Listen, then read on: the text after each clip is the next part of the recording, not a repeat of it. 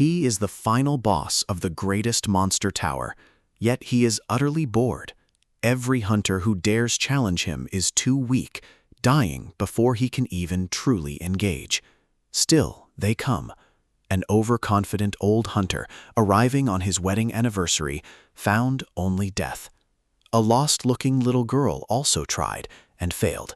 He killed her, too. More hunters arrived, men torn apart, desperate challengers, but Baphomet defeated them all effortlessly. Instead of satisfaction, he feels only disappointment. He yearns to leave, but the chamber door cannot be opened from within, trapping him. To quell his boredom, he tries everything, even pounding on the door. Then, a dropped hunter's phone buzzes. Curious, Baphomet retrieves it. When the next hunter boasts of greatness, Baphomet easily defeats him, then questions him about the device. Learning it unlocks with a face, he uses the hunter's mutated head to open it.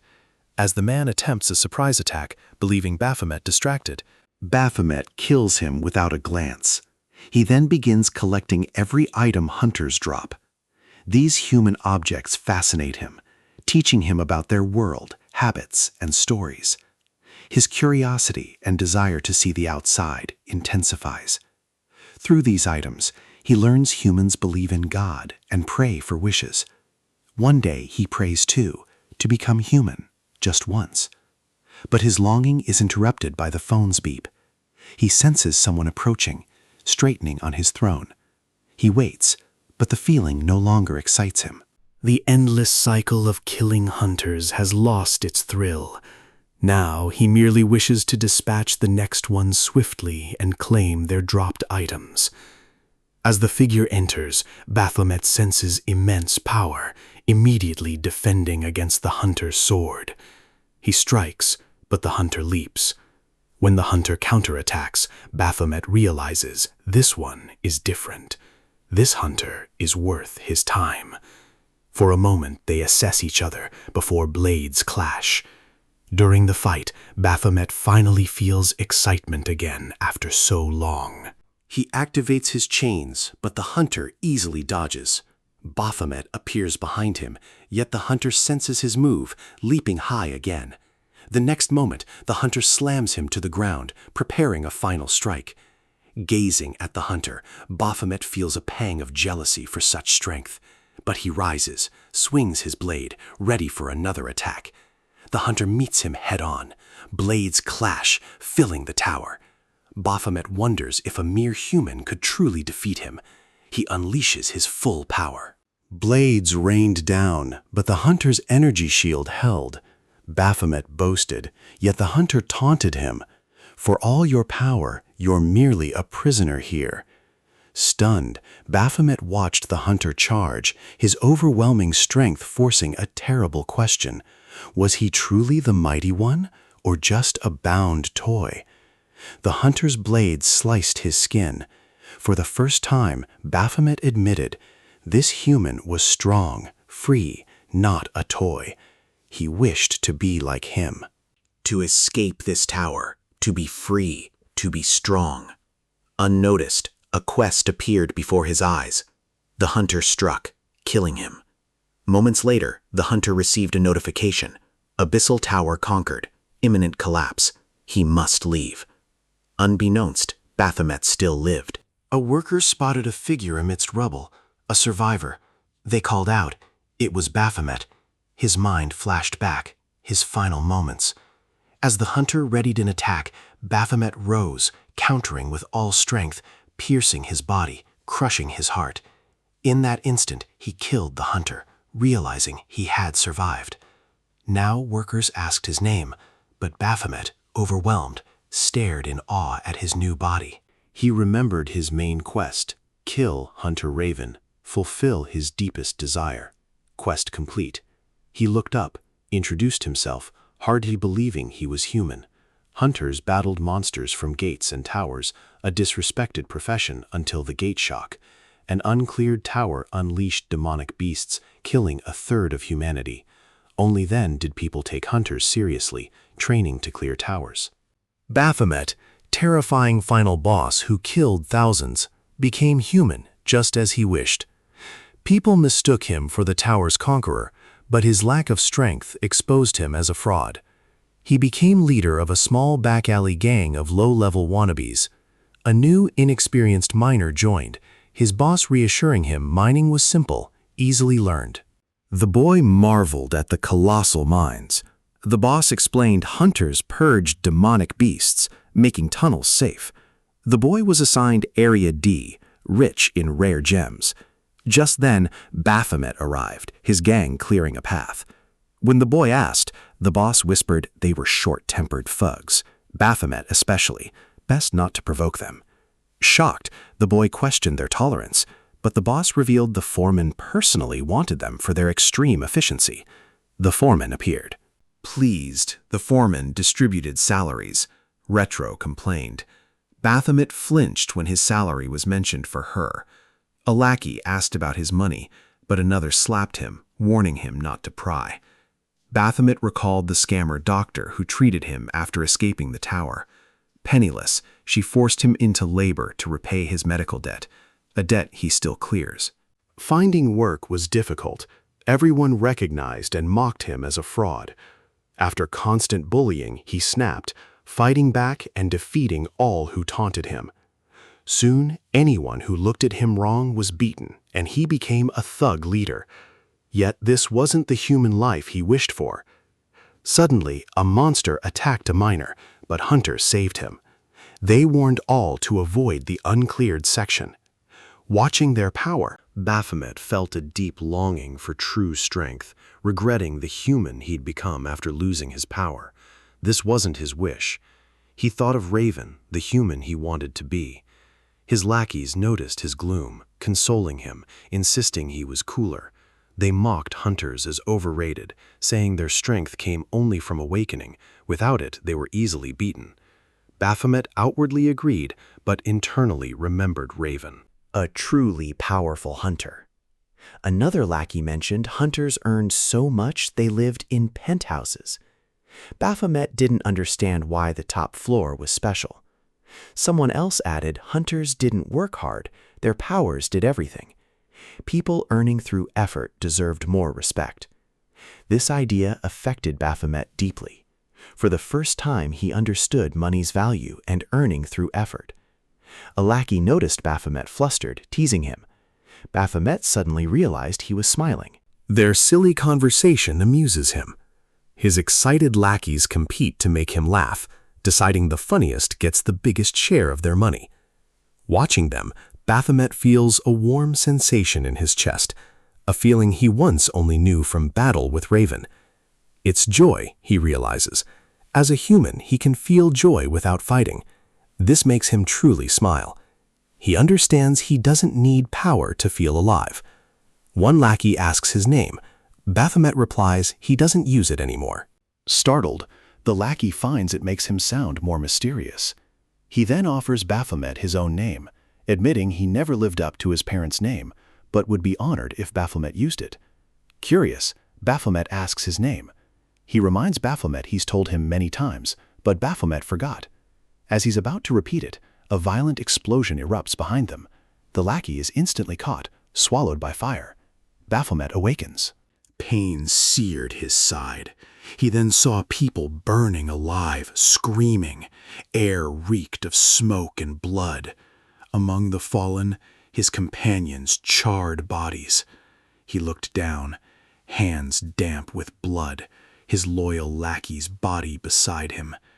His mind went blank.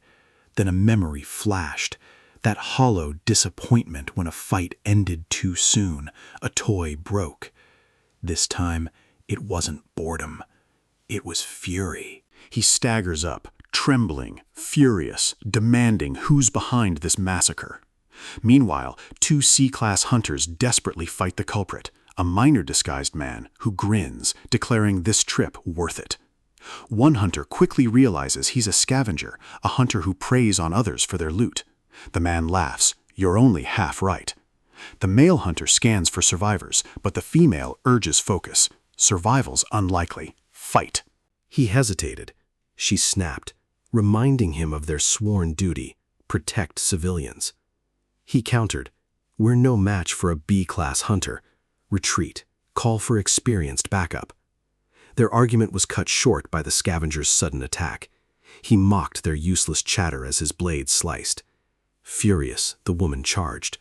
The man, calm, warned. Rash actions get hunters killed. Before she could react, the scavenger's sword slashed her leg. She crashed to the ground. The scavenger, wasting no time, summoned minions through dark portals, swarming like shadows. His gaze fixed on the injured girl, a wide grin noting his luck in catching one alive. Their laughter echoed through the burning mine, making her tremble. She asked, voice shaking. The man grinned, revealing they only pretended to be scavengers. Something far worse lurked. His revelation chilled her to the bone. She screamed. Men closed in as their boss casually lit a cigarette. A lackey noted the hunter's expensive weapons, but the boss waved him off. Leave them. Bound items are useless to anyone but their owners, losing all ability if others try. The girl's sobbing irritated her captors. One growled, "Shut up. No one's coming to save you." The boss chuckled darkly. He remarked she'd used up all her luck, but before he finished, his head flew off, cleanly severed by Baphomet, wielding a bound weapon. Baphomet stabbed another goon, demanding to know who caused this destruction. A hidden quest notification flashed. Feel rage on behalf of a human. Fulfilling it, power surged through him. He clenched his weapon, roaring furiously. "Who dares break my toys?" Referring to his slaughtered lackeys, Baphomet grabbed a fallen hunter's sword. His system warned, bound item performance drops to 0, but a system error triggered a cheat code, activating his Master of Weapons power instantly.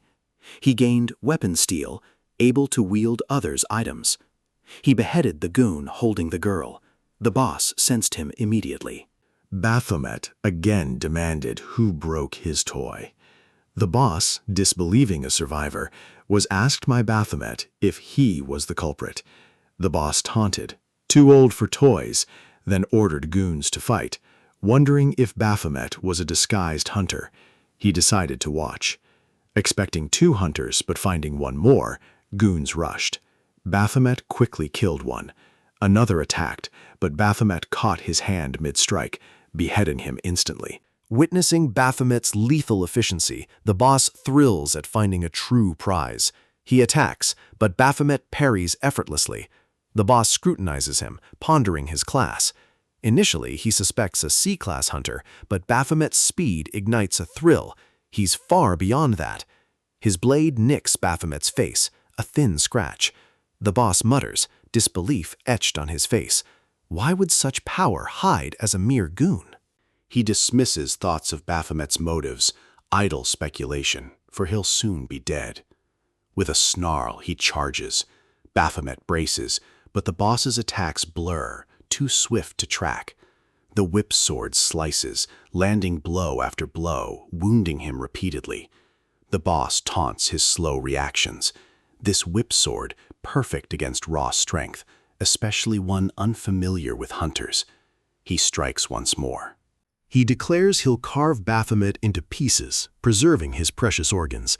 He attacks again, but Baphomet dodges, activating Death Throw, a passive skill. With it, all stats surge by 15% with every drop of blood lost. The boss recoils, stunned, as Baphomet matches his speed, blocking with sudden precision. Baphomet lands a powerful punch, sending the boss crashing down. He moves for another strike, but the boss blocks his sword with his whip. Still, the boss wonders at this sudden surge of power. Baphomet raises his sword, but the boss dodges swiftly before the strike lands. Baphomet readies for another assault, as the boss studies his relentless moves.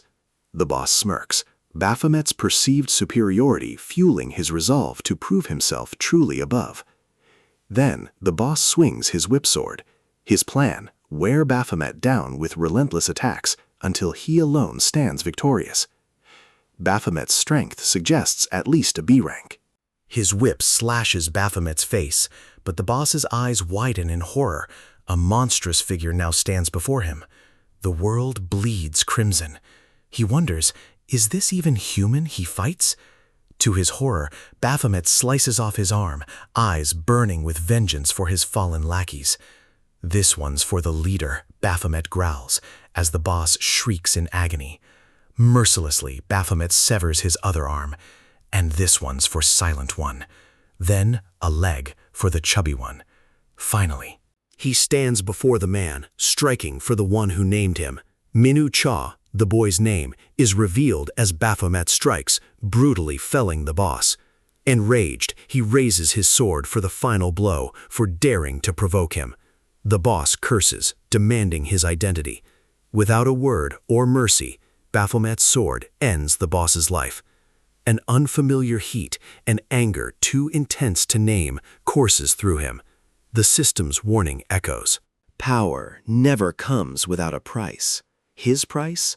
A death throw, pushing his body into berserk. The urge to kill grows louder than reason, twisting his thoughts into cravings, flesh, blood, anything that breathes. Movement behind him draws his attention. The hunter girl struggles to stand. Instinct takes over, the sword rising on its own. Deep within, a voice surfaces, cold and absolute, reminding him of his purpose: to kill, to destroy. A voice breaks through the haze. Someone reports to his superior about survivors, unaware of the true menace. Footsteps follow. The leader appears, ordering silence. His gaze falls on Baphomet with confusion. Not their target, yet the face unsettles him, a forgotten memory stirring. For Baphomet, only more humans to cut down. He moves forward, but before he can reach them, the air shifts. Something unseen brushes him. A whisper drifts through the madness. The world fades. Darkness. Consciousness gone. Scene shifts. He sits on his throne, ordering minions to kill humans. Then, human form, body pierced by Raven, weak, meeting his end. Next, he wakes with a start. Startled, he finds himself in a small, empty room, not the mine. Seeing him awake, the leader recognizes him from the Abyssal Tower incident, calling him a scammer. The leader wonders if killing the men is another scam. Baphomet, confused, assumes the hunter boss speaks of is the one he killed in the mine. The leader continues, finding no information, as if he never existed. Baphomet isn't registered, making him suspect powers awakened during the attack. Curious, the boss warns his fate depends on his answer. Baphomet slams his fist against the glass. He cracks it with sheer force. Annoyed by the questions, he reminds the boss, manners dictate an introduction first.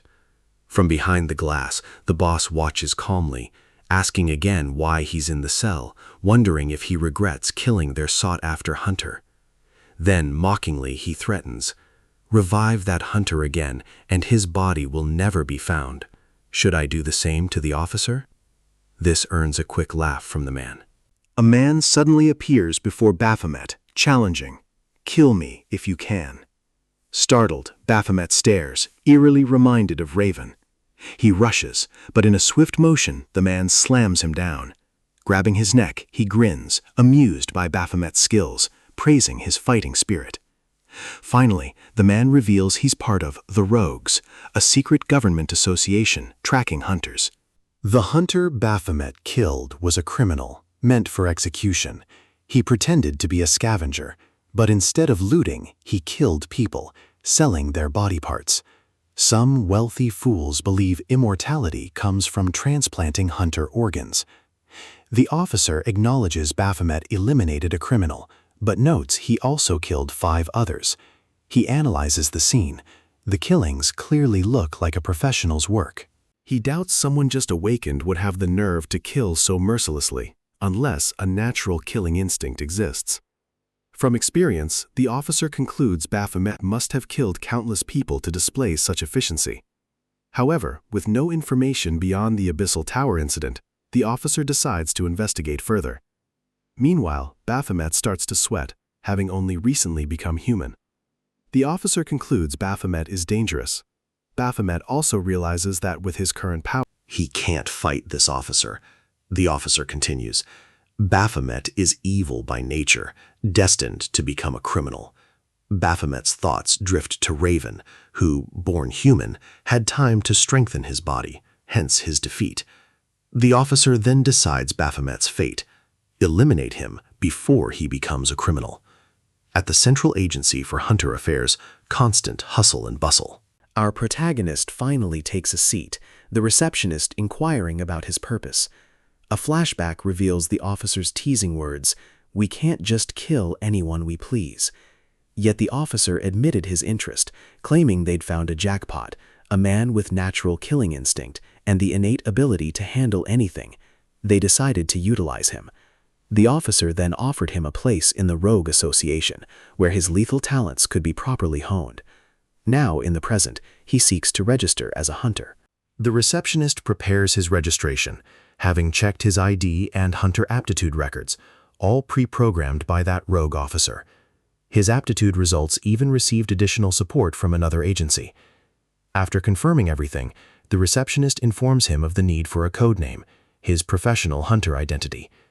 He recalls the officer's words, "Hunters use separate names to distinguish themselves from civilians. He must choose one." The receptionist asks for his desired code name, or if he prefers a recommendation. The officer had already warned him about the scamming incident that drew attention, reminding him his new work required secrecy. He must choose wisely. At that thought, he smiled, believing the officer would regret giving him this chance, for he was determined to surpass everyone.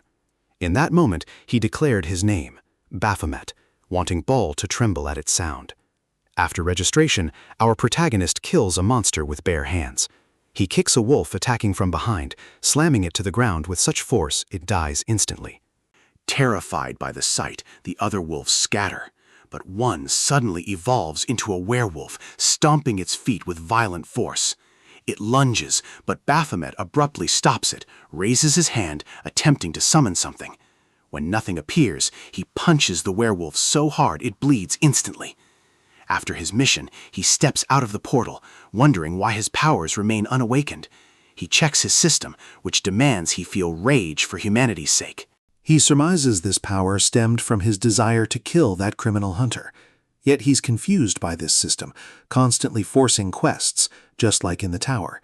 He decides to table the matter, needing to strategize his next move. Knocking on a door, he reflects on his powers, how he loses, yet always regains them. He's used to starting from zero. Suddenly, a voice from behind asks, "Are you Baphomet?" Sensing dark power, he's almost overwhelmed with alarm. Yet the figure was Officer Ma. He harshly scolded Baphomet for using the Abyssal Tower boss's name as a code name, accusing him of seeking attention. Ma showed a message from the team leader, reminding him of his warning against drawing notice. He assumed Baphomet's actions stemmed from frustration, but this stunt had already ruined his hunter reputation. Worse, Abyssal Tower investigations concluded Raven killed its final boss. This immediately seized Baphomet's attention. The officer continued, explaining Raven was one of Korea's greatest hunters, sacrificing himself for that mission. He then challenged Baphomet. How would he deal with this mess? Baphomet remained nonchalant. He wouldn't walk on eggshells, too used to accusations to care. All he desired was strength to silence everyone. The officer warned him to handle the consequences, having no other choice. The officer ordered him to Jeju Island to face repercussions. Baphomet arrived, awestruck by the real sea, having only seen it on a phone. His guide, Taeyong, offered a taxi with hours before their meeting. Excited, Baphomet ran toward the water, annoying Taeyong, who recalled orders for strict surveillance. They believed normal people couldn't handle their work. Baphomet was perfect for manipulation. If he caused trouble, they were sure they could deal with him. Baphomet became fascinated by a blue-eyed foreigner, thinking he belonged to one of the different races he'd read about. Embarrassed, Taeyong dragged him away. They soon reached Harleton, a training center for new hunters. Baphomet was surprised hunters needed training, not just monster fighting.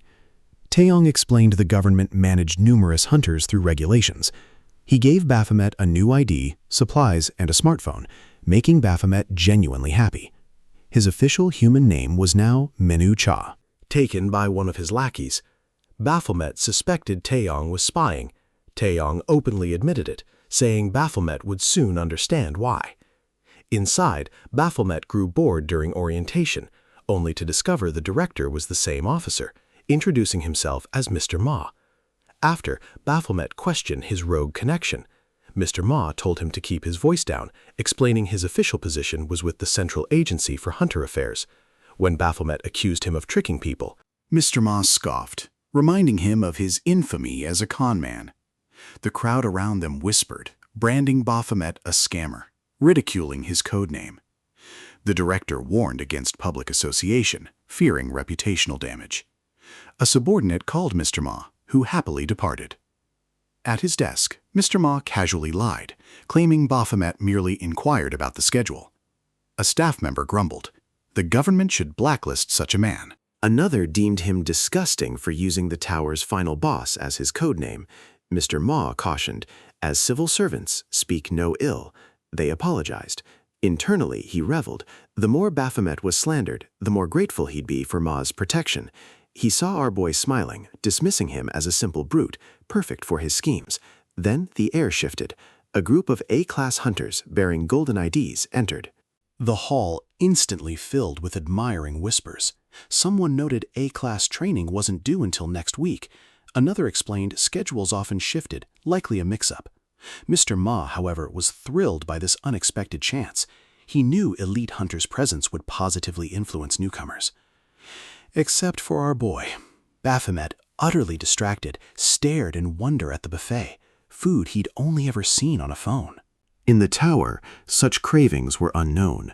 As a human, he'd survived on soup or instant noodles. This was his first proper meal. He struggled to recall pre-meal customs, finally remembering to express gratitude.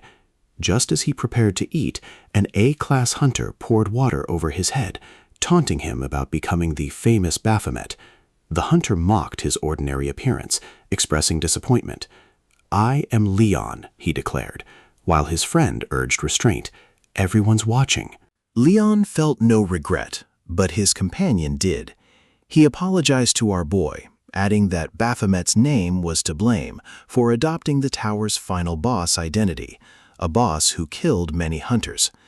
The name itself was provocative. He recommended Baphomet change his codename. Our boy didn't listen. He flicked his food onto Leon's head, prompting a collective gasp. Mr. Ma grew visibly frustrated. Leon cursed him loudly for his audacity. Baphomet demanded, "Why such anger over a mere name?" Merely speaking won't resurrect the monster. Leon recoils. Baphomet retorts, if they truly cared for friends, the final boss would have fallen sooner. Their complaints reek of weakness. A friend scoffs at such twisted logic. Baphomet, relentless, brands Leon weak, challenging him. Provoked, Leon lunges at our protagonist, his fury for Raven's death amplified by an active buff. Leon recalls Raven's encouragement, her faith in his A-flag evaluation. He winds up to punch. Our protagonist calculates block or dodge. Both expect blood. A voice interrupts. Fighting here is forbidden. Silence falls. The newcomer, familiar even to our protagonist, reveals himself. Raven's younger brother. A murmur spreads. Our protagonist is stunned. The third boy, Griffin, is the youngest A-class hunter. Leon's companion greets him, surprised by his presence at training. Leon, adamant, challenges Griffin. How dare he lecture rules after Baphomet's audacity? Griffin agrees with our protagonist. Their weakness caused their deaths by Baphomet. Mr. Moss steps in, urging calm. Everyone is watching. Leon's accusations shift to the director, demanding how Baphomet was approved as an intelligence agency hunter. Leon's friend sighs, knowing his stubbornness.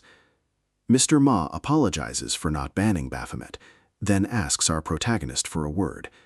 Baphomet protests, but Mr. Ma's sharp whisper silences him. As he steps away, Griffin watches quietly. Later, orientation begins. Host Yuzon Han leads the Hunter System seminar. She explains the blue system window appears upon awakening. Unfamiliar users can link to the intelligence agency's program. Baphomet recalls his restaurant conversation with Mr. Ma. Mr. Ma had complained he was stupid for recruiting Baphomet, telling him to hit him for his foolishness. Taking it literally, Baphomet prepared to punch. Mr. Ma muttered, frustrated by Baphomet's literal interpretation. Baphomet accused him of silence amidst insults. Mr. Ma explained his strategy, waiting until Baphomet grew stronger, his ambition to gain power to silence all. Until then, Baphomet must keep his head down. Mr. Ma warned, even 100-fold strength wouldn't defeat an A-rank hunter. He must avoid trouble. Elsewhere, boys mocked Baphomet online, calling him a con man, saying his name ruined their training atmosphere. Their gossip ceased abruptly. Baphomet slammed his fist against a vending machine, threatening to punch it for eating his money. Terrified by his unconscious killing intent, the boys quickly left, feigning interest in a friendly A-class match. Unaware, Baphomet muttered he caused no scene, yet was still seen as a threat. Suddenly, the machine dispensed a cold drink without money. He took it, deciding to watch the friendly match himself. Upon his arrival, the first round ended. Leon won again. His opponent admitted a tough fight, learning new techniques. Leon encouraged him. The referee announced Leon's 8th consecutive victory, asking for challengers. Leon challenged Griffin. Griffin agreed, stating the rules. First to secure the opponent's blue armband wins. No active or passive skills allowed, as it's a scrimmage. And he'll stop the match immediately if danger is sensed. Mr. Ma also arrived. His junior noted the crowd. Mr. Ma agreed, calling it a good lesson for new hunters, his eyes drifting toward our boy. Nearby, girls gushed over handsome Griffin, planning to ask for his number. When one asked Mr. Ma Griffin's age, he replied Griffin just started second-year middle school, stunning them. Meanwhile, Leon and Griffin engaged in fierce hand-to-hand combat, Leon testing his rival's improvement. Griffin kicked. Leon swung to punch, but Griffin swiftly ducked. Both tried to snatch the blue cloth, each evading and protecting. Leon tried again. Griffin grabbed his arm, pushing him back, noting his aggression. Leon spotted an opening, reaching for Griffin's blue cloth. Before Leon could even touch it, Griffin vanished, reappearing behind him. Leon moved to counter, but it was too late. Griffin had already snatched his blue cloth. The crowd gasped, stunned that even Leon couldn't defeat him. Murmurs spread about Griffin's blinding speed, a mere blur. Many praised his skill, predicting his rise to an S-class hunter. Leon, acknowledging the clever trick, noted Griffin feigned an opening to create his own. He added, Raven would be proud. Ignoring Leon, Griffin declared his wish to choose his next challenger. The announcer readily agreed, but his words caught in his throat as Griffin named Baphomet. A ripple of murmurs swept the crowd. Even the announcer reminded Griffin Baphomet wasn't A-class, merely a rookie. He argued it would be one-sided. Yet Mr. Ma consented, explaining it would gather data on the strength gap between veterans and new hunters, serving as a crucial lesson for all rookies. To ensure fairness, Griffin was slightly handicapped. Now, Baphomet stood in the arena, recalling Mr. Ma's advice to keep a low profile. His only option, endure Griffin's onslaught, awaiting his chance to retaliate. Griffin attacked instantly. Baphomet seized his arm, slamming him down, making Baphomet fear he might not survive this encounter. Griffin aimed a punch at his face, but Baphomet dodged. Staring at his opponent, he realized Griffin chose him solely to brutalize him. Spectators also surmised Griffin's fury stemmed from Baphomet sharing the name of the monster who slew his brother. As Griffin continued his relentless assault, people remarked Baphomet was merely a punching bag. Badly hurt, Baphomet leapt, attempting a kick, but Griffin slammed him down again, seizing his neck. Baphomet sprang back up, glaring fiercely. He knew Griffin's skills would be no match if he possessed his former strength. Griffin prepared another punch, yet Baphomet, despite the pain, yearned to witness Griffin's true capabilities, unhindered. Even amidst the beating, Baphomet's excitement grew. But then he was startled as Griffin abruptly declared the match over, stating its pointlessness.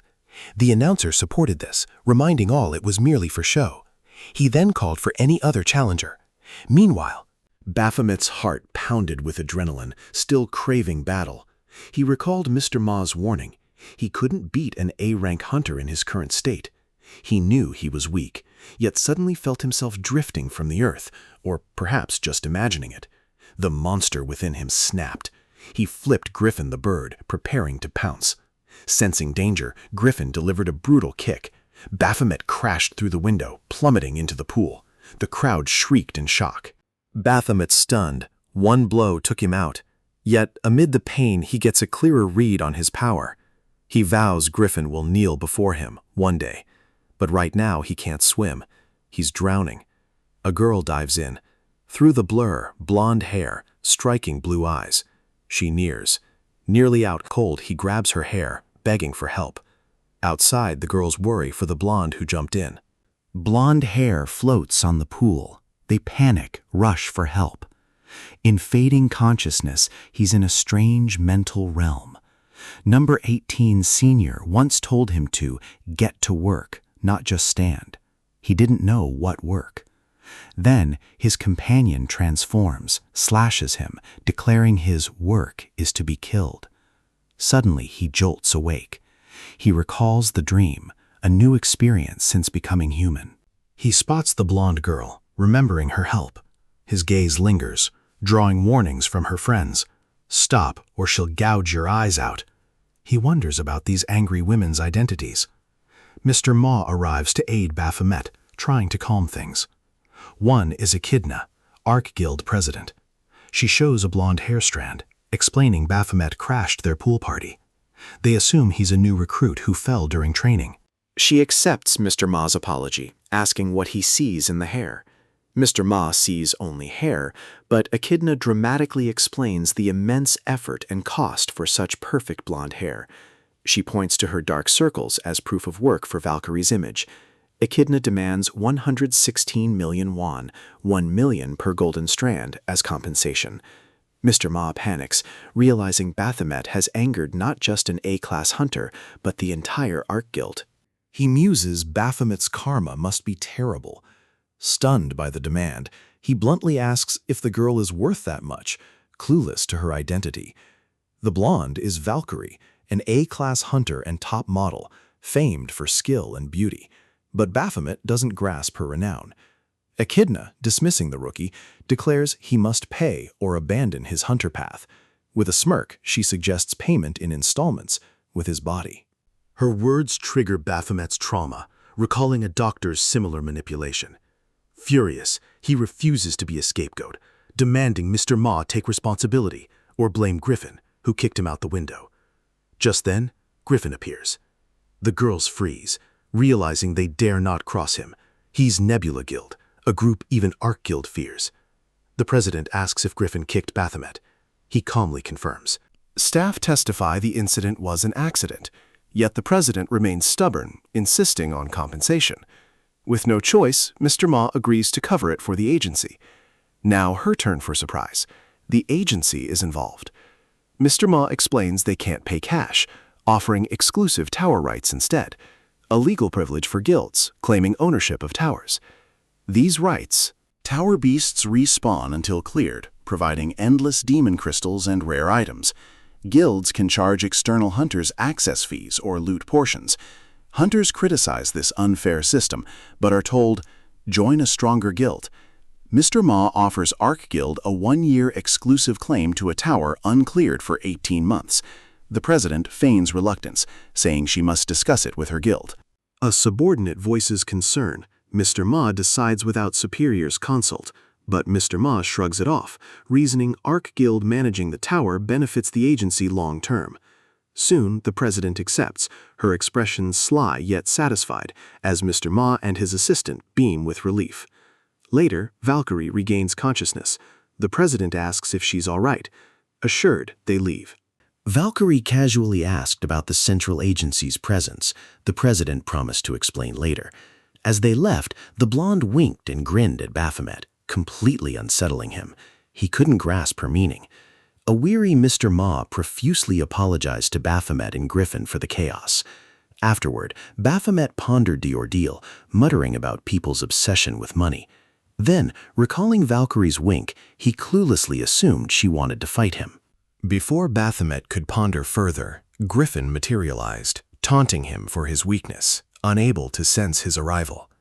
He then questioned how Baphomet removed the blue band during their match. It was revealed that after Baphomet fell, Griffin found the band in the pool. Realizing this, Baphomet smirked, suggesting Griffin almost wanted him to win. Griffin narrowed his eyes, stating it was merely a test, a trick only a seasoned hunter would notice, then demanded Baphomet's true identity. Baphomet changed the topic, noting Griffin pursues him only because of the monster who killed his brother, questioning if a hunter should be so emotional. Griffin, however, demanded an answer. Baphomet refused to respond to such irrationality. Finally, Griffin confessed he didn't seek vengeance for his brother, merely an outlet for his rage. Observing Griffin's expression, Baphomet suddenly understood. Griffin was furious because Baphomet killed his brother before he could. During their match, Baphomet felt no hatred for Griffin.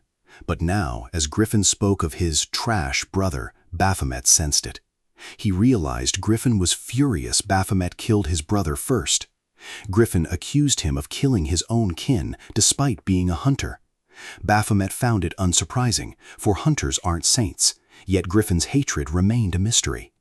Instead of answering, Griffin advanced, sensing Baphomet's emanating bloodthirst so intense it bespoke an apex demon. Griffin wondered aloud how a human could possess such bloodlust. Studying Baphomet, he concluded, a demon disguised as human. This revelation first made Baphomet grin, then laugh aloud, thrilled by Griffin's accurate guess. He asked Griffin what he'd do if it were true. Griffin's answer was clear: eliminate him as a hunter. Baphomet declared that if he was a beast and Griffin a hunter, they were destined to kill each other. He challenged Griffin, grow stronger before that day, or be killed. Once orientation ended, Mr. Ma led him to an old neighborhood, remarking he couldn't live in cafes or game shops forever. He needed a proper home. To mark his training's completion, Mr. Ma gifted him a place. Opening the door, he called it a spacious, eco-friendly garden with a traditional Korean house. But to our boy, it seemed haunted, instantly irritating him. Mr. Ma, anticipating this, remained unfazed, explaining that after the recent fiasco, Baphomet needed to live on Seoul's outskirts to keep a low profile. Surveying the area, Baphomet finally accepted the spacious place, deciding to clear the weeds and make it livable. His calm reaction stunned the director, who jokingly asked if he'd hit his head during the pool incident, expecting demands for a penthouse. But Baphomet simply stated he felt trapped living high up. Though unexpected, the director accepted it. Mr. Ma then inquired if anything significant happened after orientation. He replied, nothing. Yet he recalled Griffin's eyes tracking him, but chose not to mention it. Just then, someone watched him move into his new home, deciding to exploit him. Our boy felt a sharp, ominous awareness of being observed. Mr. Ma saw no one. He then shifted to Baphomet's new job, apologizing for making him work right after orientation, but explained he was a perfect fit. Rookies are typically grouped into fours after orientation, balancing skills under a mentor. Soon, his group awaited him as the mentor called his codename, teasing it was an honor to guide someone so famous. Baphomet felt grumpy, irritated by this whole ordeal. He recalled Mr. Ma's words about drive hunting, a method where hunters corner an animal to its death. He learned of a criminal mastermind behind all crimes, but his mentor was merely a puppet to trace the real culprit. Mr. Ma warned that if the mentor was B-class, his superior must be higher. If he couldn't defeat a B-class hunter, the mastermind would be far out of his league. Now, in the present, this mentor introduced himself as Quartz, a B-class hunter, formerly freelance, now working with the government for stability. He then turned to Baphomet, asking if he had offended him, which Baphomet swiftly denied. Quartz explained crucial things to watch out for. Yet Baphomet's mind drifted to Mr. Ma's words, become a hunter of hunters. Mr. Ma insisted it was life's natural progression. Hunters begin with beasts, then turn on their own kind. Baphomet cared little for this grim logic, but Mr. Ma pressed on. It's part of the process. Without information, their target would remain elusive. But Baphomet's purpose wasn't merely intel. He needed to get close to his mentor. close enough to gather damning evidence. Only then could he apprehend him alive, not kill him. A thrill surged at the thought of catching his prey alive, perhaps even severing a limb. Yet how to approach his target remained a mystery. Then their mentor revealed a D-class gate, explaining they'd face D-class monsters. The rookies must clear this dungeon under his supervision. One rookie pointed out they were only F-class hunters on paper. The mentor explained they were still eligible for a D-rank dungeon, as it was the lowest rank for rookies.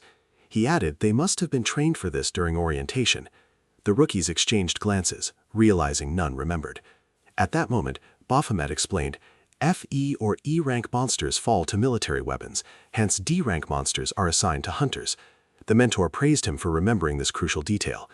In reality, Baphomet had actually slept through the lecture, but Mr. Ma had forced him to memorize the entire manual to impress his mentor. The mentor agreed with Baphomet's explanation, confirming D-class monsters resist military weapons. He assured them teamwork would ensure a swift mission. Then he ordered them to grab weapons and enter the gate. When asked about his weapon, Baphomet simply pointed to his fists. The mentor was surprised. Baphomet wasn't a fighter type. Just then, someone shoved him, taunting him for acting like a know-it-all. Baphomet recognized them, the same ones who badmouthed him on his first orientation day. Soon they were inside the dungeon, battling monsters. The bulky one slew a monster, but his pride vanished as another appeared. Observing his students, the mentor noted the bulky one was strong yet clumsy, lacking agility. He then watched the girl rush a monster with her dagger, fast and brave, but lacking persistence. The third tried to blast a monster with magic, but missed. His power is decent, but his aim is atrocious. All three lack coordination and skill. Then the mentor's gaze falls upon Baphomet, who stands utterly bored as monsters assault him. He effortlessly evades every strike, even from two at once. Ducking, he dodges again, kicks one monster to death, then charges the rest. With bare hands, he seizes two, one in each, crushing them effortlessly. He grumbles about dirtying his hands. The mentor, however, notes his perfect strength, agility, and judgment. Baphomet clearly belongs to the irregulars, those with overwhelming raw talent. Yet the mentor senses talent alone cannot explain such mastery. There's something deeper. At that moment, Baphomet offers an awkward smile, just as Mr. Ma had instructed. Soon, they dispatch the remaining monsters, unscathed. As the area clears, they prepare for the next zone. But Baphomet remains unsatisfied. These monsters are too weak, he thinks, worthless creatures. He craves a stronger foe, his gaze falling upon the B-class hunter, the mentor. He desires an opponent that leaves a true mark, one that challenges him in a single move. Suddenly, an idea sparks. Later, they delve deeper into the dungeon for the boss. The mentor is perplexed. The boss hasn't appeared, despite all the small fry being slain. He orders them to gather all bodies in one spot, and they obey. Once done, the mentor explains two conditions for a boss monster's emergence.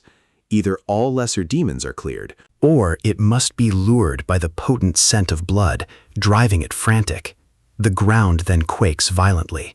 The trio freezes in terror as a colossal deathworm erupts before them. The mentor warns, "It's drawn to blood. Don't get eaten." The bulky rookie, horrified by its sheer scale, silently prays the mentor intervenes. He prepares to strike, but Baphomet kicks him aside, seizing his weapon. Everyone gasps, warning him, "You can't use a bound item belonging to another." But Baphomet ignores them. The mentor, too, politely reminds him not to act recklessly. They cannot afford to lose such talent. Yet Baphomet heeds no one. He leaps skyward with such force, the others gape in disbelief. The mentor believes it's over for him. Instead, our boy slashes the death worm clean in half, landing smoothly. The mentor stands frozen, unable to grasp it's already done. The boss monster dead. Baphomet recalls his days as the mine boss, respected for his raw power. It was a rule he only understood upon entering the human world. His recent deeds earned grudging admiration from his companions, and the girl had already fallen for him. The mentor clapped, praising him. Baphomet, smug, assumed the mentor sought his friendship, but the mentor's next words shocked him. Baphomet needed no further guidance, capable of working alone. This worried him deeply. His mission was to get close to the mentor. He was congratulated on his early graduation, promised a share of demonic beast crystals. These crystals could be exchanged for cash at the hunter agency. Baphomet downplayed his strength, claiming the boss monster was weak enough for his teammates. The mentor and others clearly disagreed. Dismissing them, the mentor advised a doctor's visit if needed, wishing Baphomet luck. Stressed, Baphomet pondered his misstep. Then the girl asked for his number. Later, Mr. Ma admitted his mistake, assigning Baphomet an easier task: eliminate a C-rank criminal hunter, legally allowed as he was wanted. He was to slay the dungeon's boss, ensuring the body vanished with it. After completing the mission and collecting demonic crystals, Baphomet treated himself to stew with steamed pork. Remembering Mr. Ma's earlier question about defeat, he slammed his fist into the wall, cursing Quartz. The next day, Quartz again led his team for a D-class dungeon clearance. Our boy, watching from a nearby wall, understood the friendly pretense wouldn't work. He just needed to keep an eye on Quartz for criminal evidence. He recalled the basic principle of hunting: understand the prey. Observing Quartz's activities, his human relationships, Baphomet watched everything for a clue. After close observation, he found nothing suspicious. All Quartz did was work and go home, no trace of criminal activity. Now he understood why Mr. Ma suggested getting close. However, Baphomet's own investigation methods were far more brutal. In the demon world, he would slice off an arm, bind, and torture him. He would torture him until he spilled every detail of his criminal ties. For a moment, he even considered it. Then Quartz sensed something, looking back, but Baphomet stayed hidden. He now understood he needed to solve this problem humanly, yet had no idea how. Suddenly, he saw Quartz rushing, calling for his wife, Yu-hyun. She appeared. Quartz asked why she hadn't answered his calls. She explained she forgot her phone in the shopping cart. Her carelessness gave him a scare. He hugged her with trembling hands. As they walked home, Baphomet plotted his next move. Taeyong completed his mission, killing the criminal. Only disposing of the body, staging it as an accident, remained. Quartz rushed home, startled to find Baphomet with his wife. He demanded his purpose. His wife quickly explained Baphomet saved her from a car, got injured, and refused the hospital. She brought him home to tend his wounds, learning he was a hunter, but Quartz was clearly displeased. Quartz stopped Baphomet's hand, reaching for a family photo. Thanking him, Quartz suggested discussing the car's details, then politely asked him to step outside. His wife, however, insisted Baphomet stay for dinner. Later, they were shocked by his immense appetite. She agreed to more. As she cleared dishes, Baphomet watched her closely.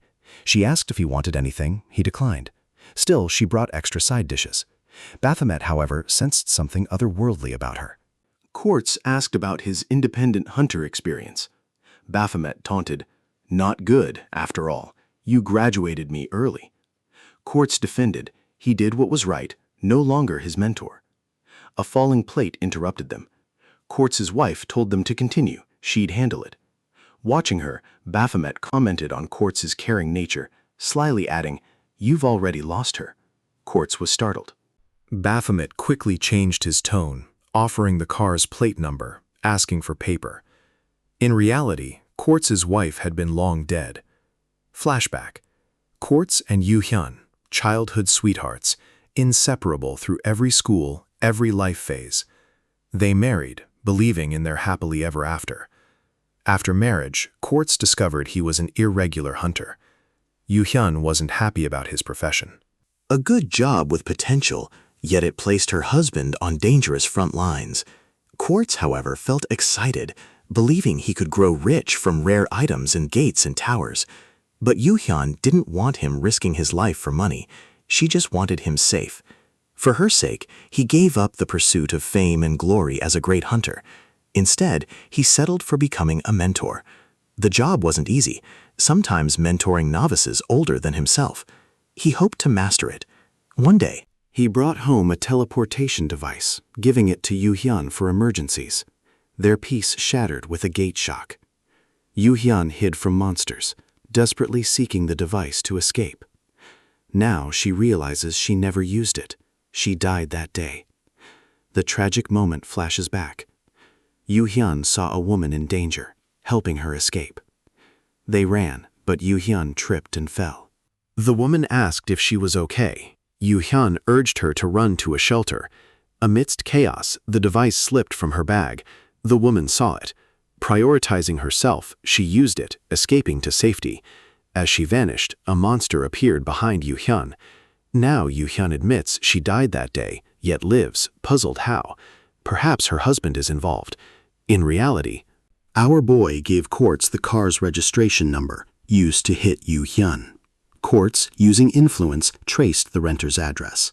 Opening his door, Quartz was shocked. His wife was inside. He asked why, but our boy Baphomet, closing the door, replied he knew Quartz would come, too protective of his wife. Baphomet then commented on Quartz's criminal activities. He was certain Quartz committed crimes to resurrect his wife. As Baphomet reached for her, Quartz warned him off. Baphomet continued, "Once she realizes she's dead, she'll switch off like a corpse." Quartz grew furious, warning him again, but Baphomet pressed, demanding his resurrection method. Quartz shouted, "Don't touch her!" Unfazed, Baphomet grabbed Yu Hyun, casually throwing her out the window. He told Quartz she's already dead, if he truly had resurrection power. Then stop pretending. Quartz's anger finally boiled over. He summoned his weapon. Baphomet prepared, declaring he needed Quartz alive, so he'd just slice off his arms. A loud crash shook the building as weapons clashed. Quartz attacked, Baphomet blocked with his dagger. Quartz hurled his weapon, knocking Baphomet's dagger aside. Baphomet rushed to strike, but Quartz withstood the blow, instantly summoning another weapon. Mid-fight, Quartz's memories flooded back. From their school days, they were inseparable. He remembered seeing her lifeless, unable to grasp how she could be here now, given her teleportation device. Someone must have stolen it. He sought vengeance at the shelter, believing one death wouldn't matter.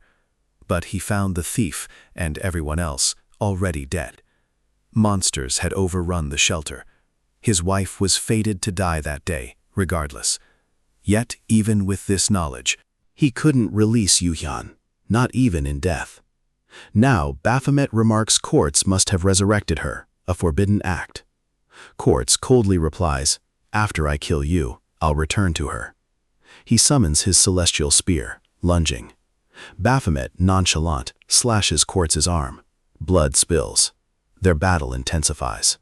Baphomet's blade cuts deep, forcing Quartz to stumble as blood pours. He mocks, "Fighters controlled by emotion always crumble." Quartz grips his side, trembling. To Baphomet, the fight is already lost. Feelings end the battle. 2 weeks of preparation for this weak, disappointing display? His patience snaps. He threatens to tear off every limb if Quartz doesn't fight properly. Quartz, voice trembling, demands why Baphomet interferes with his wife's return. Baphomet reminds him of his duty, hunting lawbreakers. Quartz insists, saving a life cannot be a crime. This fuels Baphomet's fury. Such excuses make his blood boil. His investigation revealed a forbidden deal, breaking every rule. Yet this man feigns innocence, a hypocrisy that disgusts him. Baphomet lifts his blade, declaring death the only proper end. But before he strikes, Yu Hyun's body jerks. A broken voice whispers, "The smell of blood." A system warning flashes before them. It reports an error, an unstable demonic entity, born from failed resurrection. All hunters are ordered to finish it. Just then, a monstrous figure bursts in, half Yu Hyun, half demon. Quartz freezes, horror twisting his face, realizing what his wife has become. The creature repeats its craving for blood, crawling toward him. Baphomet steps in, fury rising that the demon dares steal his prey. With one clean swing, he slices off a tentacle. The demon screams, shaking the air, then collapses. Quartz, blind, still calls her name. Baphomet's aura flares, death throes activates. He taunts Quartz, mocking his fantasy, his refusal to see the monster his wife became. The demon glares, growling at death threat. Baphomet always felt her resurrection was wrong. He rushes forward, cutting her down with ruthless precision. His blade tears through her flesh, splitting her in two, then striking her eyes. Blood sprays like rain, painting the room red. Silence falls. Yu Hyun's severed head rolls to her husband's feet. He stares at her lifeless face, tears streaming, as Baphomet steps past the remains. A new system alert, his berserk state triggered, a side effect of his passive skill. Baphomet grips his head, cursing. The timing couldn't be worse, but it hardly matters. The fool before him is marked for death anyway. The berserker state burns through him, leaving one thought. If Quartz wants his wife so badly, he might as well follow her into death. But before he can move, a warning flashes. His body reached 99% danger. His limbs lock, the system freezing all movement to prevent collapse. Baphomet struggles, every muscle trembling under invisible chains. Quartz glares down, lifting his sword, blaming Baphomet for everything. Baphomet strains, desperate for one last strike, but his body refuses. Quartz raises his weapon high, declaring Baphomet's fate his own doing. Baphomet curses the system, furious at the interference. Then, the interface claims to care for his safety more than anyone. The words stun him, just before another figure steps in. Mei appears out of nowhere, his foot moving like lightning, striking Quartz with crushing force, slamming him into the floor. He acknowledges Baphomet's discovery of his mentor's crimes, noting the rough but worthwhile investigation. He offers to deal with the cleanup himself. But Baphomet insists he could have finished the fight if the system hadn't stopped him. Ma arches a brow. Baphomet repeats victory was in his grasp before lockdown. Deep down, he knows, if he were stronger, none of this would have happened. Ma checks his condition, asking if he can still move. Hours later, Ma sits quietly in a car. Taeyang asks about Baphomet. He explains Baphomet kept demanding an arm, so he gave him one before the ambulance. Taeyang mentions his own work went smoothly. Taeyang dismissed hunters with false reports, yet the case felt wrong. A demon from a corpse, not a living host, hinted at darker forces. He vowed to dig deeper. In the back seat, Quartz sat silently as Ma questioned him about his wife's resurrection, transformed by a powerful entity. After a pause, Quartz muttered rumors, a new department hunting criminal hunters. He never imagined Ma led it. Ma admitted the job was hard, hunting those he once trusted. He pressed Quartz. Ordered to betray new hunters, many vanished or died. In return, his wife was resurrected in a twisted, unforgivable deal. Silence filled the car. Ma knew no confession would come. He warned his driver the road ahead would be harder. Criminal hunters never yield. The words barely left his mouth before the car jerked. Taeyang realized the brakes had failed. Behind Quartz, the demonic remains materialized, declaring hunters uncatchable, wishing them luck. Ma, in shock, had no time. The car crashed violently. Demonic remains scattered, then slowly crawled back together. A cat slipped through a window, landing on a glowing tablet. The screen lit up, our hero's hunter profile. Baphomet awoke on an examination table, struggling to breathe under a white cat. He recognized the creature. Yunsan entered, noting Patient 302 awoke unusually fast, a name only she used. Her teasing and memories of alternative payments made him scream. Startled, Yunsan cradled her cat, observing his body was still system-locked. Baphomet called her a fraud, demanding answers. Yunsan reminded him, her hospital, his debt. She found his Ma service unusual, confirming personal ties. Yunsan smirked, teasing, then lifted his shirt with her foot to check healing, making him flinch. She observed his newfound powers since their last meeting, warning of potential misunderstandings. Baphomet accused her of past misdeeds, but she dismissed it, stating he needed humility. Before she could act, Ma arrived, having located Baphomet. Hearing shouts, Ma burst in to find Baphomet on the floor, Yunsan laughing, admitting teasing him brightened her day. Baphomet then accused Ma of conspiring with Yun-san to ensnare him in government service. Ma denied it, explaining their professional ties predated the guild and Baphomet's government involvement began earlier.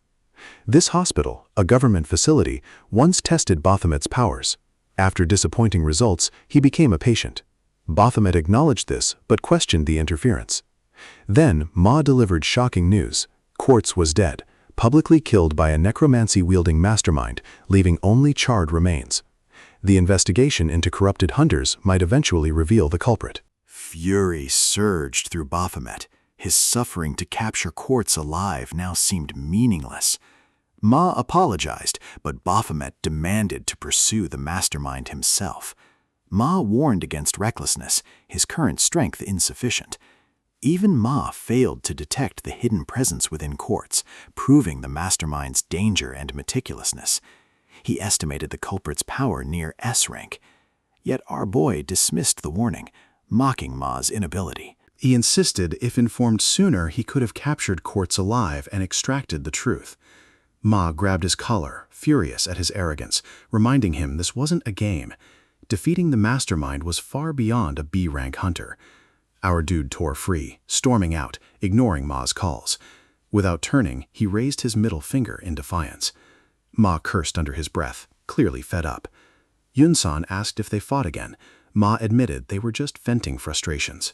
She tilted her head, curious, but he changed the subject, asking about her treatment methods. He accused her of exploiting Baphomet's condition for money. Yun-sang began to protest, but Ma threatened to file an extortion report. She quickly pleaded to explain.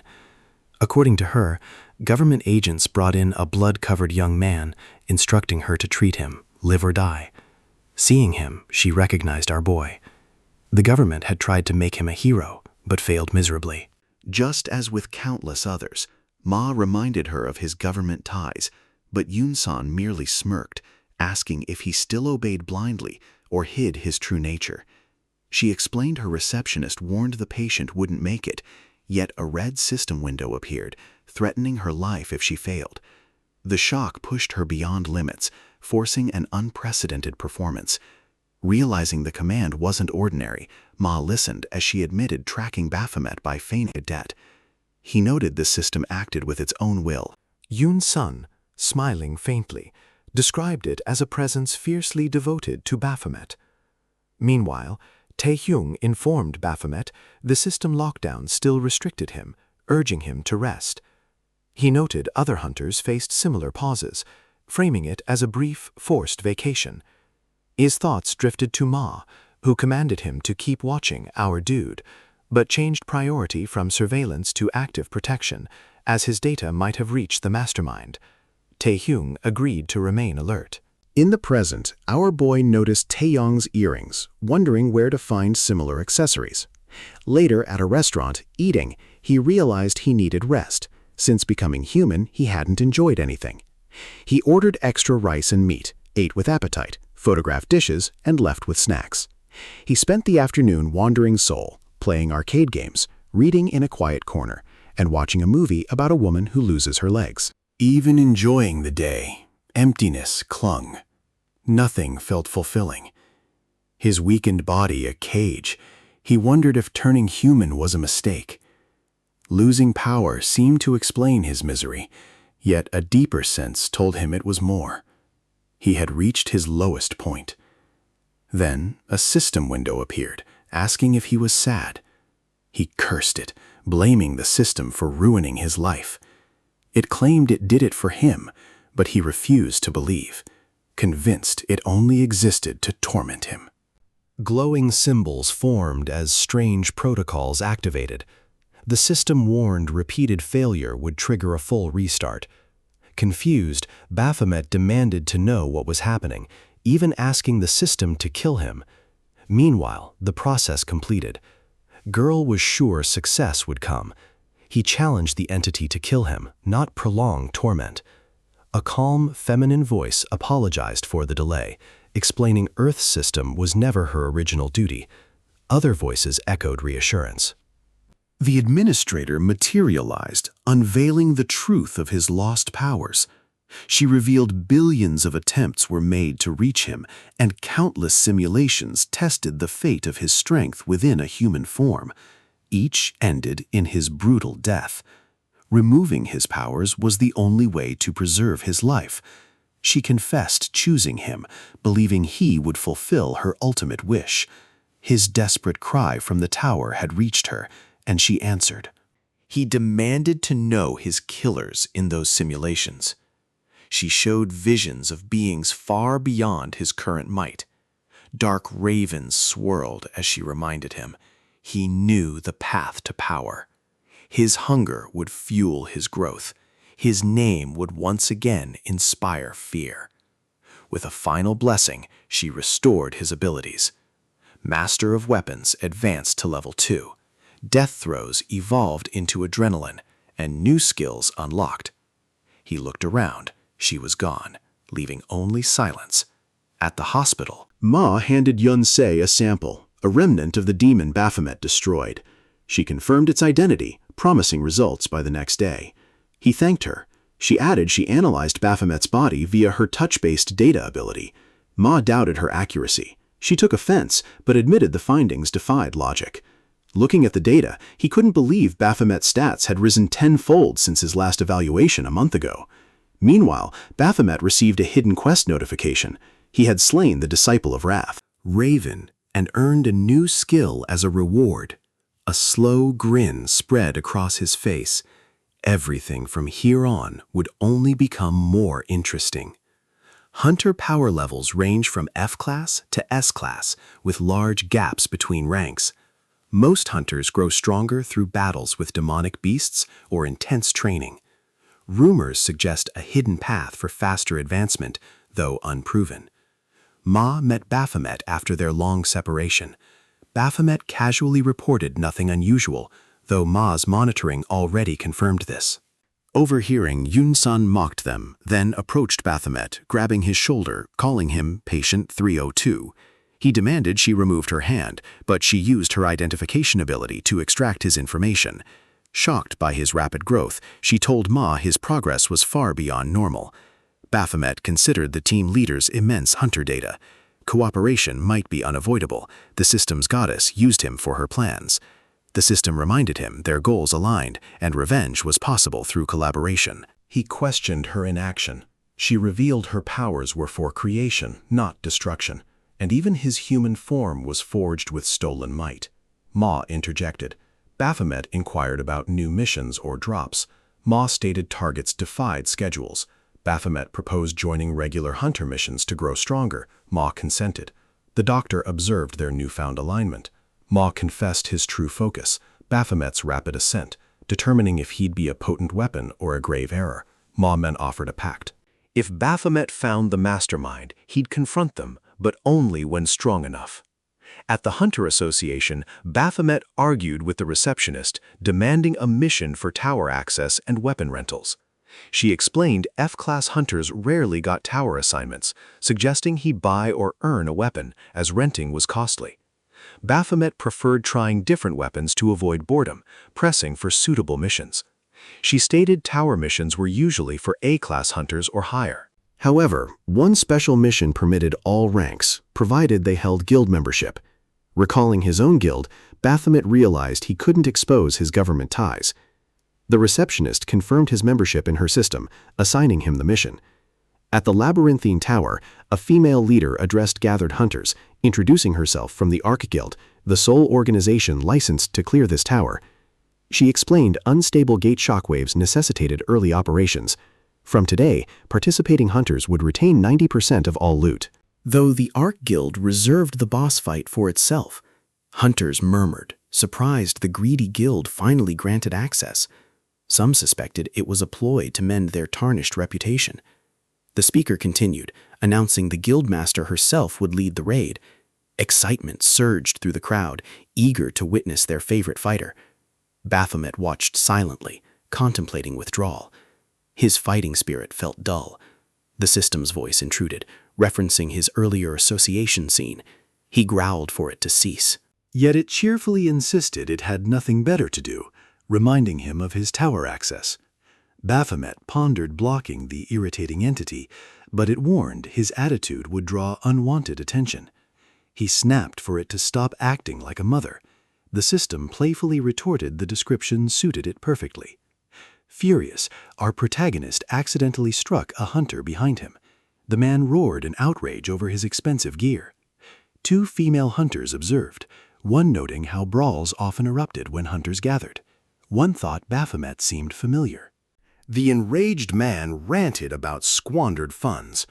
Baphomet silently regretted encountering such people again. He offered compensation, but the hunters scoffed, deeming him weak. His companion whispered, "Shabby armor, low rank, an easy mark, that charity case." The hunter taunted, "How can an F-class pay? Why does one so weak enter a tower?" Baphomet seized his face, warning, "Arrogance can kill you by one you deem weak." A leader intervened, scolding them for brawling before the enemy zone. She commanded focus. The loud hunter complained, while Baphomet repeated his offer to settle it with a limb. She reminded them, one team, despite differences. She explained the tower, 3 gears before the boss chamber. 6 hunters per gear face random challenges, demon extermination, puzzles, or deadly traps. The type is unknown until entry. For maps change randomly within 24 hours. She began roll call. Elam from Nord, Pagan and Sol from Nebula, Reaper from Defiance. Baphomet flinched. When his name was called, Baphomet, Sweet Pink Angel Guild, sweat beaded as all eyes turned. Reaper grinned. Back at the office, Ma's hand was revealed. She questioned Yongxin.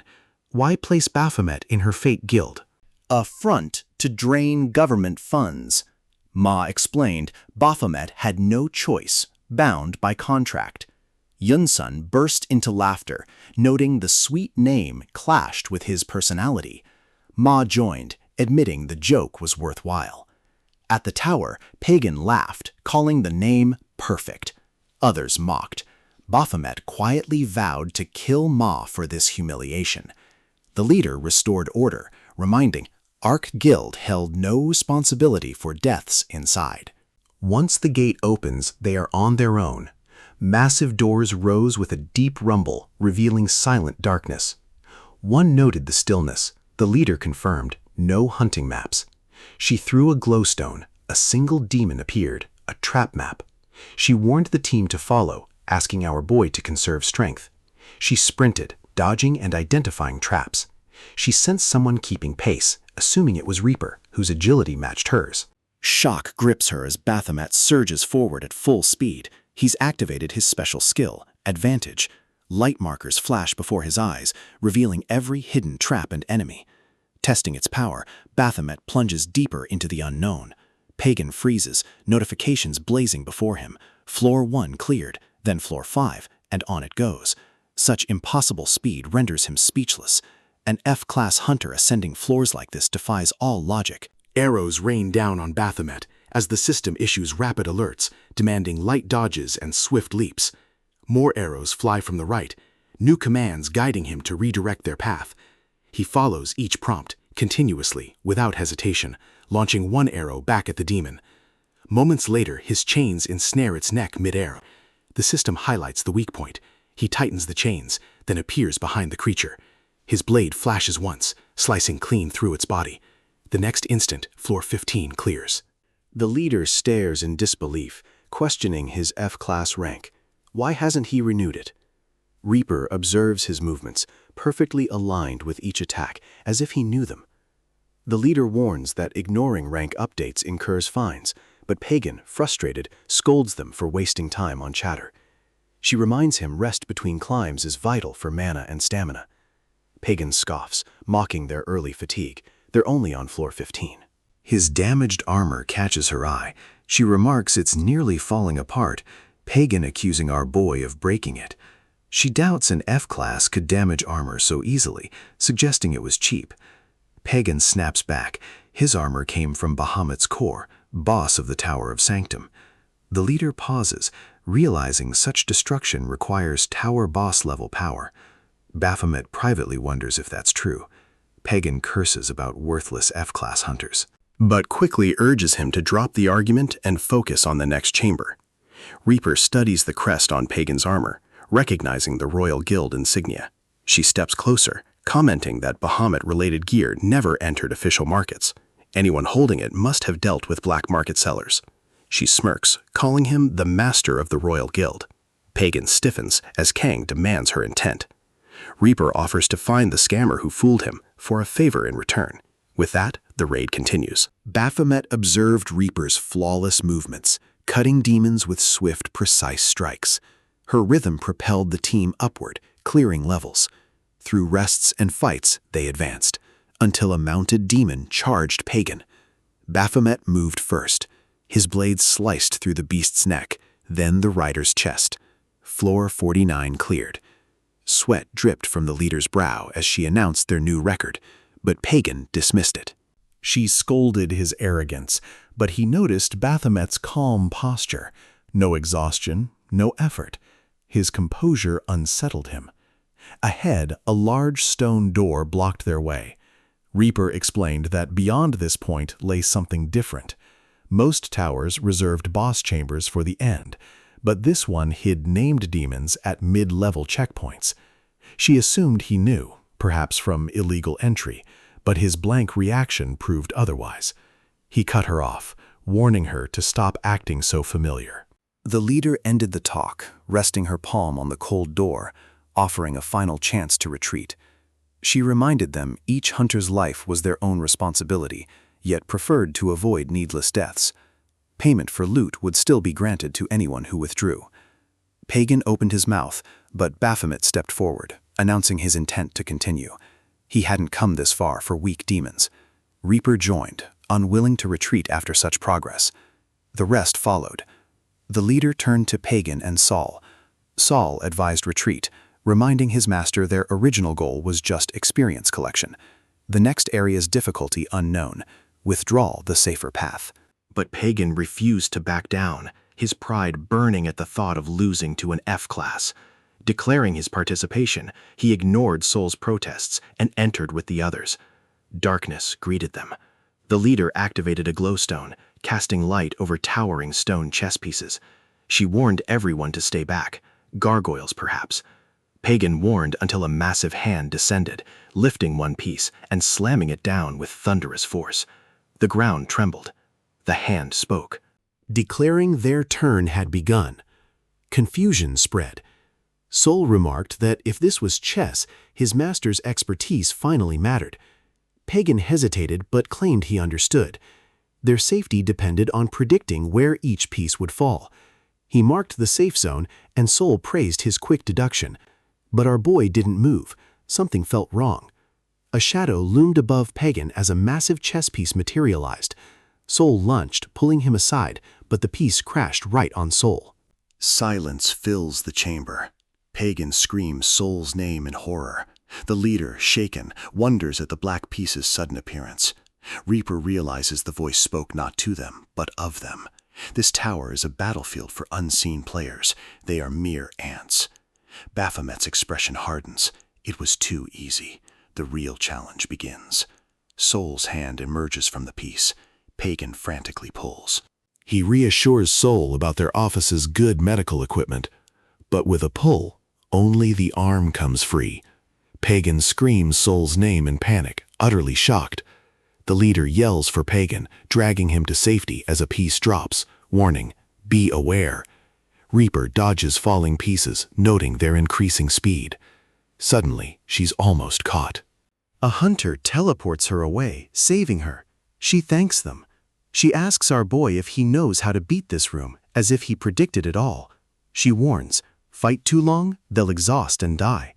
He calls this strategy lame, explaining they must dodge and survive until the game ends. If one survives, a demon appears. Killing the demon completes the chamber, but it's a trap.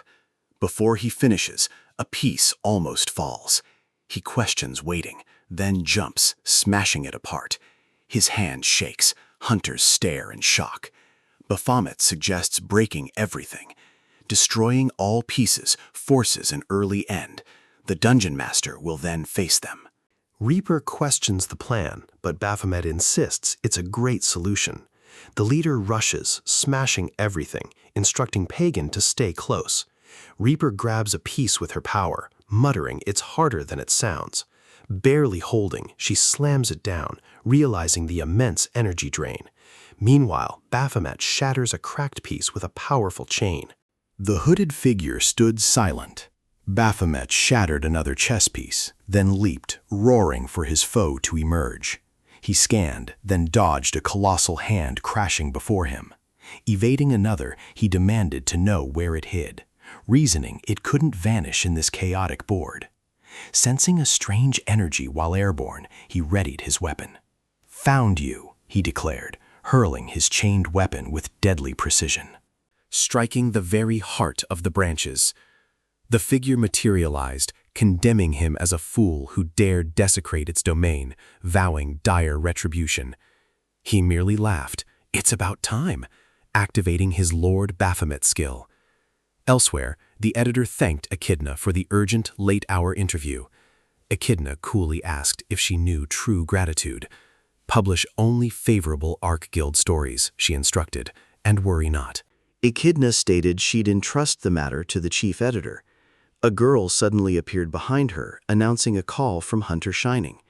Echidna questioned if Shining had already cleared the labyrinthine tower, having gone earlier.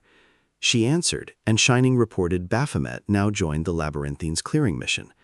Meanwhile, our hero battled the beast, relentlessly throwing weapons and slashing. His adrenaline skill automatically surged as combat stress peaked, boosting all ability stats by 30%. He charged, chain weapon gripped tight. The figure, confused, reached to attack, but noticed his sudden immense power. It focused, and the system confirmed. Against a designated target, damage received halved. Attack power increased by an additional 30%.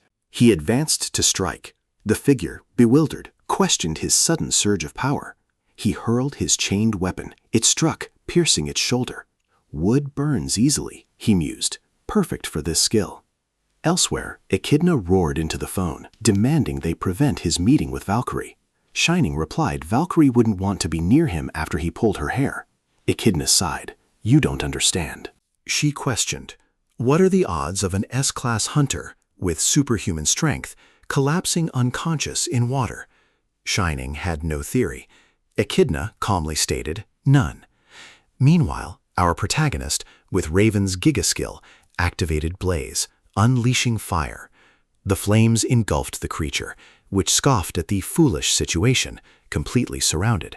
Our audacious boy burst into laughter, while Reaper stood behind him, forcing a smile.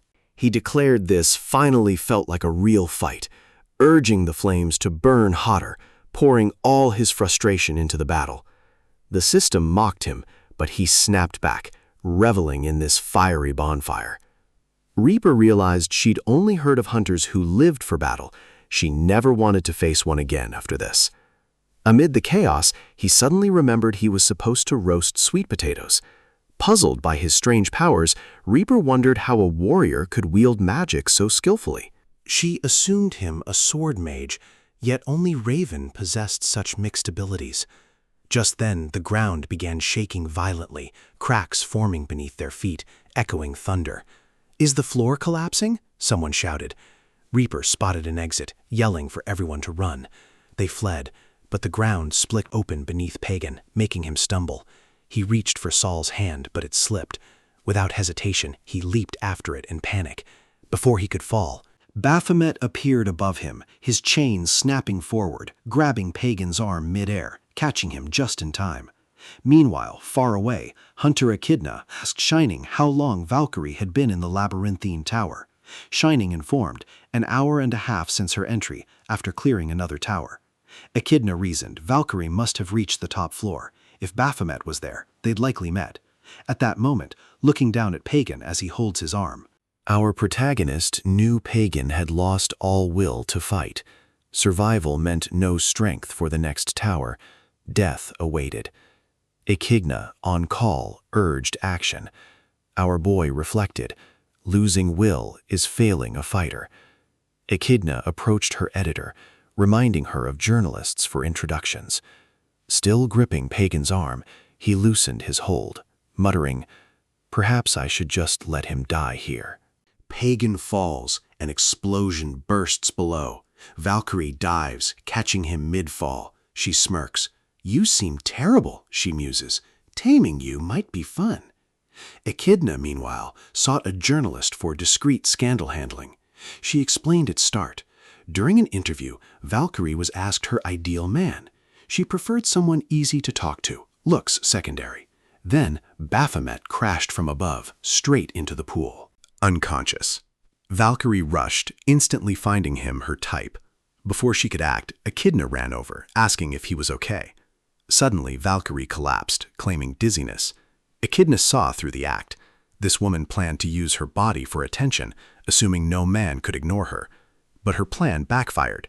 He looked at Echidna, confused, wondering what she was doing, thinking it wasn't worth a fuss over hair. Meanwhile, Valkyrie, who planned to fake waking, accidentally fell asleep for real. Now, as Valkyrie enters the tower, hunters whisper, marveling at her, calling her attractive, their inspiration. She turns to him and Reaper, apologizing for the earlier incident, then jokes about his daring codename. He stares blankly, silent. She continues teasing, asking his worst deed, guessing it might be what just transpired. When he doesn't react, she laughs, admitting her fondness for bad boys. He remains silent, expressionless. She asks if he remembers her.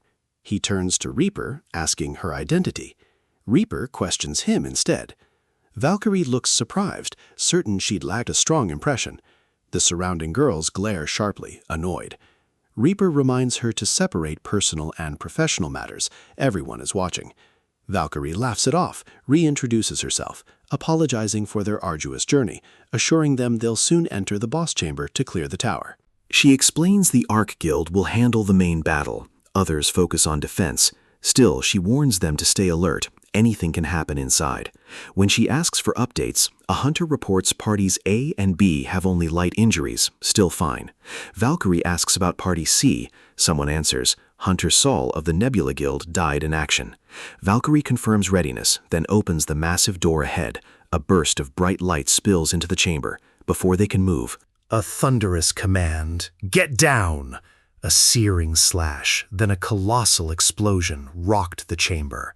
From the smoke emerged Karen, commander of the Labyrinthine Knights.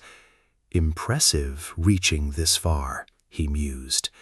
He'd hoped not to draw his blade again, but fate, it seemed, had other designs. Now, who faces me? One of you? The one beside you? Or the strange one? Karen's killing intent surged. Reaper cried out to Valkyrie, This will end terribly." Valkyrie's reply was swift. She was already aware. Our boy called for inventory, but Valkyrie materialized before him, determined to make him remember her this time. She charged Sharon, who, amused, called her impatient for not letting him finish with the weak. She retorted, "No need." Energy flared as she activated the blessing of Venatus, conjuring a powerful shield against all attacks. Wrapped in divine light, she stepped forth, declaring herself his opponent. The blessing of Venatus surged, boosting her stats by 30% for 300 seconds. She launched her attack. Karen responded with a powerful slash. Their strikes collided. Then she unleashed countless rapid blows. As she landed, he roared, outraged by her audacity. Unyielding, she charged again, a pointed finger unleashing a tremendous attack that engulfed him completely. Meanwhile, the other hunters remained safe within the shield. S-class abilities, they mused, made epic bosses' skills seem like mere demonic tricks. But Baphomet sensed something amiss. Karen charged, positioning itself before her, yet as it advanced, she struck from behind, shattering it completely. The system confirmed. Commander Knight Karen, slain. As she landed, hunters cheered, praising her prowess. Yet she seemed troubled. Asked what was wrong, she questioned the boss's weakness, no armament scale needed for this battle. Others suggested newfound strength, but she disagreed, recalling her last tower. She found it odd. Boss defeated, yet no tower clearance message. They realized her observation was correct, their eyes fixed on the defeated commander as it suddenly pulsed with tremendous energy, confusing all. Our boy wondered, what now? A panicked voice questions if the boss was truly slain, or if it was all a ruse. Above Prince Karen's fallen form, a figure materializes, weeping, asking why the prince must suffer in her stead, pleading for them to be left alone. Our hero realizes this is the true boss. The figure conjures a magical circle, and suddenly, countless others appear above every head. Reaper shouts, "Move, now! I've been waiting for this moment." Other hunters cry out, fearing for her safety. But she deliberately steps under a magical circle, beginning her incantation. Our dude stands motionless. Valkyrie rushes to him, urging him to move. Then, he vanishes. Later, Reaper regains consciousness, a drip falling upon her. She looks up. A massive structure looms. Realization dawns. A smile of triumph, every coin spent for this information justified. Then she glances down, realizing she stands atop Baphomet. He groans, demanding she get off. She steps aside, asking, "What are you doing here?" Pagan scratches his head, bewildered. She hits him, then apologizes, explaining the warp spell must have pulled the two closest to her. To compensate, she offers her share of the loot. He accepts impassively, asking their location. She reveals they are within the labyrinthine temple, a hidden area appearing only after the true boss's revelation. Baphomet realizes she knew this place, suspecting her true motives for the raid. He asks if rare treasure awaits. She explains it's far more valuable. The temple holds ancient records of demonic beings, their architecture, history, beliefs. From carvings alone, scholars learn these creatures feared a god, longed for divine existence. This temple holds the complete story of demonkind. He stares blankly, asking if this is truly what she risked her life for. She snaps back, "Do not belittle my discovery. Finding such a tower is like finding a needle in a haystack." With this, she can finish her book, become a best-selling author, a recognized leading archaeologist. He calls her delusional, arguing the temple is merely a realistic set piece built by demons, their sole command, kill humans. Reaper declares he misses the point. From the demons' perspective, they are not monsters, they are defenders of their own world. She gestures to a nearby mural, saying it tells their story, deeply tied to this tower's boss. Strange ancient letters glow faintly across its surface. She reads aloud, explaining that in the shining kingdom of Bellatrix lived King Razel. His beauty outshone any lady's, his magic surpassed all. Argyle wondered if this was the true boss. Razel's fame spread, his people adored him, but envy festered. Neighboring kingdoms invaded Bellatrix, seeking its land and perfect ruler. To defend the kingdom, Prince Sharon embraced dark magic. Archmage Betelgeuse sacrificed his body to 3 spirits for power. Razel was devastated, desiring only peace, not endless war. To protect them, he built an unbreachable fortress, the Labyrinthine Tower. Reaper read on, but Pagan cut her off, calling it stupid. Soul died because of this place's creator, Reaper yelled, demanding what he'd done. he looked blankly, asking what she meant. She pointed frantically, "We don't know what happens if you destroy anything here." Then he froze, mana streams flowing from the ceiling. A dark shadow formed above, a monstrous, faceless figure. A system message flashed, "Eliminate Razel, boss of the Labyrinthine Tower." Pagan stood before the creature, unease building. Why did misfortune always choose him? Reaper stared in disbelief as the boss materialized. The mission should end, yet this felt absurd. Pagan questioned her awareness. Had she never considered this outcome? She mentioned her plan, escape via the temple's teleporter. Baphomet pointed out teleporters fail when a boss appears. This chamber was now an arena. The boss raised its hand. A swirling mass of energy formed.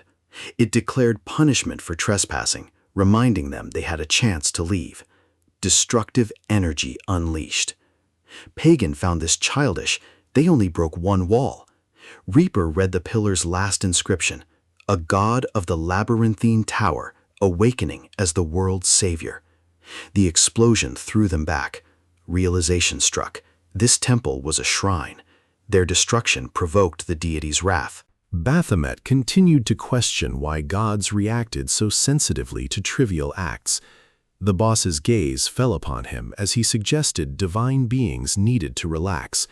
She questioned his conviction as another wave of mana erupted, scattering fire. Through the flames, Baphomet found himself with an unconscious woman in his lap. Confusion seized him. Her face was familiar, yet his memory offered no answers. A god appeared behind him, asking if regret now filled his heart. This moment felt like a haunting glimpse into the past. Revealing the greatest mistake of his life, ending someone precious, perhaps by accident. Baphomet refused to accept this illusion.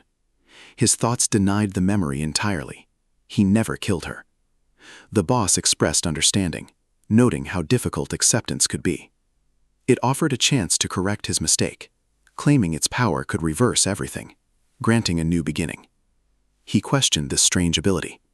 The figure confirmed time itself could be turned back, but he rejected the offer immediately.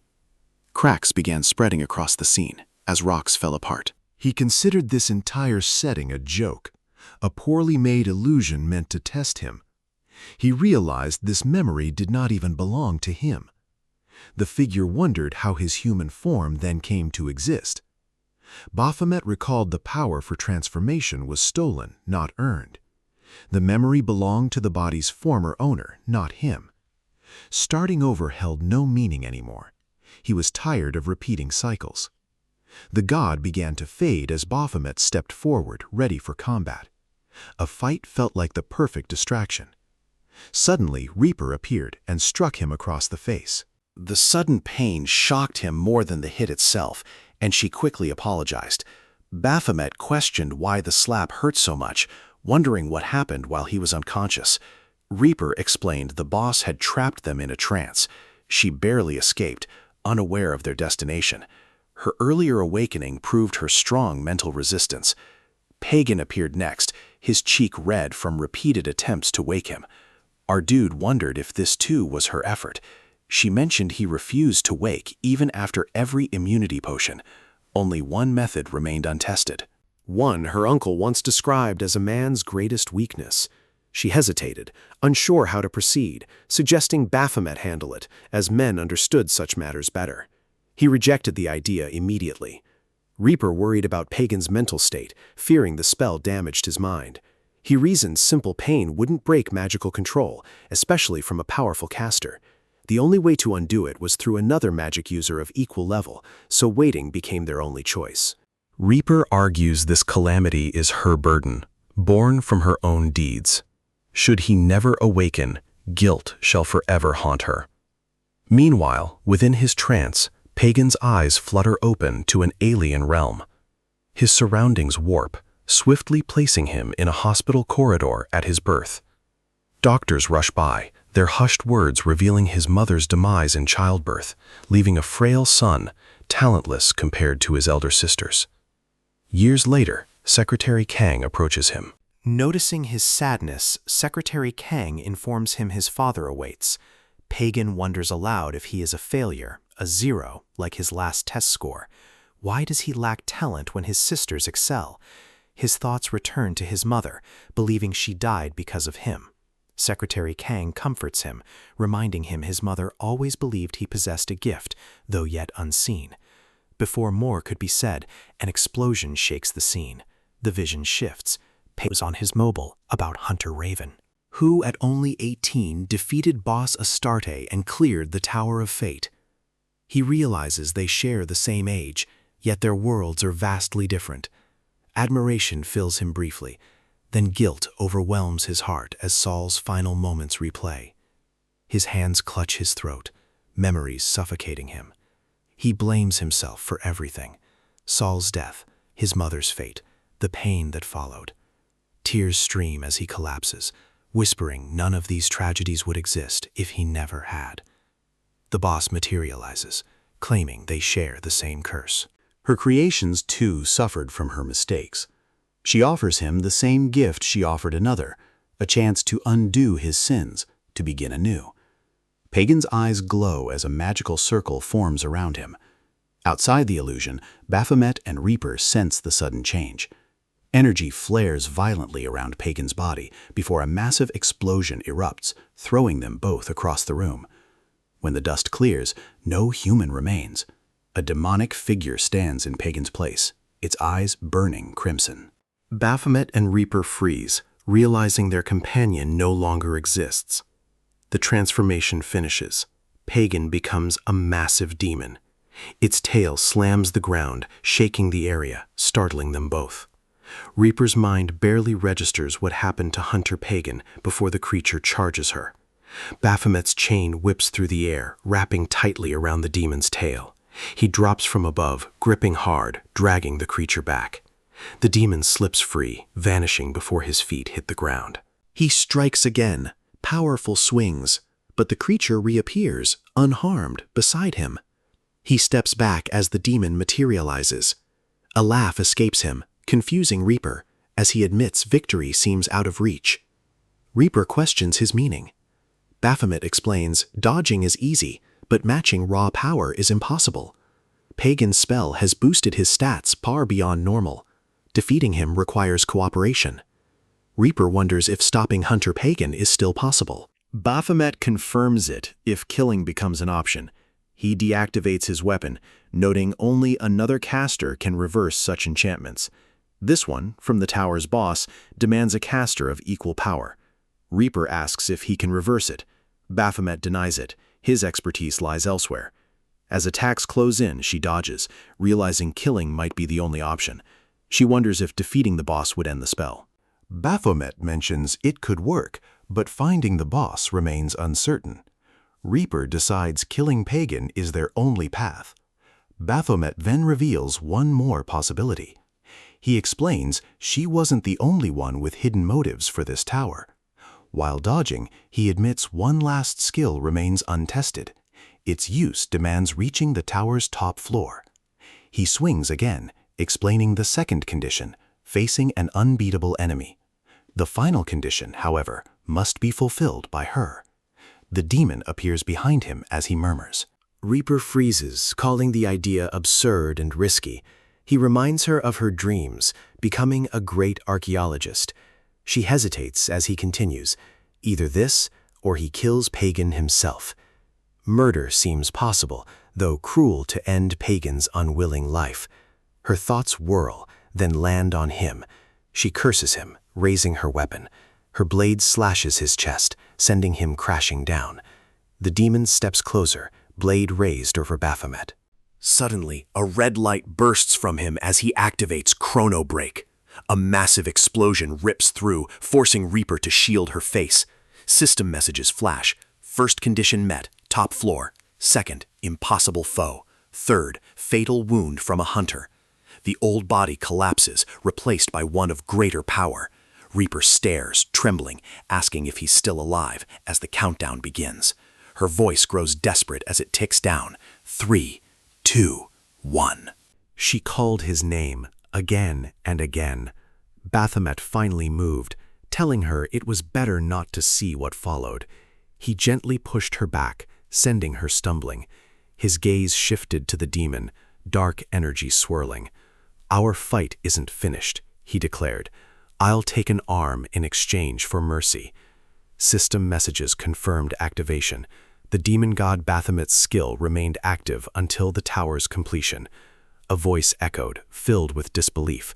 How did he regain his lost powers? Baphomet stood, radiating dark power. He admitted it had been a long time since such energy flowed through him. His abilities had returned, though only within the tower's limits. A cooldown of 315,360 seconds, and all human-based skills disabled. This restriction explained the system's secrecy. He turned to the restrained demon, entangled in his chains, warning against any movement. His control felt clumsy. An accident could end its life instantly. As he examined the creature's aura, the spell around it appeared tangled beyond repair. He decided it was better left to another entity. Lifting his head, he commanded someone to appear, but received no answer. He repeated the command, questioning the disobedience. His patience snapped as he shouted again. A shadow rose, revealing a true demon form. The being sighed, lamenting freedom's fleeting promise, only to meet Baphomet once more. He recognized the previous boss of the Abyssal Tower, Beelzebub. Most assumed Baphomet was always the ruler, but that throne originally belonged to Beelzebub. Only after one fateful day did their roles change. Our boy stumbled, groaning about the exhausting climb. He questioned why Beelzebub stayed so high, forcing him through such trouble. He confirmed, "Is this truly Beelzebub, the boss himself?" Beelzebub stared back, amused, recognizing him as Baphomet number 18, the first-floor gatekeeper, questioning his ability to climb so far. Our dude admitted his rise came through brute force, fighting his way past everyone. He nearly dropped his weapon before steadying his grip. Beelzebub called the display pathetic, gesturing toward weapons, telling Baphomet to choose one for his death. The battle ended with Baphomet victorious. As Beelzebub lay broken, he warned his death would collapse the tower entirely, taking Baphomet with it. The structure now recognized him as its core. To avoid mutual destruction, Beelzebub offered a deal. Baphomet could become the tower's boss instead. Until the system accepted the transfer, Beelzebub would obey, even assisting against difficult hunters. Magic expertise could prove useful. Perhaps Baphomet might learn something new. Later, Raven slew Baphomet. Beelzebub believed him gone forever. Now, Baphomet commands Beelzebub, "Undo pagan spell." Beelzebub sighs at the decree. Why aid a mere mortal? Baphomet's glare sharpens, challenging his defiance. Beelzebub raises his hands in defeat, muttering, "Ah, the plight of subordinates." A surge of magic coalesces in his palm. No spell exists beyond my grasp. Though the caster poured his essence into this enchantment, undoing it is but a trifle. He proceeds to unravel the magic completely. Meanwhile, within the palace, the tower boss declared, "None shall breach this domain. My kingdom shall rise to greater glory." Yet suddenly, something plummeted above him. He gazed up at the crack tearing through the air, aghast that a magical edifice could shatter. Before he could react, a violent explosion ripped through the palace, obliterating all. From the chaos, Baphomet emerged through the smoke, commending Beelzebub's flawless performance. He seizes the tower boss, slamming him against the wall, declaring, "Your reckoning is now." The battle commences as he commands, "Rysel, attack!" Razel rises from the rubble, advancing on Baphomet, demanding, "Why have my powers returned?" Baphomet retorts, "Such knowledge demands friendship, a bond we clearly lack." He warns, "Do not lower your guard," then leaps forward. Razel unleashes a torrent of magical spheres, igniting a chain of explosions. Baphomet weaves through the blasts with contemptuous ease, remarking, "Such attacks are almost effortless to evade." He charges ahead as Razel raises a hand, forming a glowing circle that unleashes concentrated magic directly at him. The attack lands, yet he stands unscathed. "Is that the full extent of your strength, Razel?" he taunts. Shock contorts Razel's face as Baphomet activates his Aegis skill, unleashing a massive blast that hurls him from the safe zone. Baphomet urges, "Fight seriously. Do not squander your efforts." His smile widens, a predatory grin, as he demands entertainment worthy of his gaze. Explosions erupt around Razel, confusion clouding his face from the sudden, overwhelming pressure. Baphomet rushes forward, hurling him aside with another devastating blast. He materializes behind him instantly, demanding more power, then reappears in front, stronger strikes. Attack after relentless attack continues until Baphomet clenches his fist, driving it into Razel's face, slamming him against the ground with devastating force. Smoke billows from the impact as he demands even more action. Has this battle become a mere game? Razel questioned, charging again, speed escalating with each stride. Baphomet welcomed the effort, remarking, "Finally, seriousness after such a dull wait." He called for Beelzebub, demanding a large, sharp weapon. Beelzebub informed him, "Nothing remains. The tower collapsed. All weapons vanished." An explosive strike from Razel hurled Baphomet to the cracked ground. He processed the situation. He realized everything he had collected over time had vanished. Looking up, he saw Raisel mounted on a massive dragon circling above. Baphomet leaped away from the dragon's incoming attack, cursing the loss of weapons he'd gathered with such effort. He blamed Beelzebub for negligence, but Beelzebub argued, "Tower mechanics caused this loss. It was unavoidable, certainly not my problem." Baphomet gritted his teeth. Beelzebub continued, "My skill only functions inside towers, limiting our encounters to short moments between cooldowns." Before Baphomet could retort, chains wrapped tightly around him as Razel launched another assault. The ground shook. Realizing an opening, Baphomet abandoned searching for his weapons, deciding to borrow one. He snapped a nearby weapon into action, but it instantly broke under his strength. The system notified, "Equipment destroyed due to excessive power." He muttered, "Normal weapons never handle my energy. They always shatter too soon." The tower boss questioned his actions. Do you truly view power as amusement? Baphomet sensed a sudden shift, the place feeling different. The boss declared, "True power isn't for play, unlike how you treat it." In an instant, countless demonic beasts materialized, surrounding him completely. The boss referred to them as his vassals, releasing a storm of energy. "My people and kingdom stand under divine protection. Your strength means nothing before their unity." All vassals unleashed their attacks together. As the god shouted, "Glory to the kingdom of Bellatrix!" Baphomet's blade cut through the air, slicing one vassal's head clean off. The god froze in disbelief as the second, third, and fourth fell. One by one, thousands of vassals collapsed near the glowing circle surrounding Baphomet. He explained, "How many times have I died to reach this level? Stabbed endlessly, crushed to pulp, resurrected over and over." He drove his chain through another vassal's chest. He declared his actions now mirrored his past torment. Limbs severed, bodies crushed, everything before him annihilated. The ground trembled as vassals vanished in his storm. He stood amidst silence and blood, stating, "This pain, this repetition forged his strength. No divine gift, no borrowed power, but earned." The boss, horrified, questioned the being's true identity. In an instant, Baphomet appeared. His eyes glowed unearthly red. He declared, "I am Baphomet, once a boss, even a low-level beast." Our boy repeatedly asked his companion if the tower truly had a peak.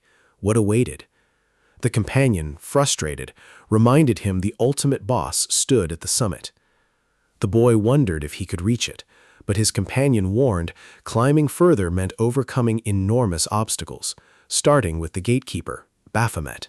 He confirmed this mirrored the hunter's usual path, yet noticed something unusual.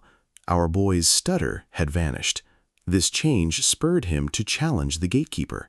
His companion immediately objected, certain he'd die. Baphomet's power far surpassed his. He then explained, bosses have one life, while regular demons revive endlessly as long as their boss lives. His plan? Repeatedly fight the gatekeeper, growing stronger with each rebirth until his power surpassed Baphomet's. Only then could he claim victory, taking Baphomet's designation. The scene shifted to the present. Baphomet received a system notification. Tower cleared. Raisel defeated. Raisel's body lay motionless. Baphomet reflected on how few hunters truly challenged him. The idea of defeat filled him with rare excitement. Suddenly, Raisel's voice broke the silence. Despite appearing death, he refused death, dragging himself forward, clutching Baphomet's feet. Baphomet initially assumed Raisel survived without a demonic core, a testament to his will. But then he revealed the grim truth. Reizel's imagined kingdom never existed. Everything he believed was merely the tower's manufactured illusion. Reizel's confusion deepened as Baphomet confirmed Bellatrix never existed. The system had never granted him real royal authority.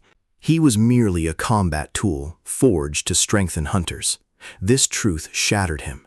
He refused to accept being just a demon boss, programmed for their advancement. As this realization struck, two disguised figures materialized behind Baphomet. A critical system error then erupted, erasing Reizel's data entirely. Before Baphomet could grasp the deletion, a sudden flash blinded him. He turned to find a hooded hunter nearby. Earlier, he'd sensed a strange presence, distinct from his own or the boss's. He'd ignored it, deeming the newcomers no threat. Now, under Baphomet's direct gaze, the hunter visibly startled. Baphomet approached, recognizing a member of Party C. The hunter froze, confusion and nervousness etched on their face, unsure why they were confronted. Meanwhile, at the labyrinthine tower's core, the leader hunter released Snowflame. An exit portal materialized behind the group, seizing everyone's attention. She questioned the sudden portal and why the system declared the gate cleared. Valkyrie mirrored their confusion as another exit portal materialized. From one, Baphomet emerged, carrying 3 disguised hunters, 2 in his arms, 1 gripped in his teeth. The scene shifted to Minguk Medical Center. Sangha arrived with her subordinate, immediately demanding her brother's location. Led to the VIP room, she learned Pagan survived but lost an arm permanently. Sangha couldn't fathom why surgery hadn't begun. Her subordinate explained Pagan refused treatment, a notion she found utterly absurd. She stormed into the room to confront him. Pagan, bandaged, dismissed her concern, insisting nothing warranted her rush. Sangha retorted she'd have come sooner if not delayed, demanding his reason for rejecting surgery. His answer stunned all. Saul died, yet only Pagan lost an arm. Saul had warned him of the tower's perils, but Pagan forged ahead. He believed he should have been the one to die. An arm meant nothing when Saul lost his life and future. Pagan claimed his arm could recover eventually. But Saul could not return. He then inquired about the hunter who nearly died saving him. The scene shifted to Baphomet, happily eating in a hospital room. Mr. Ma entered, questioning his presence. Baphomet, surprised, heard Mr. Ma's mild complaint about eating with an open mouth in a VIP room. Baphomet explained he wasn't injured, yet staff insisted he stay. Mr. Ma pressed for details. Baphomet revealed royal gold informed him he rescued their young master, arranging his comfort. When asked his desire, he simply requested food. Mr. Ma was stunned. The royal gold group had intervened. Baphomet, who initially disliked their aura, now found them tolerable. Those who offer free, high-quality food rarely harbor ill intent, he mused. Then he questioned how Mr. Ma had found him. Mr. Ma explained, "Tower clearances automatically alert the government system. High-clearance individuals, myself included, receive instant notification. Upon hearing the labyrinthine tower was cleared, I checked and saw your name, Baphomet." He leaned closer to the food, his skepticism palpable. Could Baphomet truly have cleared the tower? Baphomet bristled. "Are you accusing me of deceit?" Mr. Ma clarified, "Not a liar, but clearing towers demands a skill level you shouldn't possess yet." Baphomet offered proof, the demon crystal from the boss. Mr. Ma suggested stronger evidence, the tower's granted crux. Outside, at reception, someone arrived, apologizing for their tardiness. Entering, he questioned Mr. Ma's presence, surprised a government official arrived first. Baphomet's shock intensified as the newcomer introduced himself, team leader of the Hunter Training Department. A flashback. This man once loomed, branding him a failure, a fraud. Now he greeted Baphomet with the same contempt. Baphomet gritted his teeth as the man claimed he'd rushed upon hearing of the tower clearer, growing more curious discovering Baphomet's identity. He demanded, "How did you manage this?" He noted Mr. Ma's presence, speculating involvement in a confidential government project, the cleaning crew. Both Baphomet and Mr. Ma remained silent. The man continued, remarking hunters often dirty their hands to survive, but warned Mr. Ma operated at a far more dangerous level. He referenced an incident. Mr. Ma killed 7 innocent S-class hunters. Baphomet was confused, as Mr. Ma suddenly swung a punch. The man stopped it effortlessly. His subordinate shouted for him to cease. A fight would destroy the hospital. Mr. Ma, calling him Jeyuk-ha, warned him to respect boundaries, ordering him to focus. Confirm Baphomet cleared the tower.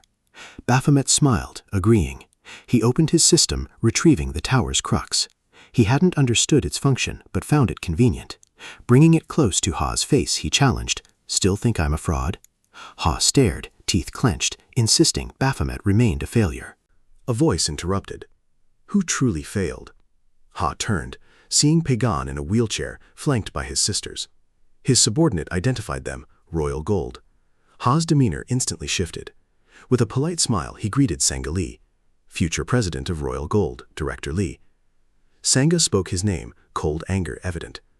Ha explained his intent to contact her for business, feigning surprise. What brings you? He asked. Pagan questioned, Do you hold a government position? Ha finally noticed him, realizing he was Royal Gold's youngest heir. He expressed regret for the injury, learning Pagan had been inside the labyrinthine tower. Pagan gestured to Baphomet, introducing him as his rescuer, then highlighted Ha's insulting behavior. Ha looked confused. He turned to Sangha, asking about their company's dealings. She explained he managed training and recruitment. Pagan remarked, Someone unable to recognize a tower clearer is unsuitable as a partner.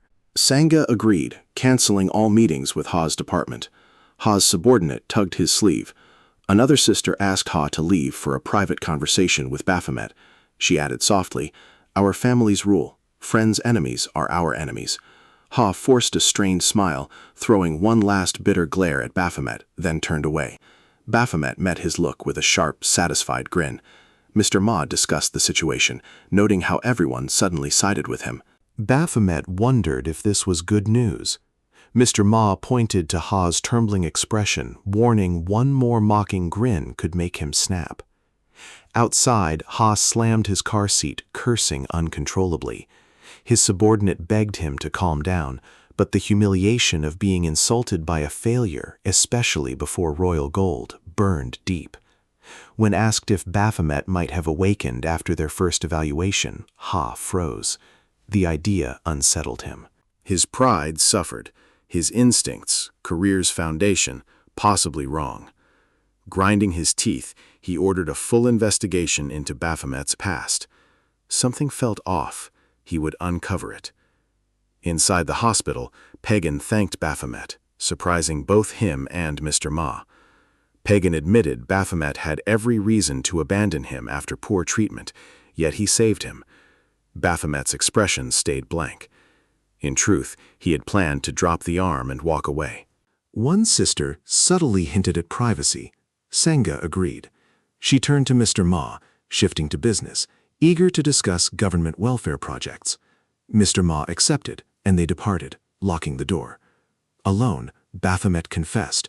The rescue was never his idea. He only intervened because Reber, blaming herself for their entrapment, begged him to save Pagan. He struck a deal, never expecting Pagan to survive. Pagan, however, countered that survival wasn't his concern then, only the relief that others escaped safely. This mindset baffled Baphomet. He couldn't grasp risking oneself for others. His tower instincts were purely survival. When he asked if Pagan came just to apologize, Pagan refused. Saving his life demanded repayment, and he offered anything within his power.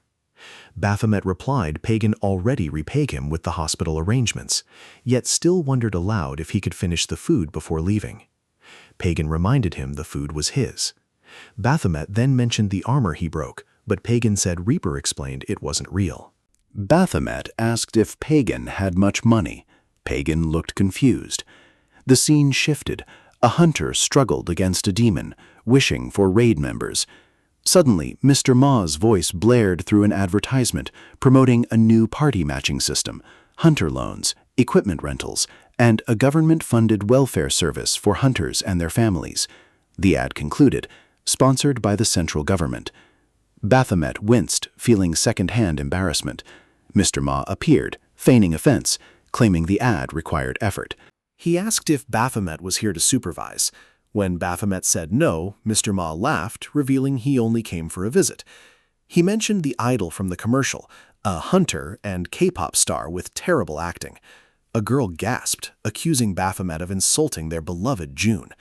Mr. Ma panicked, then realized the voice was Yu Jung-han's. She greeted Baphomet warmly, reminding him of their orientation. Mr. Ma informed him Han would supervise today, then asked if he'd seen the news. Baphomet appeared clueless. Mr. Ma lightly scolded him, then showed him articles clearing his name. The fraud accusation was finally resolved, likely thanks to Pagan. A flashback confirmed this. Baphomet had asked Pagan if money could influence media. Pagan explained royal gold didn't need to buy anything, journalists followed them. Baphomet requested coverage clearing his name, but avoided revealing he'd cleared the labyrinthine tower. He didn't want attention while dangerous enemies still searched. Back in the present, Mr. Ma smiled, saying the story was spreading. Baphomet worried about backlash, but Mr. Ma dismissed it. They're used to taking hits. This time, the target's someone else. He left Han in charge. Han watched him go, noting Mr. Ma's unusual protectiveness toward Baphomet, wondering why. Baphomet offered no answer, shifting to the tests ahead. Baphomet was surprised the building had testing facilities. Han explained her team shares duties with training. She leads him to the elevator, introducing the doctor. Chaos in the testing room. The doctor wildly swings at a bug, escaping as the door opens. Lunging, he accidentally knocks Han over. She scolds him. He apologizes, explaining wiring bugs crash systems. To Baphomet, he remarks Mr. Ma warned him Baphomet was strange, muttering Mr. Ma insults him everywhere. The doctor introduces himself as Usio Kim. Today's test determines Baphomet's true rank by combat, not stats, given his low-class tower clear. 3 stages await. Ready? Stage 1 activates. Blue and red orbs fill the room. Baphomet, touch only blue. He moves instantly, weaving through red lights, leaping high for a ceiling orb. Stage 2 loads, a virtual landscape of monsters. The doctor proudly calls it the Night Hunt of the White Walkers. Baphomet draws his weapon, carving through beasts with violent precision, slashes, thrusts, counters, until all fall. Stage 3 begins. The doctor announces a boss class summoned to gauge destructive power, vowing to end the test if dangerous. A massive hand tears through the void, followed by a towering beast. Baphomet freezes, instant recognition. A slow grin forms. This is the foe that once crushed him when weak.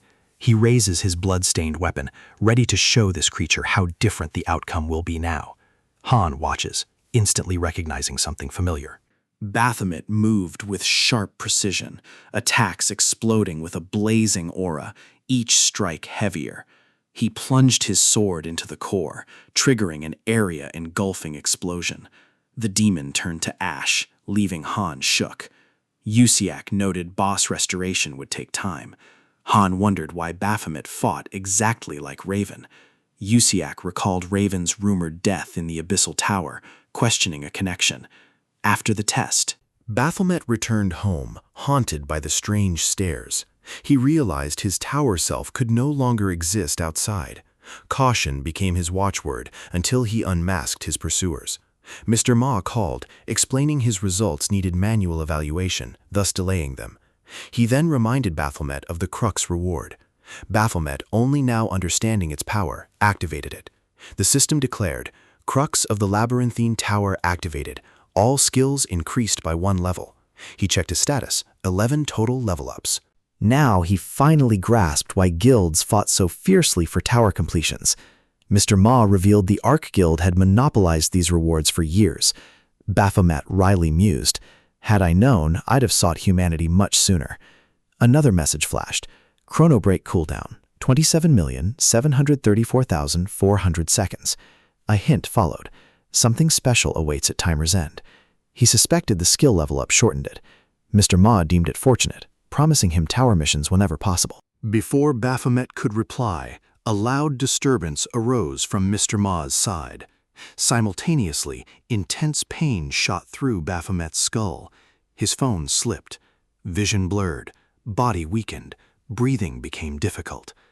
A girl with a flower flickered in his sight, as a powerful sensation coursed through his mind. His body reacted involuntarily.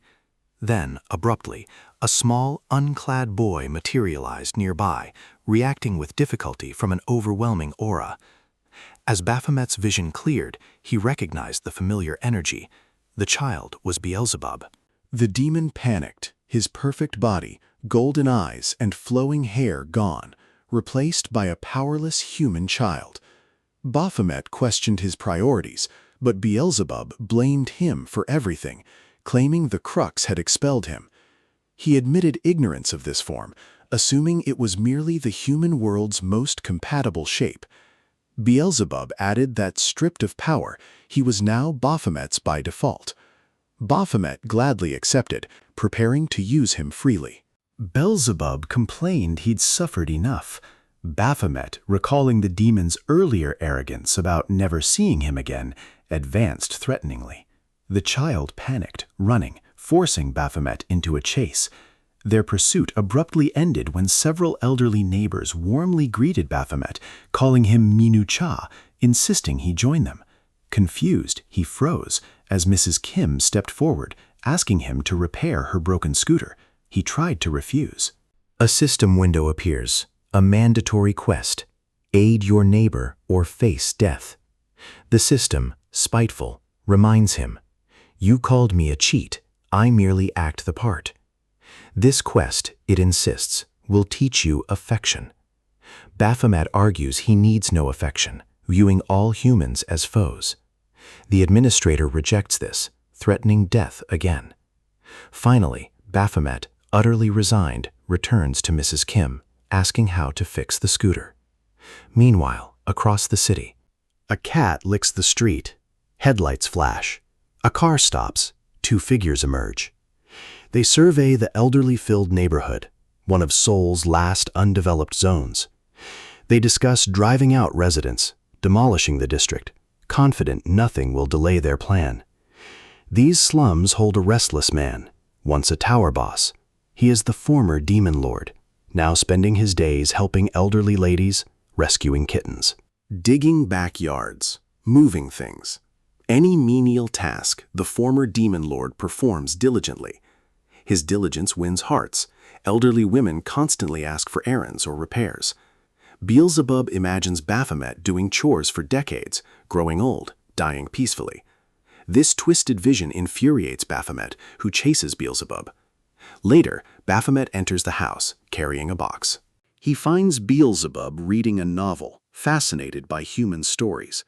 Beelzebub claims understanding Baphomet's human desire, but Baphomet orders chores. Beelzebub refuses, insisting children shouldn't carry heavy loads. Mrs. Kim enters, smiling as Baphomet returns a book, asking for more. The system quietly observes Beelzebub adapting quickly. Baphomet finds this sudden adjustment strange. Days ago, Beelzebub cried about being powerless. He questions the system about this transformation. The system admits ignorance, explaining it only hacked Earth's structure. The true master knows the cause. Baphomet demands it stop meaningless affection quests, but another mission immediately appears: help residents learn affection. He complains about the system's inconsistency. Later, after repairing a scooter, a woman compliments his skill, offering it for his use. Mrs. Park mentioned her broken hot water system, offering to find another fixer. Baphomet was frustrated. Residents kept asking for help despite other options. She then told him a story. A former tenant drank heavily, avoided everyone. Mrs. Kim invented excuses to approach. Over time, he softened, helped willingly, drank less, eventually leaving for meaning elsewhere. He asked residents to treat the next tenant kindly. Baphomet silently curses the unknown man, blaming him for the neighborhood's endless tasks. During their meal, Mrs. Song's granddaughter, Soo-yun, enters, stating she's eaten and will study. Her proud grandmother introduces her as a top student. Meanwhile, Mr. Jung orders subordinates to gather all team leaders. Someone in the slums owes them money. He demands its collection. Back in the slums, Baphomet repairs the hot water system, finishing a small shelter. The area isn't so bad after all. He considers a dog, but Beelzebub's vanished. That kid never helps. System message confirms expected test results. Unfinished work awaits. Meanwhile, Suyen smokes in her room, by Baphomet's forbidden paintboard. Her grandmother enters, shocked and furious she's smoking again. She warns about school and college, but Suyen retorts, "College is pointless if we can't afford fees." She refuses to let her grandmother fall deeper into debt, blaming her late father for leaving only loans. She'd rather work than study. Two men interrupt. One greets Mrs. Song, explaining early repayment is needed. Their finances changed. Mrs. Song insists she can't gather the amount so soon. The man suggests selling the house, citing its value. Asked where they'd live, he replies, "Not my problem." He notices Su Yun, suggesting her looks could earn them enough in certain industries for a small apartment. His partner warns she's a minor, but he dismisses it. Su Yun grabs the man's head, stating she'll take the job if it means survival. He demands she let go, then violently shoves her into a wall as her grandmother screams. Elsewhere, Mrs. Kim asks Beelzebub if he enjoys the book. He confirms it. Then, violent pounding erupts at the door. Mrs. Kim startles as two thugs storm into her home. Outside, Mr. Park's dog barks, sensing a lurking presence. Baphomet grabs his weapon, enraged. They damaged something wet, his unfinished painting. The intruders notice him, commenting on the young man. He ignores them, annoyed they interrupted his project's final stage. One thug signals his partner, "Attack." Moments later, the larger thug flies through the air from Baphomet's counterattack, shocking the other man. He looks down, finding Baphomet already before him, moving far faster than any human.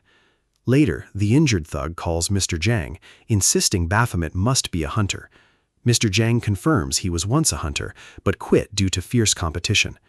Memories resurface, the day he witnessed an overwhelming difference in ability, driving him from the profession. He returns to the present, agreeing the mysterious man is likely an active hunter. He orders his men to investigate Baphomet further. Elsewhere, elderly neighbors gather, discussing recent disturbances. Several report masked men broke in, destroying repaired floors, vandalizing property, even ruining a vegetable garden. Rumors of redevelopment plans targeting the area surface. Fear spreads. Where will they go if forced to leave? Baphomet overhears some of this before returning home. Suyan stops him. Recognizing him as a hunter, she knows they work for money and offers him everything. She pleads with him to protect their home. They'll have nowhere to go if the men return. She stretches her savings toward him. Baphomet refuses. He already intended to punish the troublemakers, payment or not. In his mind, these intruders crossed the line, damaging what he now considers his territory. Later, our protagonist dons a cap and jacket, anticipating this. He had prepared for this exact moment. Beelzebub placed a familiar on the attackers at Mrs. Kim's house, now guiding him directly to their hideout. Tae-young stops him, reminding him that killing outside official missions is strictly forbidden. Baphomet wonders if this rule applies even to worthless thugs, but Tae-young confirms civilians cannot be killed under any circumstances. After negotiation, Tae-young allows him to beat them up, provided no deaths occur. Baphomet rushes off immediately. Tae-young calls Mr. Ma. Baphomet has left home. Near Central Electronics, a thug pays a man for his services. The man accepts, offering future help, noting the thug's injuries. The thug dismisses them. Their polite talk ends as chaos erupts. Baphomet grabs a man's face, slams him down with tremendous force. His knife flashes, severing an arm. The remaining thugs freeze in shock. Their leader orders a combined attack. Multiple fighters charge, weapons drawn, but Baphomet's single sweeping strike severs all their arms simultaneously. Blood sprays as he dismembers all who approach. The leader recognizes Baphomet, the hunter who defeated their rookie. Too late, Baphomet appears, removing his arm too. He reminds him they met. Our boy throws a bag, ordering the stunned man to fill it with severed arms. The terrified man complies, questioning his luck. Baphomet notes an arm missing, pointing out the man forgot his own, horrifying him. Later, Baphomet visits the rookie. Their boss gets a silent call. Moments later, the rookie flies, crashing. Baphomet drops the bag of arms onto Mr. Zhang's desk. He suggests Zhang reattach them like puzzle pieces, warning against mixing. Zhang smiles, noting the hunter's enjoyment of violence, taking it as a territorial warning. Baphomet confirms it's light punishment for trespassing. Zhang laughs at a hunter claiming territory, revealing he sent men to investigate Baphomet, finding a child. He speculates on the child's identity, a younger brother, not a son. He reveals his men likely arrived. Our boy laughs uncontrollably, confusing Zhang. Baphomet advises him to worry about his own men. At the residence, Beelzebub reads, his magic trapping intruders. Thin magic strands surround them. One man screams about severed legs. Beelzebub explained his magic, comparing deadly strands to lasers. He warned any movement meant injury, a truth proven by the legless man. This tedious, inefficient technique was vital. Baphomet would rage if the house was damaged. He ordered the frozen intruders to stay still until his book was done. Mr. Zhang's phone was useless. He drew his sword, blocking Baphomet's attack. Revealing his past as a hunter, he'd planned to gather info before moving against the slum hunter. Their brief exchange convinced him this could escalate. He weighed fighting without Baphomet's rank. Then his phone revealed Baphomet's rank. Mr. Zhang immediately dropped his weapon, surrendering. He promised never to interfere, offering to forget his men's severed arms for peace. Our boy smiled and cut off his arm anyway. Blood spraying out. Mr. Zhang realized negotiation utterly failed. Later, on a call, he explained to his subordinate he couldn't continue. The target held A-rank status. His arm bandaged. The subordinate questioned why A-rank mattered. Mr. Zhang explained, A-rank hunters receive special government management due to S-rank potential. More importantly, A-rank and above hunters cease being human, becoming monsters. One wrong move could bring disaster upon 3 generations. He mentioned his critical condition from the severed arm and ended the call. The subordinate kept trying to reach Mr. Zhang, but the call disconnected. Another Zhang questioned if terminating the deal created problems. He responded, continuing means certain death. He wondered who sent the warning message. He believed the same person made the earlier prank call, the voice familiar. Someone clearly knew that hunter very well. The mysterious messenger was Mr. Ma, now visiting Mrs. Kim's home. Mrs. Kim greeted him, wishing she'd known to prepare food. Mr. Ma politely declined, explaining he'd eaten and just wanted a brief visit. Mrs. Kim checked if he drank too much. He assured her he only drank during important occasions or company dinners. She praised Minu Cha for his skillful hands and reliable work, though she wished he complained less. Mr. Ma found reliable surprising, but agreed. Our hero finds his quest complete, yet utterly devoid of reward. He grumbles, "Even the neighborhood grandmas offer more. What kind of god is this cheap?" Meanwhile, Mr. Ma's true plea to Mrs. Kim was to care for Baphomet. The scene shifts. A man stumbles back, clutching a fresh stab wound. He gasps, "We agreed to split the tower's bounty. How could you break our pact so easily?" Unmoved, she coldly replies, "Your death is merely an accident, allowing us to claim your share." The wounded man curses her, lunging in desperate fury. She merely raises a finger. Instantly, the dog behind her leaps, tearing him apart, blood splattering the ground. Abruptly, at the Hunter Agency, Baphomet arrives at the reception desk. He's told he owes double the rental fee. Before irritation can form, the receptionist clarifies. She was joking. First-time damage to rental weapons never requires payment. She merely wished to emphasize that hunters should buy their own gear, as future breakages demand both rental fee and full replacement. Baphomet silently agreed. Owning equipment would indeed avoid complications. He then produced a crystal from his inventory, offering it for sale. The receptionist froze, recognizing it as Boss Resolve's crystal. She quickly explained their system. Crystals from tower bosses usually go to auction, allowing hunters to bid via their network. Those needing immediate funds may request direct purchase after appraisal, but auctions typically yield higher profits. Baphomet decided the auction would serve him better. She prepared to send the crystal, informing him the system would notify him when bidding concluded. Curious, Baphomet then inquired about the price Boss Baphomet's crystal fetched. He anticipated a staggering sum given its mythic rank. She surprised him, stating it sold for less than Rysel's. The revelation stunned him. She explained, crystal value depends entirely on mana content. Razel, a magic-based demon, possessed extremely high mana.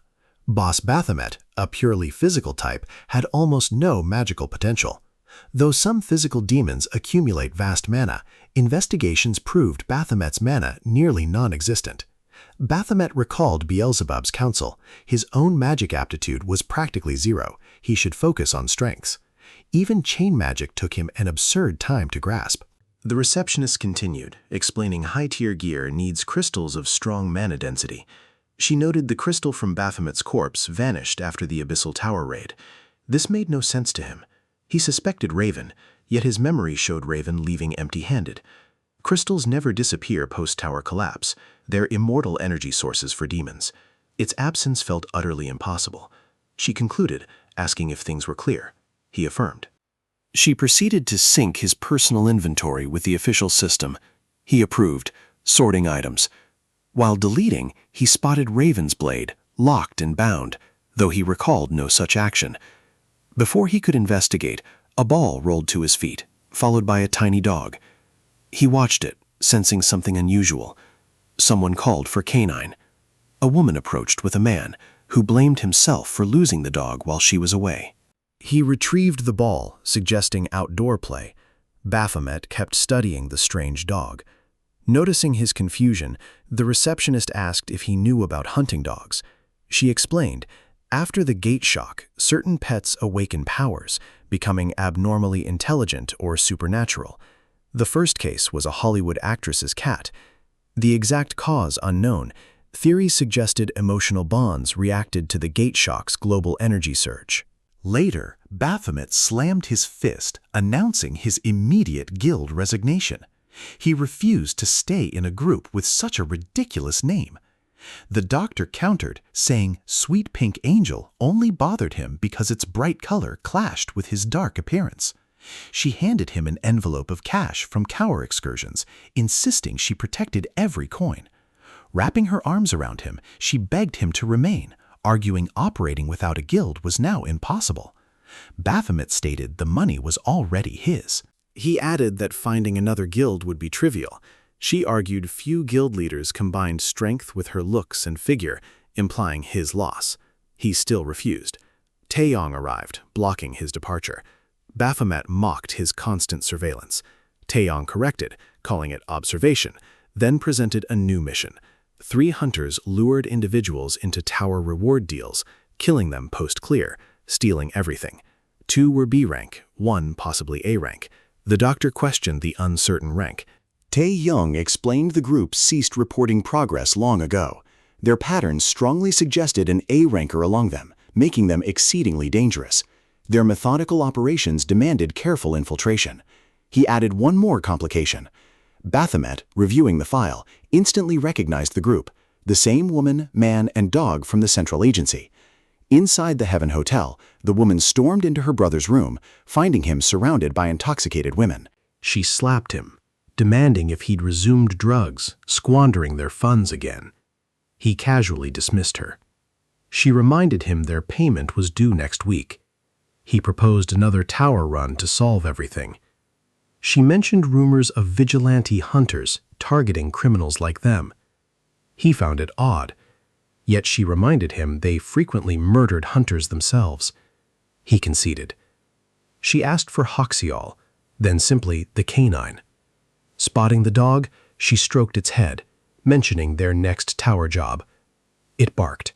She warned they might need to kill again. It barked again. She quietly promised their group of 5 would reunite soon. The dog seemed pleased. Outside the Tower of Moonlight, the siblings stood with their canine. She questioned her brother's preparations. He defensively reiterated the target was unfamiliar. His checks found no retaliation threats. She asked about rank. He estimated the target barely below A rank. As the dog sniffed nearby plants, he reported the target had already entered the first floor alone. She found it absurd anyone would run a floor unsupported. She checked if he'd explained their usual half-split deal. He confirmed. Moving deeper, she still wondered why the victim worked alone. He interpreted it as gullibility, making their job easier once loot was retrieved. She accused him of merely pretending he'd performed the killing. He laughed, looking to the dog for validation. The dog barked, as if agreeing. She decided loot quantity would determine if they killed the person. He complained teamwork meant fair division, sparing targets in small halls. She touched the tower entrance. He kept insisting they gained nothing unless someone died. The entrance suddenly burst open from within. A massive demon stood before them. She corrected her brother. He would get nothing, not everyone. Blood erupted across the entrance. Back at the agency, Taeyong reviewed Baphomet's earlier interaction with this group. Yu Hyun mentioned the dog possessed unusually powerful scent tracking. This made Baphomet's involvement highly risky. Taeyong agreed the dog would remember Baphomet's scent, and his public exposure already complicated matters. Using another would be safer. The receptionist interrupted, suggesting disguises and alterations could solve it. At the tower, Baphomet appeared fully armored. He approached the pair confidently, introducing himself as Bill, a fellow raider. He declared they would clear this place together, from this moment onward. The demon in armor grinned with total assurance. Our boy then engaged a demon in combat. Leaping high, he attacked, landing precisely atop it. His sword split the creature cleanly down the middle. He immediately moved to his next target, driving his blade straight through its eyes. Opponents fell systematically, blood splattering with each strike. An octopus-like monster emerged. Baphomet's body glowed as he charged, unleashing rapid strikes, slicing tentacles one by one. He targeted its face with precision, then launched himself directly at its core. Activating Gig Blaze, he ignited the creature. The siblings witnessed it. The brother watched, amazed by the efficient slaughter. Baphomet turned, delivering an ice cream church joke about Sundays. Both siblings stared blankly, she showing no reaction. Baphomet laughed loudly at his own humor. Earlier, the receptionist advised him to pretend middle-aged. Targets wouldn't recognize him if he acted opposite his usual self. The doctor wondered if Baphomet possessed acting skills. He admitted no talent. She suggested he simply make dad jokes to convince them he's middle-aged. Back at the tower, the sister told Baphomet to stop. His jokes made no sense. The brother defended him, saying he only tried to relax everyone, telling Baphomet to keep going. Inside, Baphomet wished he could stop pretending. As they walked, the canine approached. He realized this was his first encounter with a hunting dog. The brother explained these dogs live almost as long as humans, 70 to 80 years, and can even eat chocolate safely. He asked if he could pet it, reaching out his hand. The dog suddenly moved back, avoiding his touch. The sister noticed its strange reaction immediately. Earlier, the doctor had given Baphomet a special perfume. Humans couldn't smell it, but animals with strong senses found it horrible. She said this perfume would stop dogs from recognizing him. The dog's reaction proved the perfume worked. The sister, fraught with worry, repeatedly calls the dog's name. The group presses on through the encroaching darkness. Suddenly, our protagonist draws his weapon and attacks. The brother turns to his sister. What do you make of Baphomet's power? Could he truly best canine? Surprised, she reminds him, "We agreed, no fighting today." He smirks. Baphomet seems stronger than we thought. When she asks for clarity, he smiles. I have an idea. Later, they gather by a campfire. Baphomet listens as they explain their plan, join their group for more tower raids. The brother offers this deal will help everyone, as they cannot clear the tower alone. Their strategy, collect resources to the halfway point, then leave safely. He stresses that skilled hunters like him are rare. Ending their teamwork after one raid would be foolish. The sister offers Baphomet 60% of the loot. They take 40%. She recalls her brother's plan, lavish him with rewards initially to earn his trust. Once he trusts them, they will make him do K9's dangerous jobs. She starts to argue, but he stops her, reminding her she hates K9 in danger anyway. Baphomet agrees without hesitation. The sister adds one condition: he must show his face. She explains teamwork needs trust, and she feels uncomfortable working with someone who hides their face. Baphomet studies her. Taeyong had told him his real mission was to enter their group, not to kill them. His first mission after training mirrored his mentor's. The government wants him to gather intelligence on these 3 criminals. Joining them is the only way. The brother tells Baphomet to take his time. Baphomet coifies, showing his face is no issue, surprising them. The sister laughs, joking he might be handsome. He removes his mask, revealing a face covered with burn scars. The sister gasps. Baphomet explains a tower boss burned him 7 years ago. He adds that hunters don't rely on looks, so his stars don't trouble him. He continues, he got these burns protecting his son during that battle. His son lost his face completely. Every treatment, even famous healing hunters, failed. He would do anything to make his son better. Silence falls. Baphomet puts his mask back on, wondering if he acted too much. The brother finally declares that meeting Baphomet was fate, for they know a way to heal his son. He explains his and his sister's tireless work stems from their parents' gate shock disease, incurable for years.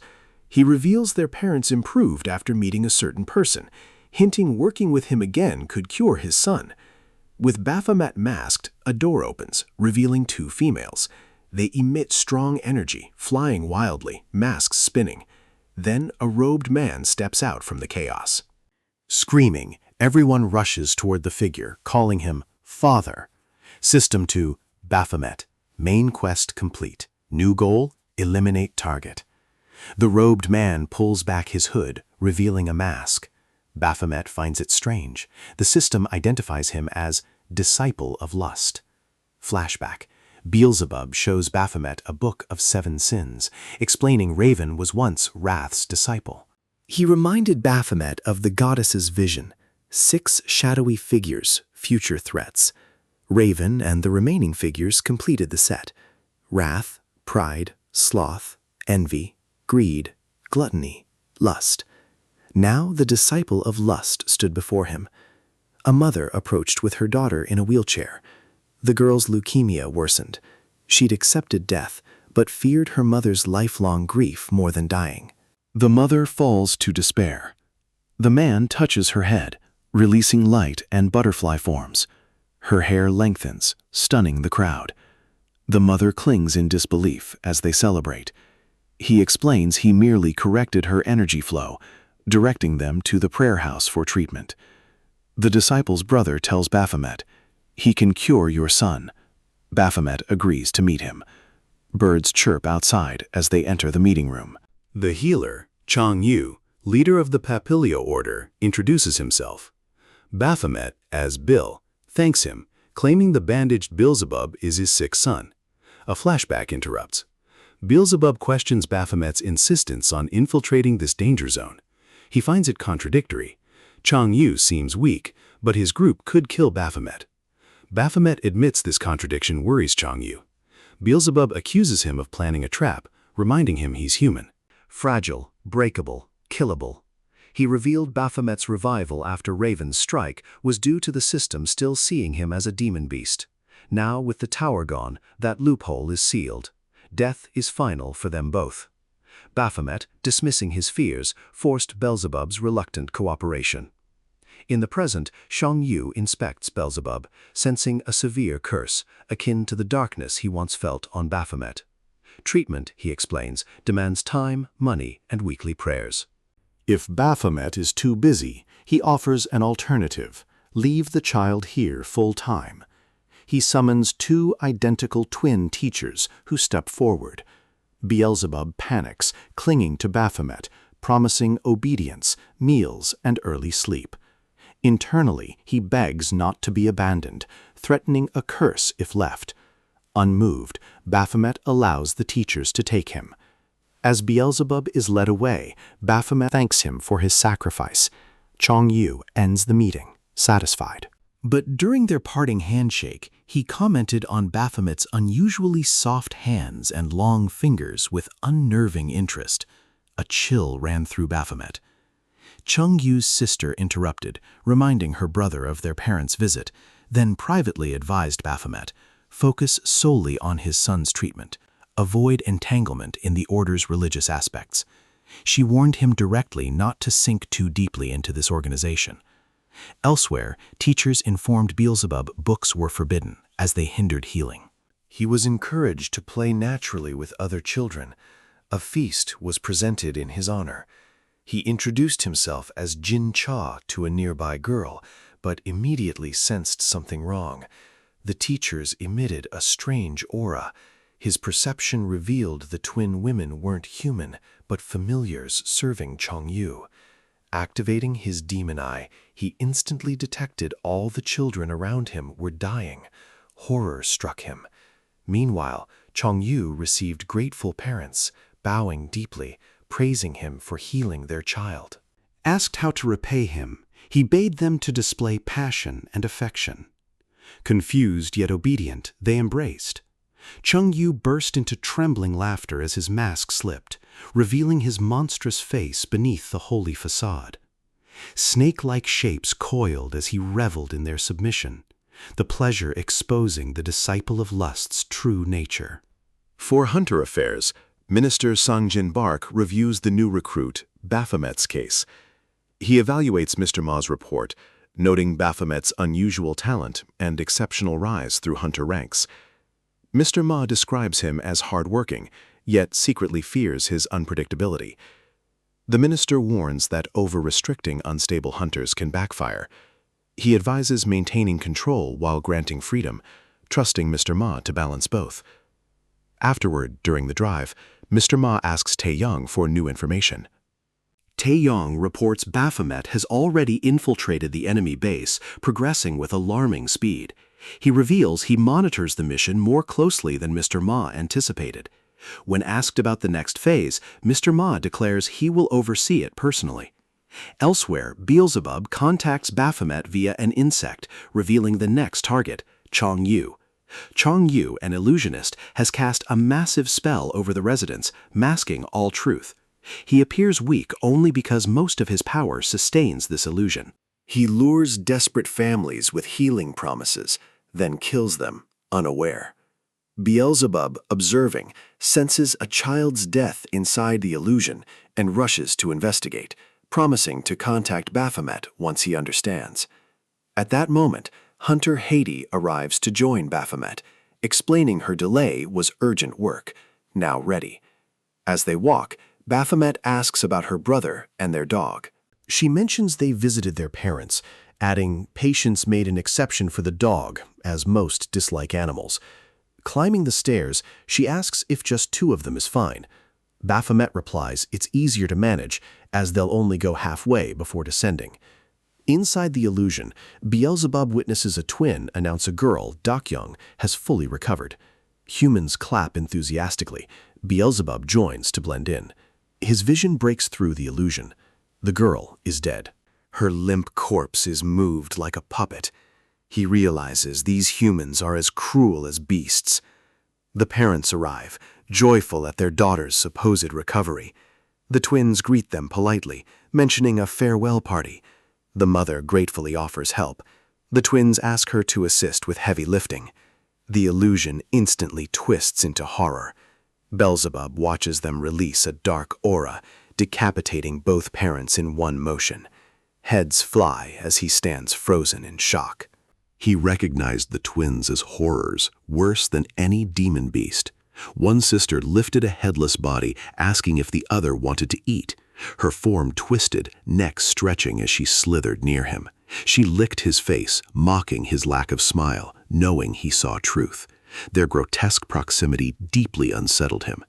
Meanwhile, Hadi fought fiercely in the tower. She cut a beast, dodged, and landed hard. Looking up, Baphomet was already ahead. Calmly pursuing another creature. He told her they'd clear 2 more floors. As they climbed, he recalled her warning about the Papilia order. She explained it was no normal religion, supporting them only for her parents. The order claimed more money meant more healing effort.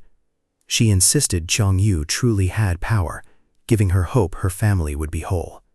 She felt fortunate to work near him. Baphomet then asked what Changyu expected from those who couldn't pay. Hadi explained such followers must entertain him with offerings meeting his standards. Baphomet recognized these extreme demands. Hadi agreed. She added ordinary people couldn't earn such sums legitimately, so many offered their bodies instead. Baphomet visibly recoiled, disturbed. She noticed, questioning his disgust, reminding him he'd vowed to do anything for his son. She challenged him, don't judge, unless he'd abandon his child. She pushed open the next chamber door, and they entered. Baphomet responded sharply, "You're disgusted with yourself, not me." Confused, she asked what he meant. Before she processed, Baphomet attacked. She barely dodged. His strike split the floor. Shocked, she demanded answers. He stood tall. Her brother was unaware, but she knew the atrocities she supported. Her conscious participation repulsed him. How could she continue without guilt or self-respect? She stared, disbelieving. Baphomet advanced, warning her to defend or die. He drove her down, clamping his hand on her neck. Sweat poured as she struggled for breath. He removed his mask, revealing his true identity. She froze in shock. He coldly noted her surprise, telling her to cooperate. His mission, destroy their so-called father. At Chungyu's, parents greeted Hyuksel warmly, thinking the dog missed them, calling him closer. Hyuksel stood, tears streaming. The brother assumed he was overwhelmed. Hyuksel shatters the illusion, revealing the grim truth. Their parents are dead, lifeless in wheelchairs. The brother, disbelieving, demands clarity. Weeping, Hyuksel blames Chungyu for the deception. Chungyu calmly states illusions cannot fool a hunting dog. He admits inviting Hyuksel for this, refusing to let a dog disrupt his entertainment. He's received his payment, needing nothing else. As Chungyu removes his mask, Hyuksel transforms, lunging with enormous force. His body shifts into a towering beast, radiating ferocity. Light explodes as Chungyu's illusions collide with the animal's attacks.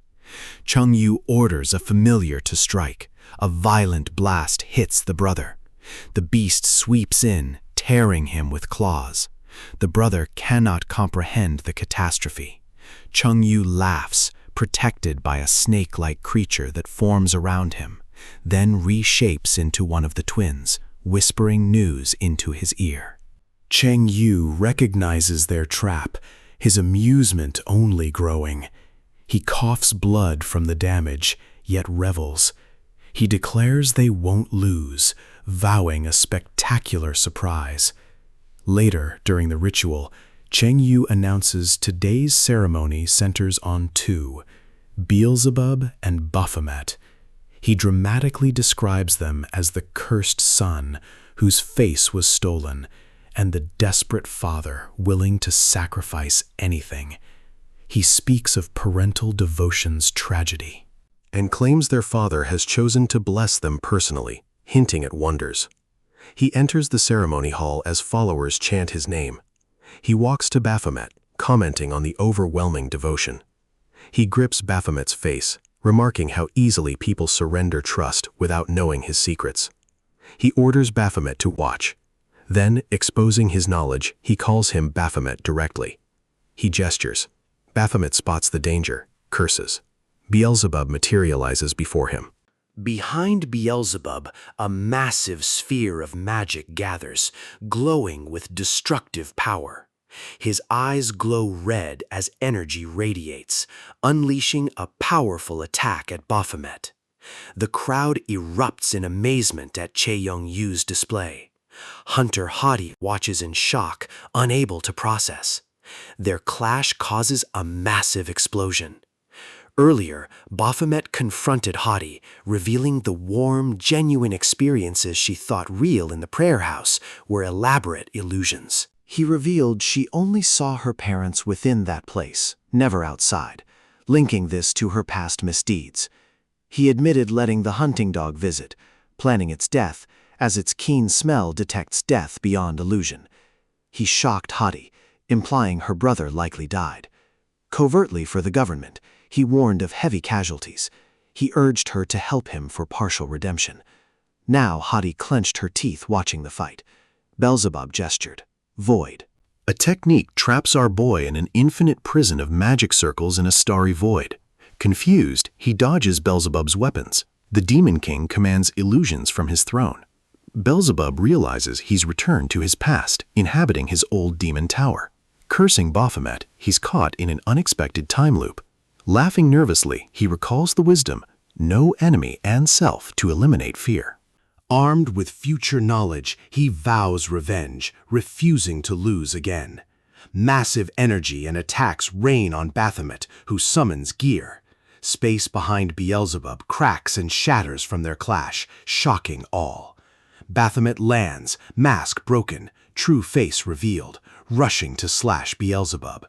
Beelzebub's ice wall cracks, chips, cutting his face. He counters with an ice barrage, skillfully deflected by Baphomet. Beelzebub shook. Time travel advantage? Baphomet's still unbeatable. He miscalculated. Determined, Beelzebub goes all out, activating ultimate vision, shrouding the area with magic and green smoke. He summons swarms of flies and creatures from his extinction sanctuary, all hailing him Lord, charging Baphomet. Baphomet, shifting forms, asks a weird riddle. Why does ice cream go to church? Beelzebub's confused. Repeating the question, Baphomet breaks his focus. The Sunday answer revealed the trigger phrase. Caught by the spell, Beelzebub was trapped, thinking the plan failed. Baphomet contacted him, debating execution, then suggested using Beelzebub's power as an asset, controlling him via illusions. Beelzebub insisted his demon eye permanently blocked their illusions. Baphomet advised pretending control, but Beelzebub objected, fearing capture. Our boy suggested Beelzebub cast an illusion on himself, activated by a cue. The ice cream church question was set as the trigger. In his demon swarm, Beelzebub acknowledged Baphomet's lack of magic or strategy, yet admitted his raw combat prowess justified his throne. Before the throng, Beelzebub cast a self-illusion spell, energy surging, forcing followers to shield their faces. Amidst the chaos, Beelzebub revealed Chong Yu's true power source lay deep underground. Suddenly, a colossal earthquake tore the ground with violent explosions. An intricate, glowing circle materialized. Baphomet surged toward the magical formation, adrenaline boosting his speed. Chong Yu watched, trying to comprehend. Baphomet struck the glowing circle with his spear, triggering a colossal golden explosion that engulfed the entire building. The massive blast shocked all followers, causing widespread chaos as glowing energy flooded the area. Hadi urgently ordered immediate evacuation, rushing the panicked crowd toward the exits. A woman frantically questioned, "What now?" Hadi demanded, "Why hesitate when fleeing is urgent?" A man cried his child was trapped inside, while the woman added their children were with Chang Yu in the prayer house for treatment. Hadi recalled the hunter's oath, civilian lives first. She vowed to find and rescue them, ordering the parents to evacuate swiftly. The twin women wailed in panic about the Mana Stone, imbued with their master's power, apologizing for their oversight, blaming themselves. Chang Yu admitted he was utterly deceived by their foes' tactics. Meanwhile, Baphomet battled spheres of glowing energy, recognizing them as Chong Yu's true power source. He knew dispelling them would weaken Chong Yu, and felt disappointed to miss a full-strength fight, yet refused to die after such struggle for his current body. He began shattering the spheres, triggering more erupting power. He looked up, spotting Beelzebub falling through the cracking ceiling, calling his name urgently. Beelzebub replied, "I'm exhausted, mana depleted." Baphomet cursed the useless magic caster, but then noticed the twin women swirling around Beelzebub mid-fall. Beelzebub shouted nervously about his plight. Baphomet leaped before Beelzebub, swinging his blade to intercept the twin women. Behind him, Beelzebub continued falling, calling out desperately. Baphomet turned, but before he could react, Beelzebub slammed hard into the ground. The twin women aggressively pursued Baphomet. He slashed at them, lunging his weapon between their positions. Both women glared, extending their legs, transforming into snakes that coil and bind Baphomet. Beelzebub, drained, lies on the floor, watching helplessly, realizing death is imminent if this persists. He sees Baphomet fighting desperately, noting all combatants are now below ground. Moving closer, Beelzebub confirms Baphomet landed safely despite the restraints. The women menacingly tap towards Baphomet's location. Chong Yu appears behind them, unmasks, admitting he misjudged Baphomet's abilities. Meanwhile, Hunter Heidi feels tremors shaking the building. Wondering if the earlier shockwave caused it, darkness obscures her sight, raising concern for the children's safety. A trembling, frightened girl emerges from behind a wall, begging for help. Heidi rushes to her, realizing the girl has always appeared sickly. The illusion had deceived everyone about their true condition. Heidi asks if the girl knows where the others are. The girl points, and Heidi agrees to rescue them together, taking her hand. Heidi is shocked to find all the children sitting on the floor ahead. Relieved they are safe, she promises to take them to their parents. Suddenly, Hyuksel appears before her in full demonic form, bringing tears to her eyes as she questions if he survived. A memory flashes. A couple at a pet shop debates adopting a puppy, adorable but destined to grow large. Nearby, a young girl begs her mother to take it home, but is refused due to lack of space. Later, another woman suggests visiting the pet store, and a man arrives seeking a small puppy. Sometime after, Heidi visits the Woof Meow puppy shop to adopt a dog. The shopkeeper remarks on Hyuksol's large size, unadopted. Surprised, Heidi smiles, softly calling him home. Hyuksol meets her gaze with a spark, beginning their close bond. Back in the present, Hyuksol stumps before Heidi. Her tears fall as she sees him. His eyes suddenly glow bright red, shocking her as he attacks a nearby child. Meanwhile, Chong Yu addresses Baphomet, claiming a person's eyes reveal hidden thoughts and the life they've lived. He senses a familiar scent, questioning if Baphomet's actions are truly justice. Accusing his eyes of harboring more darkness than light. Baphomet denies any resemblance to Chong Yu, calling him a filthy exhibitionist. Chong Yu rebukes him, stating his purpose is righteous deeds. Baphomet taunts him as a pretender to nobility. Chong Yu warns him to stop insulting, and Baphomet responds he'd love to erase Chong Yu's smile permanently. Baphomet boasts his evil is pure and flawless, unlike Chong Yu's filth. He promises to prove it and charges with a spear ready. Chong Yu stays calm, faintly smiling. Suddenly, a colossal canine materialized behind Chong Yu, its roar stunning Baphomet. A faint voice urged Baphomet to kill the beast. He turned to Hadi, trembling and hurt, pleading for its death. She confessed her greed led to countless murders, now begging Baphomet to end Huxiel's misery, to free the tormented creature. An enormous explosion erupted between them. Canine extended its sharp claws, rushing Baphomet. The hunter sidestepped, springing back to gain space. Canine leaped after him with powerful momentum. Baphomet timed his counter perfectly, seizing the monster's head and driving it into the ground, splintering the floor. He launched his knuckles towards its gaping jaws for a quick finish. Instead, Canine sprang upward, snapping its teeth around something. Baphomet soared higher, snatching his blade.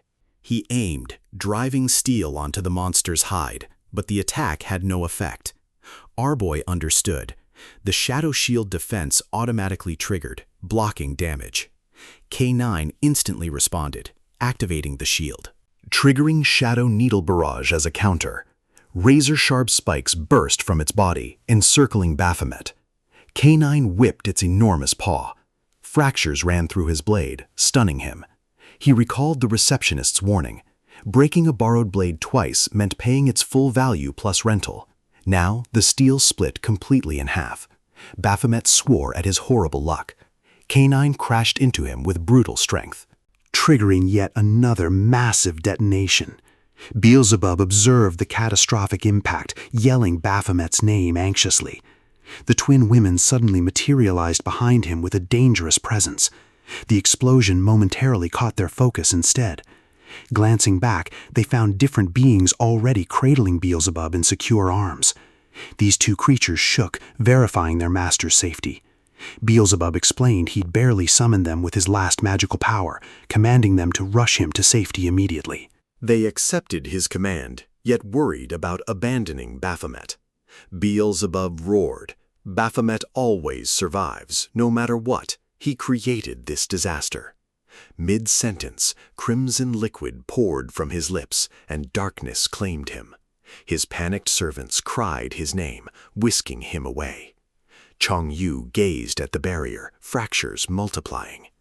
Canine, trembling with raw power, materialized before Baphomet once more. In its mind, He saw his master's illusion. This sacrifice reunites our family of 5. She implored Canine to understand, demanding Baphomet's destruction. Canine charged Baphomet with murderous intent. Baphomet planted his feet, hammering a precise blow into the monster's core. The force made Canine reel, struggling to steady itself. Baphomet tossed his shattered blade aside, raising empty hands. He gestured at Canine, announcing he'd fight with raw strength alone. He dared the creature to test him. The beast snarled. Our boy drew back, unleashing a devastating punch. Canine seemed puzzled by the abandoned weapons, advancing to exploit this perceived weakness. Baphomet whipped a leg blow into its throat, chaining multiple punches relentlessly. Examining the outcome, Baphomet sensed the creature shaking from mounting injuries. He roared with wrath, hurling himself at Canine with full fury, hammering endless strikes into its frame. His gaze burned with iron will. Canine stared back. Despite the beating, it still saw Hadi screaming, commanding Canine to finish Baphomet. The creature bounded upward, generating massive energy. Canine triggered Forest of Shadows. Baphomet braced for what came next. Behind him, Canine's pupils flared with sharp concentration. 3 cutting strikes instantly carved bloody gashes through Baphomet's arm. More cuts materialized from all directions. Baphomet struggled to process it as Canine closed the gap. He avoided another strike, yet more cuts sliced perilously close. He dodged again, sharp instincts guiding him. cuts continuously whiz past him as he pushes through the deadly storm. Baphomet lunges at Canine, knowing his arm will soon be shredded. He's had enough entertainment from this fight. Baphomet activates his adrenaline ability, pushing his physical limits. He locks onto his target and charges Canine instantly. The creature leaps at him simultaneously. Our hero raises his weapon with perfect timing. He rushes to their meeting point, declaring his intent to end this battle. He unleashes his Blaze Giga ability. An immense inferno detonates, trapping Canine within the flames. Baphomet screams for the creature's death as fire engulfs its form.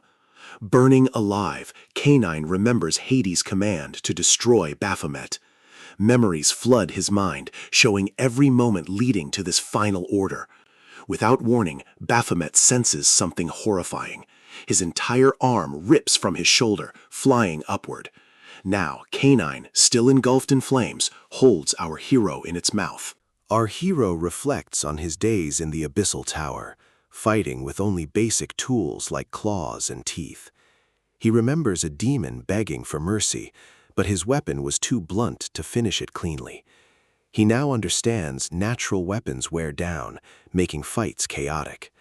Since enemies revived anyway, the whole ordeal felt wasteful and revolting.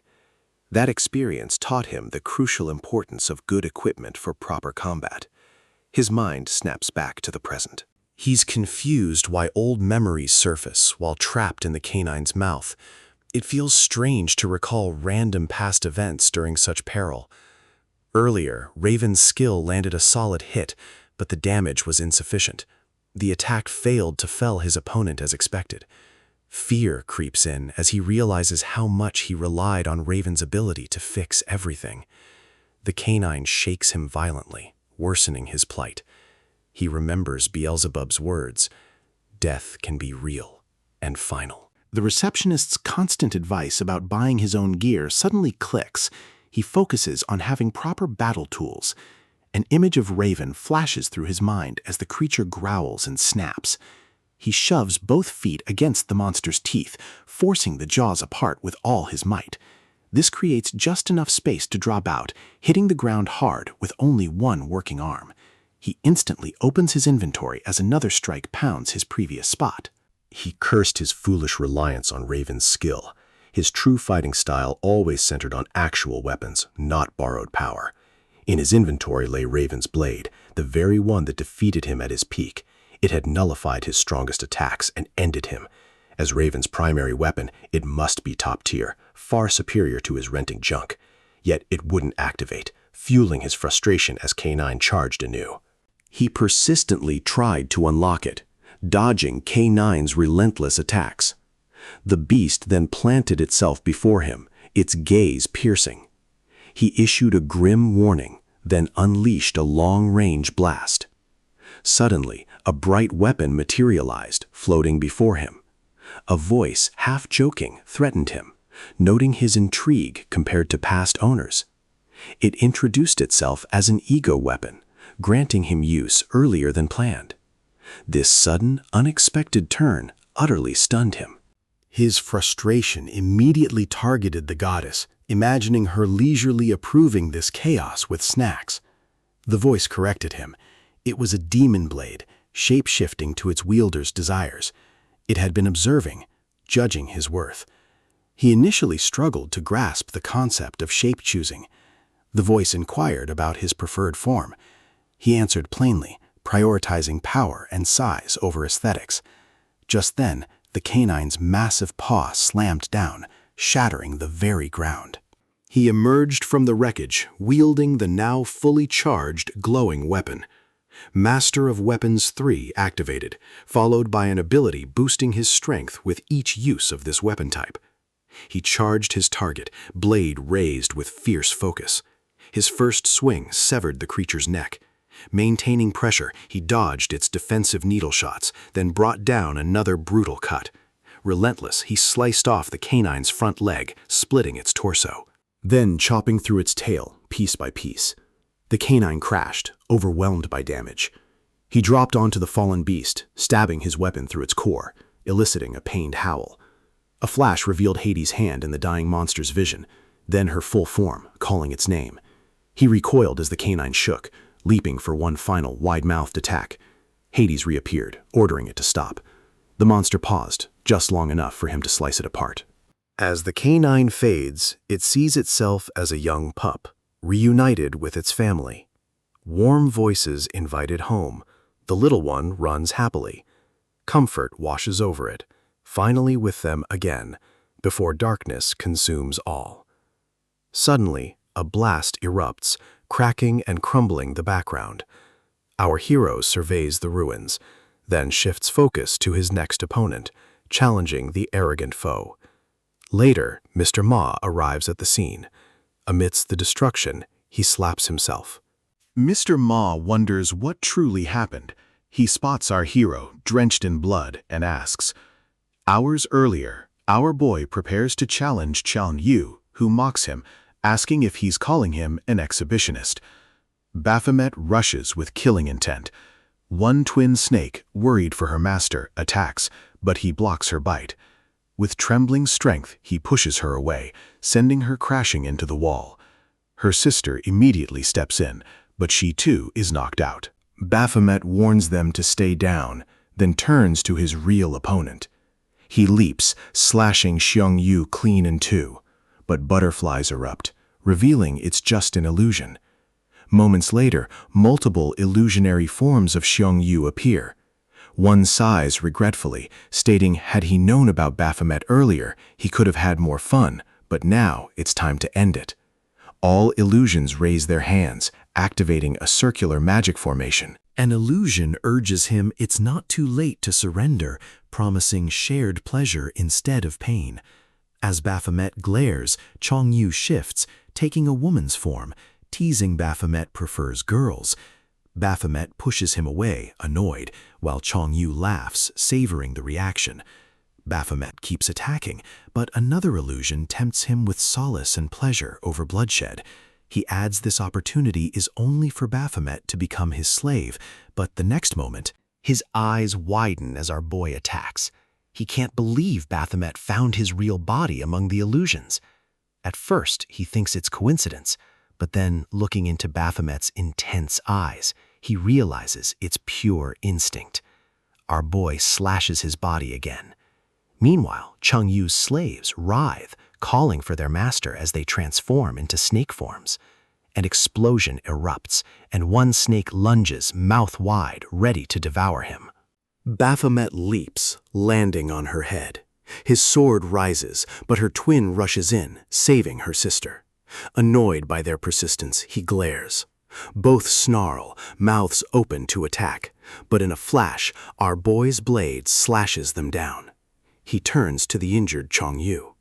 Meanwhile, one twin snake, worried for her master, calls out. A weak response, then she quickly dictates their next move. Baphomet points his sword at Chongyu. Memories flash, Chongyu's killing blow, the unbearable pain. He prepares a final strike, determined to inflict the same suffering. But a snake rushes him. Annoyed, he slashes her with an explosive blow. Yet his eyes widen as her twin takes Chongyu into her mouth, carrying him away. Rage burns, his prey, his efforts slipping away. He lunges, but the remaining sister blocks his path. She tells her twin to escape, buying time as she holds him off. They face each other, then an explosion erupts. He rises, and one twin stands behind him, mocking his battle preparations. She warns him he cannot interrupt her master's plan, but our boy laughs. Confused, she wonders if he's mad. The next moment, he lunges, killing her instantly. Blood splatters. Now, in the present, Mr. Ma investigates him. Mr. Ma disbelieves his story, caught infiltrating, forced to fight. Baphomet cares not. Mr. Ma points to the destruction, reminding him Taeyong ordered retreat if danger arose. Baphomet calmly replies, things escalated too fast. Mr. Ma refuses to believe one of his skill couldn't sense danger. He recalls his superior's words, keep Baphomet suppressed. Now he wonders if he's been too lenient. He muses, if Baphomet disobeys, he loses leverage. A hunting dog that defies its master must be eliminated. Yet Baphomet's growing strength cannot be ignored. He resolves to eliminate this threat before losing complete control. But then the goddess appears behind him. She looks down, patting his cheek with a smile. Outside, Yun-sun and her assistant urge Taeyong to open the door. He informs them, unauthorized entry is forbidden. Baphomet is under investigation. The doctor protested, insisting Baphomet, her patient, needed her authorized care. As his guildmaster, she held authority. Taeyong's reminder that Mr. Ma placed him there silenced her. With no other choice, she abandoned threats, instead vowing to make him a media spectacle, a headline right now. This tactic finally granted her access. Inside, she found a terrified Mr. Ma, claiming to have seen a ghost, a system spirit, often whispered in hunter legends, the doctor noted. Mr. Ma insisted he saw it, an inhuman presence. The doctor teased, was it pretty? Shaken, he admitted, baffled, but yes. Yun-sun, however, cared only if it was prettier than her, a detail Mr. Ma dismissed. Instead, he revealed seeing the same red system window she once saw. Intrigued, the doctor asked if it threatened him. He clarified it was a warning. Do not kill Baphomet. He will be useful, for both of you. Yun-sun demanded the full story. Mr. Ma recounted it all, as if the system itself persuaded him. This confirmed the doctor's theory. Baphomet was truly special. Meanwhile, Baphomet returned home. Beelzebub, relieved, saw Baphomet's arm was fine, having even cleaned the house. But Baphomet walked past silently. Guiltily, Beelzebub apologized for not helping when his mana ran out, trying to console him about Chongyu. As Baphomet moved to silence him, the ego sword suddenly appeared. It declared unfinished business, revealing its desire to test Baphomet's strength. Having lent its power before, the sword was eager to test Baphomet's limits, but it was startled when he gripped its hilt, spun it, and threw it down. Ignoring its offended protests, he checked its quality with a magnifier, then dipped it in cold water, eliciting shrieks of outrage. He continued his tests until it cried, "Enough!" Surrendered, he darkly ordered it to call him Sir. The sword trembled, complying. Beelzebub watched the ordeal. You chose the wrong master to challenge, he scoffed, tilting his head. How can a mere sword feel pain? The sword weakly replied, "Only when—" inflicted by its master. Baphomet then inquired, "Can a user influence you?" The sword admitted, "Yes, a user's stats, disposition, even strength can affect me." Beelzebub noted, "Your previous master was Raven." The sword affirmed Raven's strength, but found him boring. He never utilized its special attributes, treating it as a mere blade. Baphomet, however, loved experimenting, making them far more compatible. The sword looked forward to working with him, but Baphomet, ever curious, asked, "Who has more compatible stats, me or Raven?" The sword, expecting this, curtly replied, "The more powerful the user, the more satisfied I become. You, defeated by Raven, should know this." It then brought up his fight against Xiang Yu. Beelzebub immediately warned it to stop, but the sword continued, "If I were Raven, he'd have sliced those twin snakes in half easily." And Xiang Yu would be ashes. Beelzebub braced for Baphomet's anger, but he calmly admitted, "I am quite weak now. Once stronger, killing Xiang Yu will be no problem." Beelzebub sighed, calling him a battle maniac for such casual honesty. Baphomet then stated, "My defeat stains my pride. I am determined to wash it away. I vow to become much stronger." At that moment, the goddess observed Baphomet's stats had reached an abnormal level, fueled by his sudden ambition. In a dimly lit building, blindfolded men lay on stretchers, their blood drawn by silently efficient staff.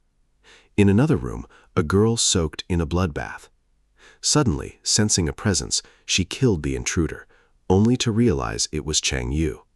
He appeared beside her, calling her peacemaker and praising her sharp senses. She narrows her eyes, demanding his purpose. Chang Yu smiles, stating a special request. Next, she rises from the bath, grabbing his neck, sensing his weakness. She demands, "Who hurt you? Where's your strength gone?" Chang Yu, Loki, simply replies, "I'm handsome." She snorts, standing straight. He informs her of Baphomet as she checks his data. Chang Yu intends to ask her to capture Baphomet alive. His words cut short. She sees the olive-skinned boy's photo. Greed flashes in her eyes, eager to test his blood. Someone gets online. Another posts Valkyrie's photo in chat. Messages flood in instantly. Soon, the chat turns to Labyrinthine Tower's clearance. Everyone expected Valkyrie, but Baphomet did it. Someone comments Abyssal Tower's final boss turned human. Others joke. He insists Baphomet's a demon beast, but no one believes him. Turns out it's Baphomet's hooded teammate witnessing our boy's beast transformation firsthand. He knows, having seen Baphomet's true form in the Abyssal Tower. Meanwhile, Beelzebub's stoked about his new smartphone, accessing thousands of web novels. Our boy warns him about online purchases. He protests, claiming he's raking in cash. Baphomet reminds him he's the one risking his life while Beelzebub just stays home. Beelzebub protests he never uses the money, even being refused an AC despite the heat. They argue, but Baphomet remains determined to track Chang Yu via phone.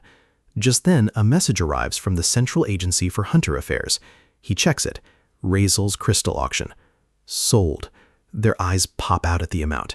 800 million won. They were happy with the money. Baphomet still wanted pork stew.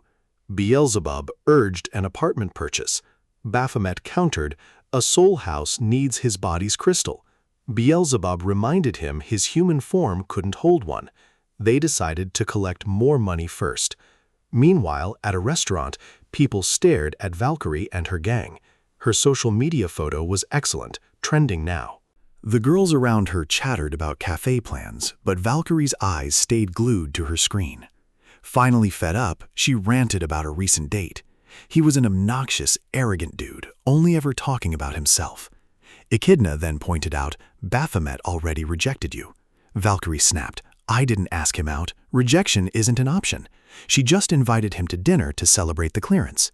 He paused, then bailed, claiming rank recalibration and house repairs. She tells herself she doesn't mind eating alone.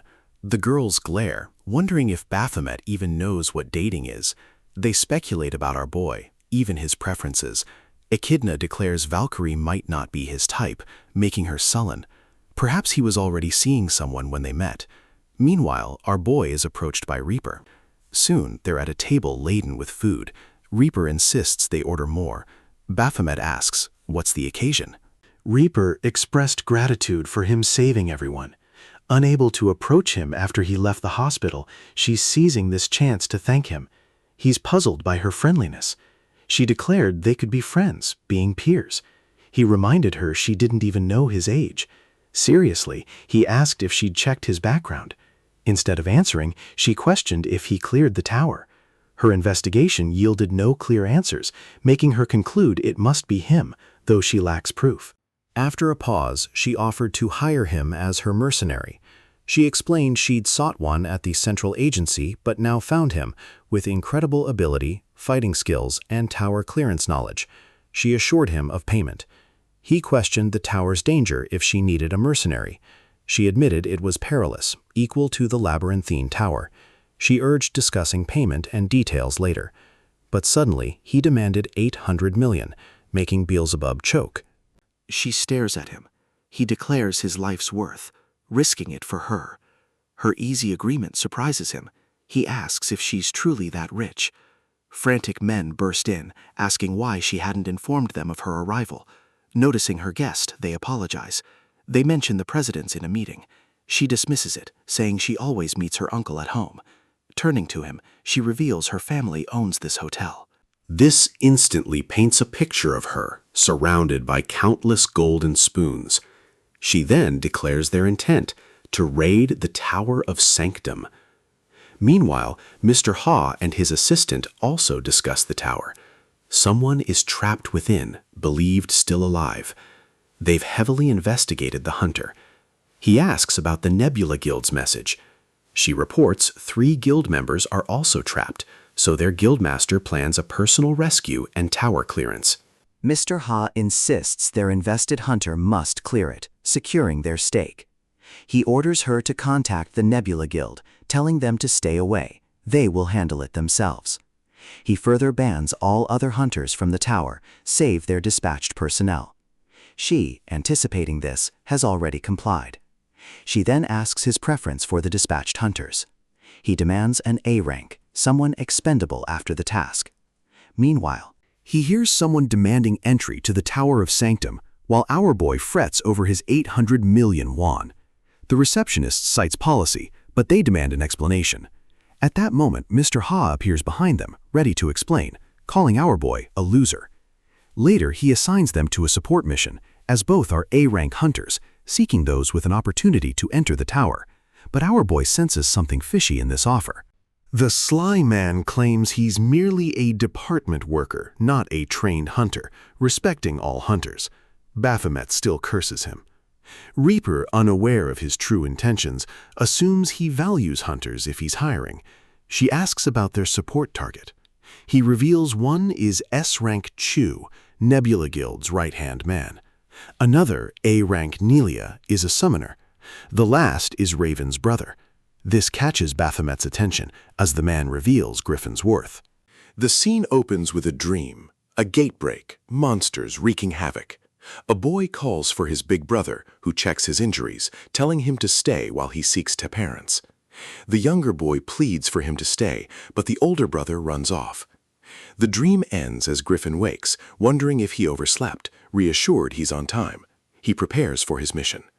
Meanwhile, Baphomet tests his arms, while Yunseon checks his condition. She credits herself for free treatment, though he notes the government covers his medical expenses. She urged him to stay in her guild, but he replied the towers left him no choice. Their talk shifted to the new Tower of Sanctum.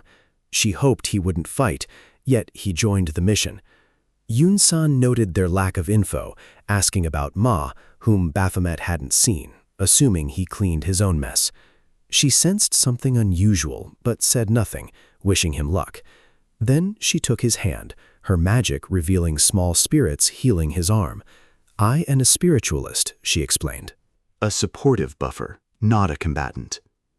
Meanwhile, in a church, a pastor preached faith, emphasizing gratitude for life over personal gain.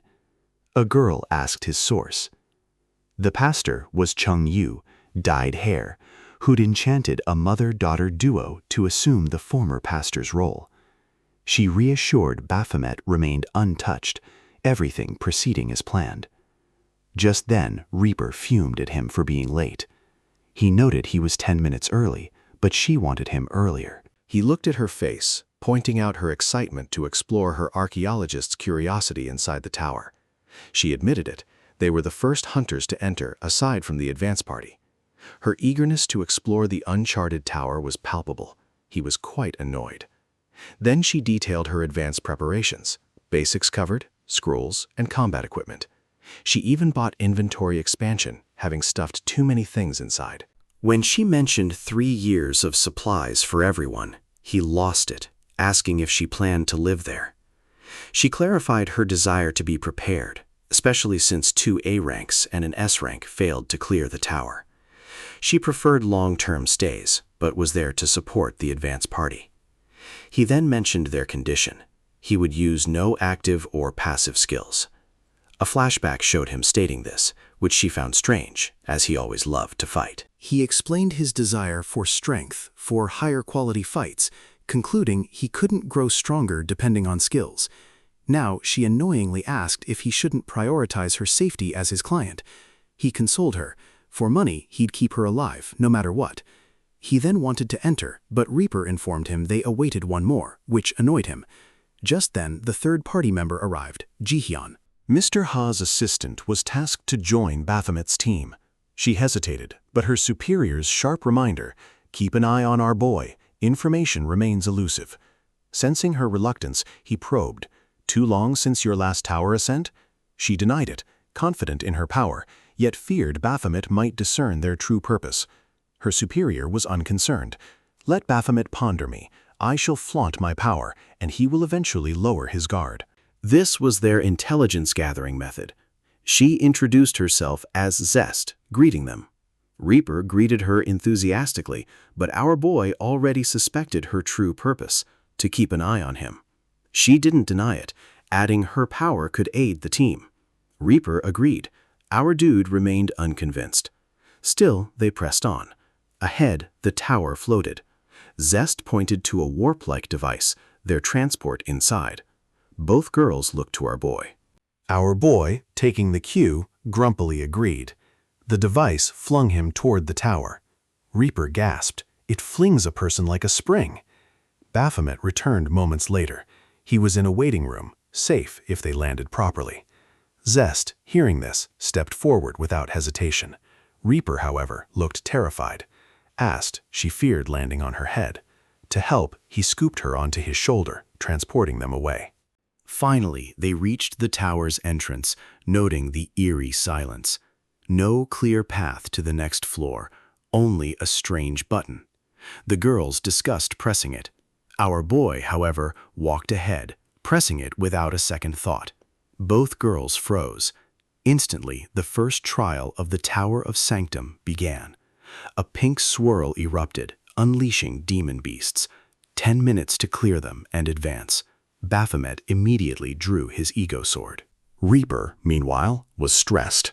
Zest drew her weapon, eyes snapping open to the monsters. With one swift motion she killed, then turned. Baphomet, too, dispatched his share. Both hunters killed and slashed relentlessly. His ego sword became twin blades, slaying 2 simultaneously. They cleared all demonic beasts, advancing to the next floor, where another similar button awaited. Before Baphomet could press it, Reaper grabbed his arm, insisting they discuss it first. He saw no need, as they were merely advancing. She pointed out their need for rest, and perhaps Zest's too. Zest assured them she was fine, ready to join the advance party. But Reaper argued he always did as he pleased. Baphomet dismissed it as a waste of time, citing the system window's warning, failed to clear the demonic beasts within the time limit. They would reattempt the clear chamber. He argued reattempting wasted more time. If this condition applied to every floor, they'd understand why the S-rank and 2A rank advance party failed the tower. Zest replied, they couldn't complete the quest in time. He agreed, urging fast progress to join them. Reaper protested, we must consider our safety. If we are in danger, we can't help anyone. He silenced her, recalling her fiasco at the labyrinthine tower. She apologized, explaining her fear of repeating that failure. Meanwhile, Zest observed him, his keen judgment and combat efficiency in the tower. She wondered at his rapid improvement. When he met her gaze, she sensed he concealed his true power. They reached the next floor, clearing it after much effort, but it took longer than the previous. Zest concurred. Because she sensed stronger demonic beasts swarming, they must avoid reattempting. Meanwhile, Baphomet felt this was his first ascent, yet he yearned for stronger opponents. He also sensed Zest's eyes on him, scrutinizing his strength, but He's holding back, unable to show her much, yet he longed for her supervisor to beg on his knees for not recognizing his worth. As he stepped ahead, a fishy feeling crept in. Someone was watching. He looked up. Suddenly, a chilling sensation made him turn to Reaper. She, however, was happily snapping photos of a strange construct. He annoyingly thought, she's never been interested until now. She explained, this tower is like every other I visit. Yet this spot feels different. She asked him to photograph her with a button. He bristled, even for her book. Zest remarked on the button's unusual design. He casually replied, this tower unlike any they'd conquered. She noted, this chamber bore a demonic beast's name. Snapping the photo, he tossed the phone to Reaper, ending her sightseeing as they ascended. He pressed the button, activating the Tower of Sanctum's 20th trial. This time, they must eliminate the demonic beast, Doc M2, within 10 minutes. Fail, and they restart from the first floor. Baphomet, disgusted, cursed the Tower Master's cruel game. He glimpsed the pouncing creature, but our boy hurled it back. The beast whipped, but he dodged, leaping clear.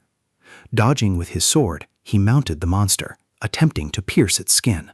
Yet a golden shield protected it. He landed. Considering the shield, he commanded, hit it with everything. Without breaking it, we can't kill it. They assailed the shield, time dwindling to 10 seconds. Then a sudden crack appeared. Reaper desperately called. He ordered them back, preparing for a decisive strike. He hurled his weapon, but just as it neared, a fist intercepted, smashing the monster at the last second. Thus, the elimination was complete. Our boy was displeased. That final blow was his, ruined by a golem. He noted the golem wasn't a demonic beast. They recoiled, seeing a person. Zest recognized her, Hunter Nelia from the advance party. Baphomet still fumed over his stolen kill. Before she could speak, she collapsed. Reaper worried, accusing him of not catching her. Nelia then stammered, "I'm hungry." They were stunned. Later, Mr. Ha met with two, apologizing for not evacuating the Hunter Training Department for their visit, citing their busyness. He then happily announced 2 A-rank Hunter recruits, but his guests were displeased. He explained their talent, one an irregular government agent, our boy, who'd rapidly improved. Yet he assured them his skill was lacking, as only his guild members would clear the tower. One guest was revealed as the Nebula Guildmaster. Hunter Vango assured him, "All is under control. We should be meeting the advance party now." But then, Griffin's sword rose against our boy, who gritted his teeth, utterly bewildered. Hours earlier, they found Nelia, who joyfully ate carbs after so long. She explained, "We came a month ago, 2 weeks without food." They were shocked. Nelia knew ordinary people couldn't survive such starvation, but her body was that of a hunter. She could endure. Reaper questioned why they hadn't restocked. Nelia explained her desire was overridden by her team's pride, so she ventured alone for supplies, encountering them. Zest asked, "Can't you teleport?" Baphomet interjected, "Teleport devices fail in this tower."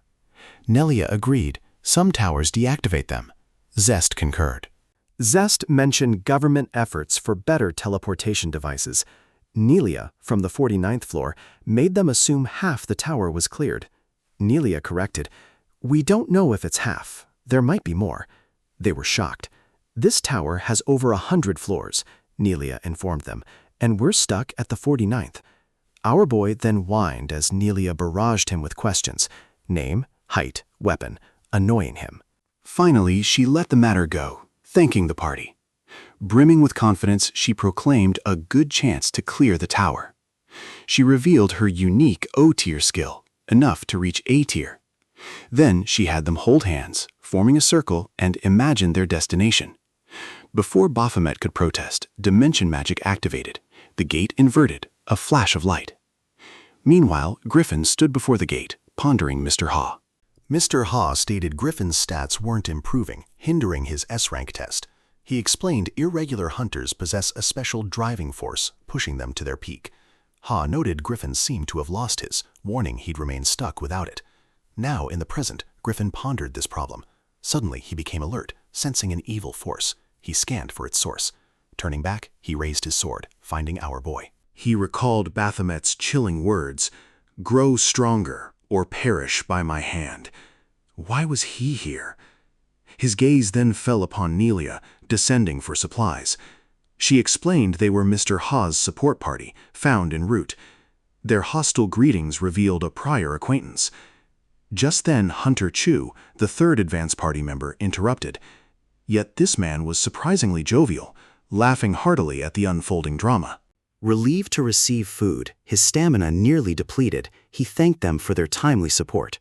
Reaper whispered, "I heard Chu is Vango's elder brother. The age gap seems vast." Zest clarified, "Vango was born late. They hail from a renowned hunter family.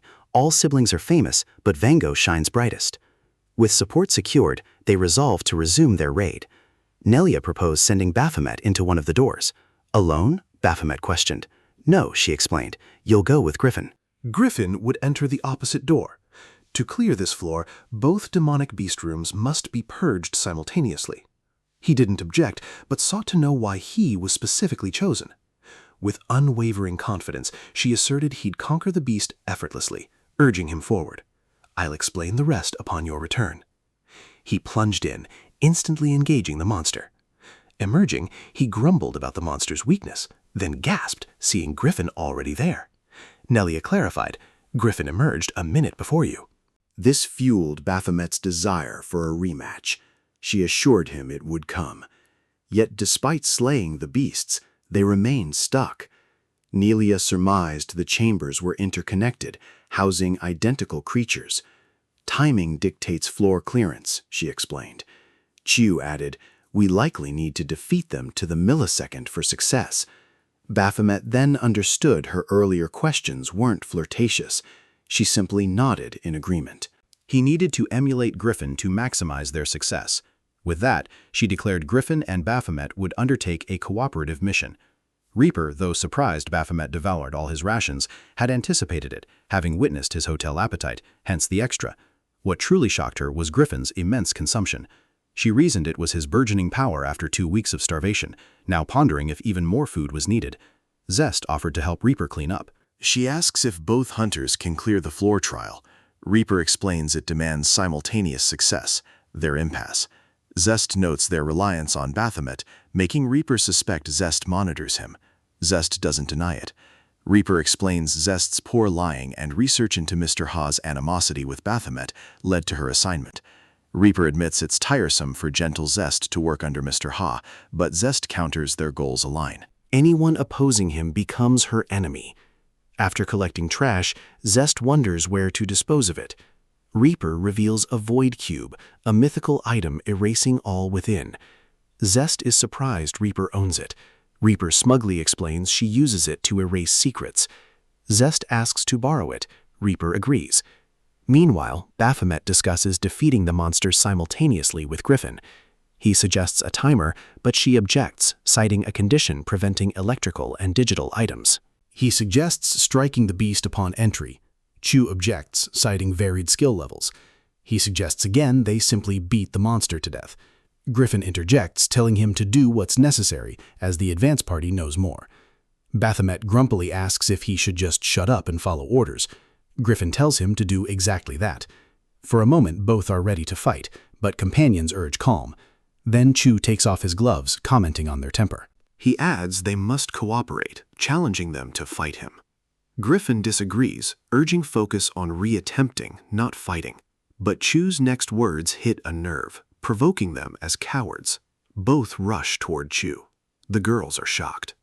Chu further provokes, asking if this is all they have as famous A-rank hunters. Baphomet, already provoked, takes the bait, declaring he hasn't even started. With that, He leaps at Chu, attacking and kicking, but can't touch him as Chu kicks back. Chu comments on his Street Fighter style, lacking purpose and precision. With a powerful punch, he sends Baphomet flying, coughing blood. The next moment, he's on him again, smashing him down. Griffin appears behind, trying to punch, but fails. He dashes again, and Chu comments on Griffin's good technical skill. While throwing him down, He complains of Griffin's overly broad, wasteful movements in combat. Both now lie prone, while the girls gasp at the S-level's might. Chu laughs, pleased by their talent, even offering future spars. Nelia, however, doubts anyone would accept. Days blur as Reaper logs her experiences. Nelia warned them, even the waiting area faces demonic beast raids. They take turns defending. Reaper notes the tower itself seems to sway, then halts at the 49th floor. Chu instructs them, demonic beasts often repeat patterns. To prevail, they must forge their own, not just rely on individual styles. Their victory now hinges on Baphomet and Griffin, as only one enters each death chamber. Baphomet finally agrees to align his style with Griffin's, shocking him. He reasons Griffin, having fought beasts hundreds of times, knows their death throes. He asks Griffin to display the fight, to learn his moves. Dashing forward, he tosses a rod, clarifying no exact copy is needed. Griffin doubts Baphomet's ability. Yet in the next instant, Baphomet's eyes glow red, mirroring Griffin's movements, shocking all. Reaper hopes this grants progress. Yet, even next time, Griffin is slightly slower than Baphomet. They make numerous attempts until exhaustion. Nelia, noticing, calls for a short break. As Baphomet moves to leave, Griffin teases, suggesting he'd be faster aligning with Baphomet's moves. Our boy curses him, but Reaper cuts him off, offering water. She states his full mercenary fee is paid, even if he quits. Baphomet, however, is adamant. He will clear this tower, even if he dies here. He comments on her generous offer, wondering if her archaeology is so precious. She clarifies it's not her only reason. She desires this war to end soon. From a human view, beasts are evil. From a demonic view, humans are the enemy. How long will this cycle persist? A year? A decade? He claims beasts exist solely to kill humans, but she disagrees. They have their own story. To achieve this, they must delve deeper into the abyss, seeking answers and an ultimate peaceful resolution. He then remarked on her annoyance, a boldness that stunned her. She conceded their purpose was to fight demonic beasts, not overcomplicate matters. Yet she insisted they must investigate further to uncover clues and comprehend this floor's true difficulty. Moreover, their inability to communicate telepathically ruled out simultaneous beast elimination. Suddenly, He rose, an idea striking him. Their method was wrong from the start. Later, ready for another attempt, Nelia checked the hunters. Noting Baphomet's exhaustion, she urged him, "Our gap shrinks. Persevere." Nelia suggested retreating if this attempt failed again. Chu, however, was certain of success. Nelia saw it as mere hope, but he held a conviction. True to his words, a message suddenly arrived. Simultaneous elimination complete. They could now advance to the 50th floor. Earlier, discussing Baphomet's floor-clearing idea, Nelia revealed the two doors shared information. She even attempted to sever the long mana thread between them, but it was an impossible task. Then Baphomet conceived using this communication to their advantage. Chu initially found it incomprehensible, deeming it impossible, but our boy asserted it would work for them. Griffin, however, remained unconvinced. From his perspective, the tower was a den of demonic beasts, every design favoring them. Even the rules disadvantaged hunters, yet successful ones defied them. Baphomet disagreed, calling this a misconception. In truth, the tower served as a common battleground for both hunters and beasts. It was up to each opponent to exploit it. He challenged, if demonic beasts truly held such an advantage, why remain trapped here instead of hunting humans outside? Griffin then commented that Baphomet viewed things from a demonic beast's perspective. Chu then asked for suggestions regarding the gate's communication system. Griffin proposed using the same system as the demonic beasts. Chu was doubtful. Griffin conceded its theoretical plausibility, but questioned their ability to exploit it. He then gestured to Baphomet, who might hold the solution, though Baphomet himself sought their help in finding it. Now in the present, victorious, Nelia demanded to know what they had uncovered. Baphomet confirmed her insight. Both demonic beasts must fall simultaneously, their defeat perfectly synchronized. For instance, if they target chambers A and B, the monsters don't move in unison. Chamber A's beast signals Chamber B's, like a puppet master. Yet mana flow is erratic, sometimes slow, sometimes fast. That's why he couldn't match Griffin's tempo before. So this time, He entered the chamber unconsciously, his body enveloped in mana. Thus, he moved in perfect sync. Griffin moved in the other chamber. Hearing this, Nelia collapsed in disbelief, feeling like a failure. Her role was strategy, yet he solved it. She apologized, blaming herself for wasted time and effort. Baphomet began to comment, but Reaper silenced him. Chu consoled her, prioritizing her health. He then praised Baphomet's judgment, despite his recent A-tier ascent. They pressed on to the next floor. Chu mused on his amazing prowess, a newly ranked A hunter who fought like a veteran. Griffin suggested he might possess more tower experience than anyone. Entering the 50th floor, they froze in shock. Ruined buildings surrounded them. Nelia questioned if they were still inside the tower. The system announced they were in virtual reality, requiring quest completion to advance. They knew not the quest, but in the next moment, A massive monster was already upon them. They immediately engaged in battle. Stepping on the beast, he questioned its nature. Demonic beasts lunged and charged, forcing them to fight. Nelia, however, froze, observing the ruined city, the monsters, and finally, a person begging him for help. Even Reaper trembled, yet he remained utterly oblivious. Griffin noted this, especially given his usual tower knowledge. It's baffling he's unaware of their surroundings. He finally reveals this is a virtual reality recreation of the gate shock. Meanwhile, in the real world, Mr. Ha assures someone on the phone he sent his agent to the Tower of Sanctum, promising only Nebula Guild members will clear it. Hanging up, his face twists in irritation. The Guildmaster's constant nagging, especially with Vango's brother, someone he cares for being there, vexes him. Yet, he resolves to pursue his quest for information. He then spots Mr. Ma, startled to find him heading the same way. Meanwhile, Neptune, the Nebula Guild member on the call, grows annoyed by Mr. Ha's endless assurances. He asks the Guildmaster if he trusts Ha, a government agent. The Guildmaster instantly denies it, yet admits to an unsettling premonition about the tower. Neptune vows to recruit more for backup. Vango questions their trustworthiness, but Neptune insists they are field specialists. These specialists, hooded figures, appear as Neptune boasts they can do anything. They receive a guild message, awaiting their third member. Hunter Dukabe arrives, Chiang Yu's companion in disguise. The leader briefs her on their mission, mentioning the advanced party. And fear they'll be helpless if the support party has already joined the advance party. This piques the girl's interest.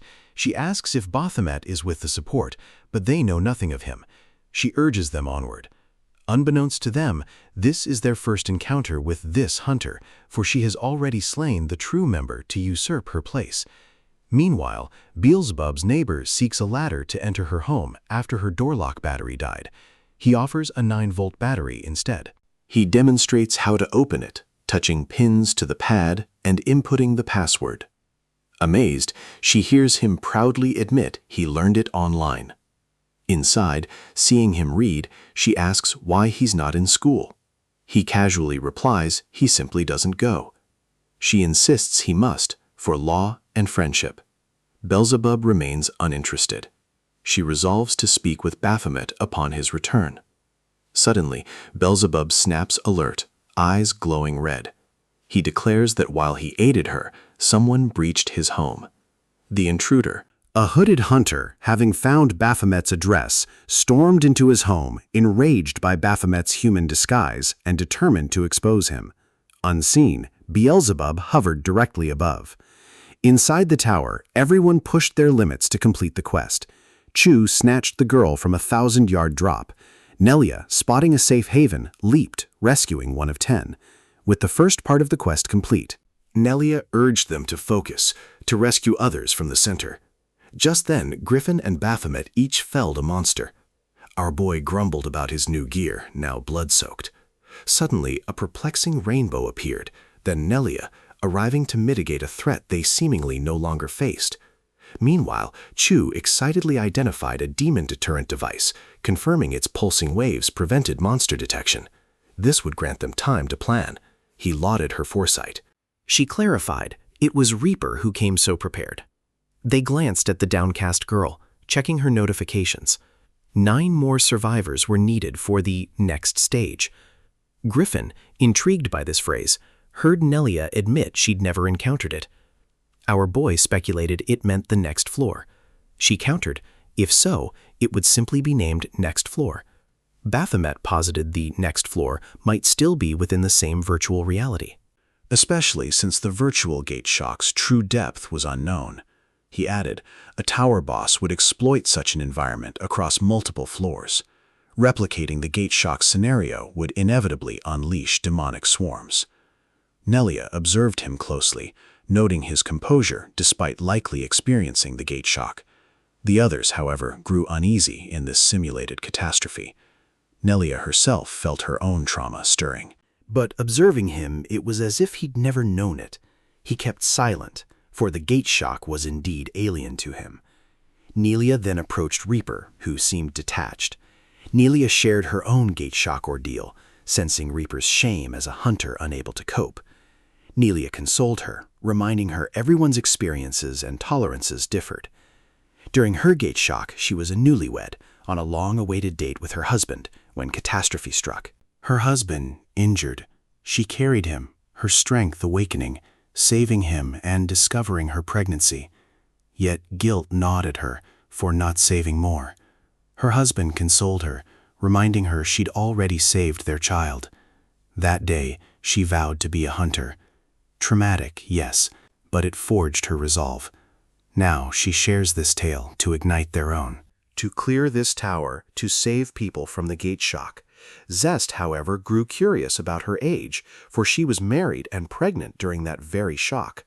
When she revealed she was 40, they gasped, for she looked not a day over 20. She credited her Gangnam skincare, promising to share its secrets post-tower. Finally, they completed the quest, rescuing the last survivor. The system advanced. They were transported to another gate shock location, just as our boy foresaw. This time, 9 souls needed rescue. As they pressed on, survivors dwindled, but demonic beasts grew stronger. To overcome, they split into 3 teams, Zest and Reaper, Chu alone, Baphomet and Griffin. Nelia remained as backup. Soon, only 3 survivors remained to reach the next stage. Baphomet, eager, yearned to rescue them, to finally escape this gate shock. Griffin, however, watched him closely. Baphomet noticed, commenting on the glare. Griffin retorted, "Just my demonic beast instincts." Baphomet found his open suspicion amusing. Then he reminded Griffin of his orientation warning. Expose him, and he dies. Griffin, confident Baphomet was indeed a demonic beast, threatened, "If I kill you, who will know if it was my hand or a monster's?" Baphomet took it as a death challenge. Before Griffin could confirm, a survivor's shriek cut through, postponing their duel. Our boy dashed towards the sound, but Griffin instantly recognized the voice. He surged ahead just as Baphomet slew the monster, saving the child. Griffin was stunned. The child was Raven, his big brother, in his childhood form. Meanwhile, Reaper and Zest battled colossal demonic beasts. Reaper, with her strings, bound the monster, then called to Zest for the next strike. Zest immediately lunges, stabbing the monster with her sword. A massive blast erupts. Finally, the beast falls, and Reaper sighs in relief. Zest admits, "I didn't expect it to appear from nowhere. This truly is the chaos of a gate shock." Reaper apologizes, but Zest reassures her. Everyone here faces their own trials during a gate shock. They press on. Suddenly, a rustle behind them goes unnoticed by both girls. Reaper, worried she's a burden, is about to speak when Zest suddenly screams her name. A monster looms directly behind her. Later, in the safe zone, Nelia examines Reaper. The diagnosis, an extremely rare paralyzing venom, incurable by ordinary potions. Zest apologizes for the trouble, but Nelia gently consoles her. I'm here precisely for such emergencies. Rest assured, I'll care for you until you recover. Nelia summons a small creature to aid Reaper's healing, then takes Zest's place in the survivor search. She finds Reaper chuckling, remarking, "Your summons are as cute as you are, Nelia." Nelia explains it's for her son, who wanted to play with them. Initially monstrous, they scared him, so she made them adorable. Weapon-wielding hunters often don't realize the profound bond between summon and summoner. The stronger the connection, the mightier the summon. As they press on, Reaper asks about a rumor. Some summons demand a summoner's life. Nelia confirms, recalling a young hunter's resolve, now a renowned S-rank guildmaster. Changing the subject, she asks about Reaper's condition. Reaper assures her she's fine, yet feels confused. This is just virtual reality, she muses. What if a gate shock happens for real? Will I be useless? Nelia reassures her. That won't happen. We'll clear all towers, starting with this one. They realize no survivors have been found yet. Suddenly, a small girl appears. Nelia approaches, promising rescue. The girl reveals an injured leg. Nelia offers to carry her, reminded of her own son, the same age. Her smile twisted into horror as the little girl transformed, slaying Nelia. A loud crack echoed. Baphomet, hearing it, looked down at the trembling boy. Hours earlier, Griffin revealed the rescued boy was Raven. Recalling Raven's silver hair, he suspected a dye, then doubted himself. Griffin's hair had also changed. Then, Raven desperately pleaded for his family's rescue. An emergency quest. Protect him from an incoming wave of demonic beasts. Suddenly, a swarm of upper-tier beasts appeared, forcing them to hide. He wondered if this region was unusually harsh. Griffin still couldn't pinpoint the safe zone. With no choice, they decided to return to base, taking Raven. Raven protested, begging them to at least rescue his little brother, whom he'd left to search for their parents. Had he known, he'd have brought him. Griffin gritted his teeth, reminding him he'd warned him not to go. Suddenly, Baphomet questioned why this boy was conscious, unlike other survivors who only begged for help. To console him, he fabricated a story. They were from the future, introducing Griffin as his brother. Mentioning his brother was a hunter, Raven worried Griffin had dyed his hair silver. Griffin explained the hair color was due to whitening. A gate shock phenomenon, where bodies whitened. For them, only hair changed. After clearing monsters, Baphomet wondered if they were survivors from their area. Griffin corrected him. Both brothers were the only survivors from that area. This made Raven even more worried for his parents. Before Griffin could answer, monsters swarmed again, making our boy curse their relentless assault. They tossed Raven a device, instructing him to hide. He remembered the device could save him from monsters if installed, so he immediately began. Suddenly, a massive blast, blue flames engulfing the area. Both hunters watched as the kid, Raven, transformed into an adult, determined to kill them all. Moments earlier, installing the device, Raven saw his parents' pierced bodies, making him weep. He remembered he and his brother were the only survivors. Then, blue flames erupted everywhere, engulfing even the beasts behind Griffin and Baphomet. Gazing at the flames, Griffin recalls their past survival.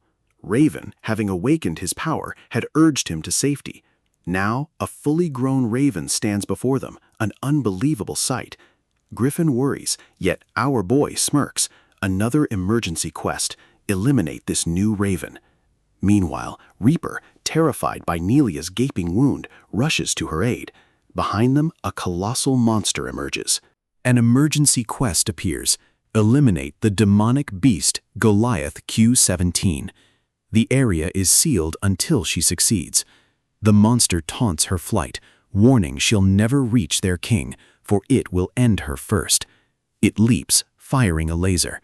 Reaper instantly deploys Verger's shield, deflecting the blast, earning a scoff from the beast.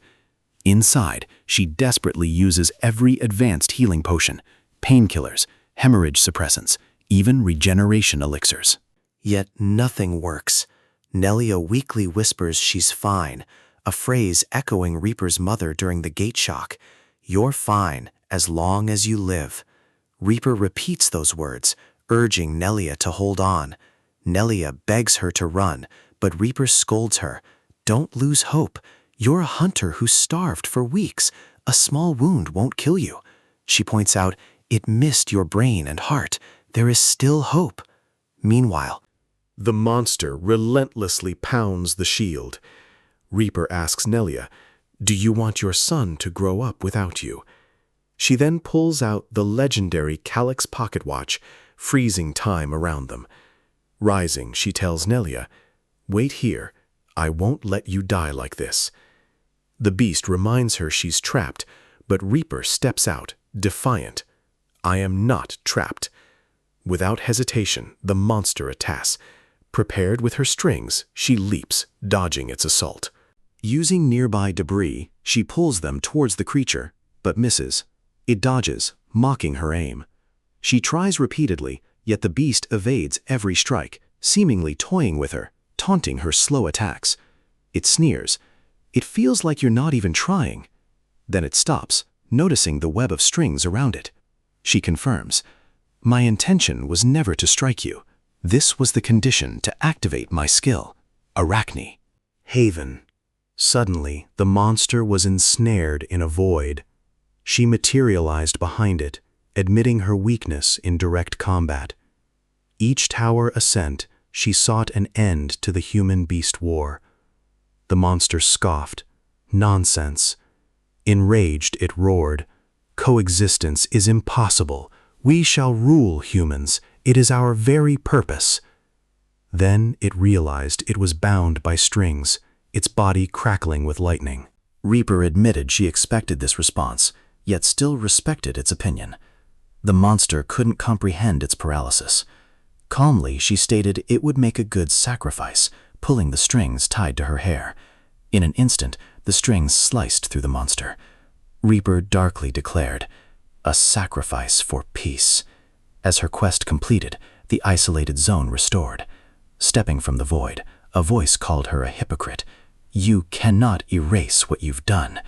She turned, but found no one. Then Nelia called to her, praising her solo elimination of the beast, calling it a sign of her promise as a high-rank hunter. Reaper, however, worried more about Nelia's injuries, knowing healing was impossible here. Nelia admitted Reaper must descend for emergency aid. Reaper then noticed the blue barrier, guessing it unnatural. Nelia surmised it was a divided zone. Reaper worried it shouldn't be here, her quest complete. But then her eyes widened. Each zone had its own emergency quest. In a flashback, Beelzebub taunted our boy about his love for Raven, citing his internet obsession. He protested, "You can't just go through my search history." Beelzebub understood researching enemies, but Raven was dead. Why keep looking? Baphomet admitted it was true, yet still yearned for one more fight. Now, in the present, our boy faced a virtual Raven. Raven swung his sword as the brothers met, striking his shoulder without hesitation. He attacked again, but Griffin finally snapped from his daze, determined never to be Raven's sidekick again. In the next moment, Raven clanged Baphomet's whip blade back. Our boy grabbed the blades with both hands, genuinely happy to see Raven. Though virtual, he knew he'd never see him again, so he honored him, activating his passive skill. Not only that, he also unleashed his locked active skill. He pours his all into this battle against his fated opponent. He lunges. Raven ducks the chain. Baphomet materializes. Blades clash. For a moment, only steel on steel rings out. A chilling déjà vu for Baphomet. This happened in the tower. Both land. He strikes Raven again with his chain blade. Raven dodges. Another blade flies, blocked by Raven's sword. Then he leaps before our boy. Baphomet, poised, attacks once more. Again, Raven dodges. He aims for Raven's legs. Raven leaps to safety. Now, Baphomet's ego sword has reclaimed its true form. Raven freezes, seeing his own weapon in our boy's grasp. Baphomet smirks, shattering the earth beneath him. He hurls debris at Raven, who slices each piece with his sword. Then Baphomet appears, taunting Raven to amuse him further. He strikes again. Blades clash, one attacking, the other blocking. They recoil, but now our guy is panting. Gazing at his opponent, he senses an unseen barrier impeding him. He rushes Raven again, but Raven simply pushes him back. He is flung back, his body's frailty starkly revealed. This is his true obstacle. Then Raven notices Griffin about to attack from behind. Meanwhile, Baphomet reflects on how his past fight led to this moment. This is his singular golden opportunity, one he will never have again. Yet he wonders, even with this chance, can he truly win against Raven? During the tower fight, he only killed him by exploiting a loophole. Otherwise, Raven would have torn him asunder. He regrets his joy over this chance, given his body's weakness. Watching the brothers fight, he reaffirms his very nature. He fights because that is what he is, regardless of his opponent. Then he opens his eyes. His body is engulfed in a terrifying crimson aura. Raven, sword pointed at his brother, suddenly trembles, sensing a monstrous entity. Looking behind, he recognizes Baphomet. On the other hand, the true tower boss is incensed by our boy for using the system to clear the stage. He rages, knowing Baphomet dares to subvert his system, wondering if he intends to usurp his tower. Meanwhile, our boy receives a notification. His special skill, Conquer, has activated, granting 15% access to the tower system. He agrees to proceed. The skill activates, but its range is limited. Due to his meager proficiency, activation is unstable, and the outcome remains precarious. Even so, his skill soars, claiming the throne. The system demands more. He transforms into his demonic beast form, and Raven, terrified, turns to him. Griffin is bewildered. He's never seen his brother like this, not since the gate shock awakened his power. Even after soloing the tower, Raven burned with rage. But now, for the first time, Griffin sees his brother tremble, his fury replaced by sheer terror. He finally understands. What Raven fears is Baphomet. Gazing upon his true form, Griffin can't believe this is the same Baphomet, both killer and victim of Raven. Staring, he exclaims he always knew Baphomet was a demonic beast. Raven finally snaps from his daze, recognizing Griffin, his younger brother. He stares at his own body, disbelieving he's alive or how it's possible. Griffin, however, is taken aback, realizing this Raven copy acts just like his real brother. Meanwhile, Baphomet laughs maniacally, for the system has restored Raven's data, making this fight utterly equal. He prepares to savor the fight, but then freezes, realizing he's trapped in his beast form as it attacks both brothers. Raven leaps up, desperate to understand, yet Baphomet's aggression clouds his thoughts. He warns Griffin, Baphomet is a mythic tier final boss, unbeatable by someone like him. Griffin immediately cuts him off, declaring he can handle himself. Furthermore, Raven is the true enemy of the tower, the one they must defeat. Raven should remember his place. Griffin now faces both Baphomet and Raven.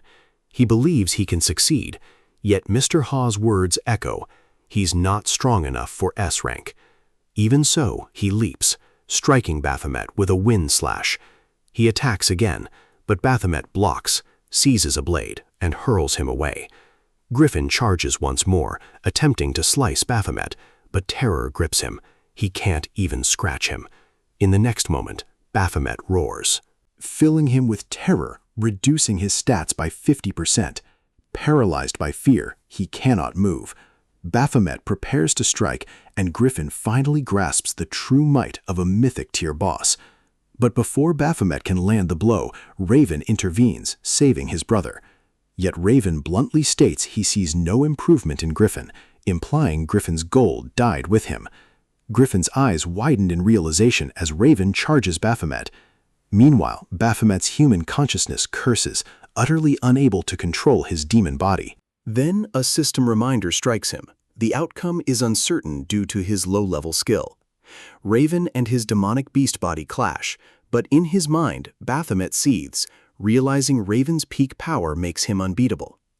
As their blades ignite with power, Raven senses a watchful presence. Instead of Baphomet, he targets a small camera-like device, destroying it. Baphomet, too, finally recognizes the presence he'd felt. The tower's master cannot fathom how a mere specter like Raven achieves such feats. Yet Raven feels strangely alive. He grasps the tower's intent to use his retrieved data as a demonic beast. He despises this fate.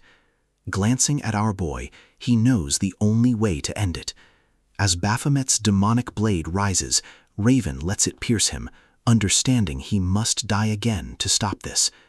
With Raven's defeat, the system confirms quest completion and floor success. Our boy watches the message. Baphomet, teeth clenched, curses Raven, who stands sweaty, unsure if pain still registers. The skill deactivates.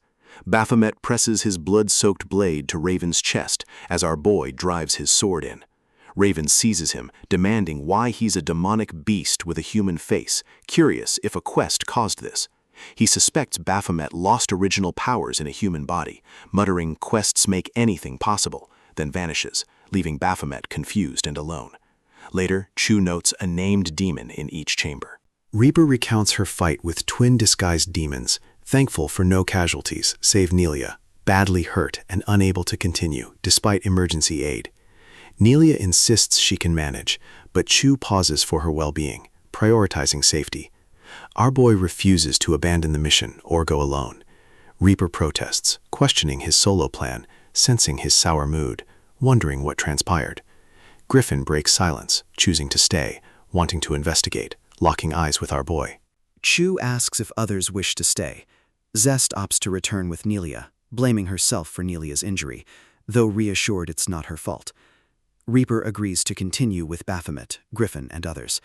The Peacemaker girl, Hunter Dekebe, volunteers, excited to join. Chu descends with Zest and Nelia, promising to return once Nelia recovers. Zest warns Reaper to stay alert. Reaper commits to Nelia's care. They step through a glowing doorway. Others climb. Moving forward, Reaper doubts managing alone given the tower's difficulty. Caution was urged until the leader's return. Suddenly, a massive explosion forced them to scramble as monstrous metal hands attacked. Panicked, Reaper begged for mercy. Hunters braced as metallic creatures swarmed. A platform appeared. Our boy and Griffin leaped to counterattack. Reaper cried halt, lightheaded, needing a break. With her golden incense burner, she healed herself and the party. Recovered, she noted the 89th floor cleared. Good progress. She then asked Griffin his plan. Seated, he declared staying put pointless, needing activity. His gaze on our boy triggered a tense standoff. Reaper sensed past tension, wondering its cause. Breaking silence, she introduced herself to Dekebe, stating Baphomet and Griffin awaited her. Dekebe explained joining Nebula Guild to clear the tower safely, meeting Chu during her climb. Our boy asked how she arrived alone and about missing hunters.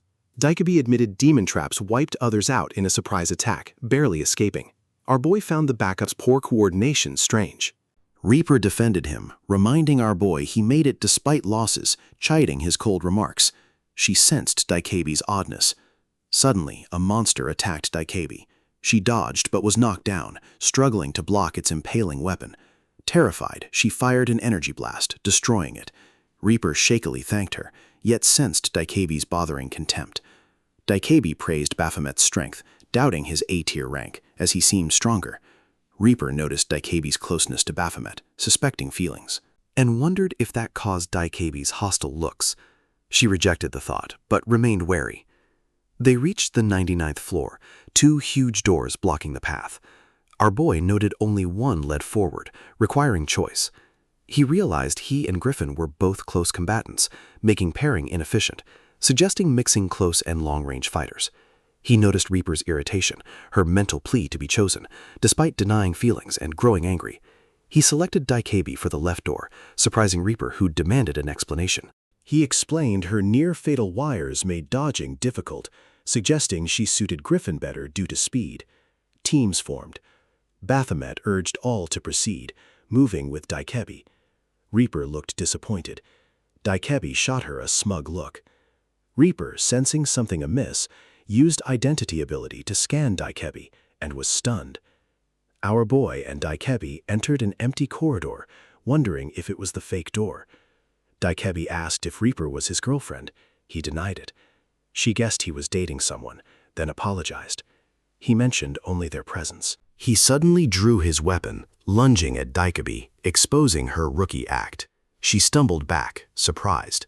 He advanced, acknowledging her courage for not hiding killing intent. "It suits me," he declared. "Protect your neck to survive." Earlier, Reaper held Baphomet's arm as they prepared to depart, Daikebi watching. Reaper opened a private chat, swiftly accepted. The message revealed Daikebi's irregular hunter status. Reaper suspected she operated outside the official system. He'd already sensed her anomaly. Back in the present, Daikebi, shocked, questioned Baphomet. He, moving closer, suggested food. Suddenly, Daikebi rushed forward, gun ready. Baphomet met her, weapon drawn, his blade cutting the air with immense force. Creating a deadly attack. Her incredibly fast counterattack crashed into his. Both strikes met hard mid-air. He watched, launching another wave, but she smoothly dodged. A barrage of attacks followed, targeting varied spots to hinder evasion. She dropped low, evading overhead strikes, then instantly sprang up, counterattacking. Their weapons met simultaneously in a huge explosion, sending strong winds, pushing him back as she landed. Both stood. His ego weapon fed Baphomet crucial combat data. She constantly switched weapons, displaying unmatched skill. Without an ego weapon like his, her rapid changes were even more impressive. Illegal hunters use altered programs and forbidden software to evade tracking. Her technique revealed years of combat, countless targets eliminated. Baphomet confronted her. Had he forced her true identity into hiding? She admitted she came to kill him, selective in her contracts. Now she deemed this a waste, questioning if killing him was truly necessary. Perhaps cutting off certain body parts would suffice, rather than killing him completely. Her grandmother's old advice echoed, "Moving toys are always more entertaining."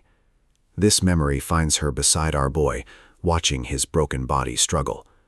She considers keeping him alive, but utterly helpless. Removing his arms and legs would prevent running or fighting.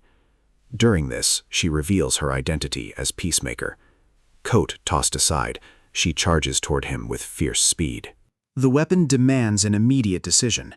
His large weapon useless in this cramped space, he needs something sturdy to block bullets. The weapon agrees, again warning of her strength. He leaps over her next strike. Raven's shattered form flashes through his mind, fueling his attack forward with dodge momentum. She lacks Raven's overwhelming terror. After that ordeal, he's confident he can handle her. His beam rushes toward her, forcing a swift drop and roll. The blast misses her eye by inches. She flips away, landing farther back.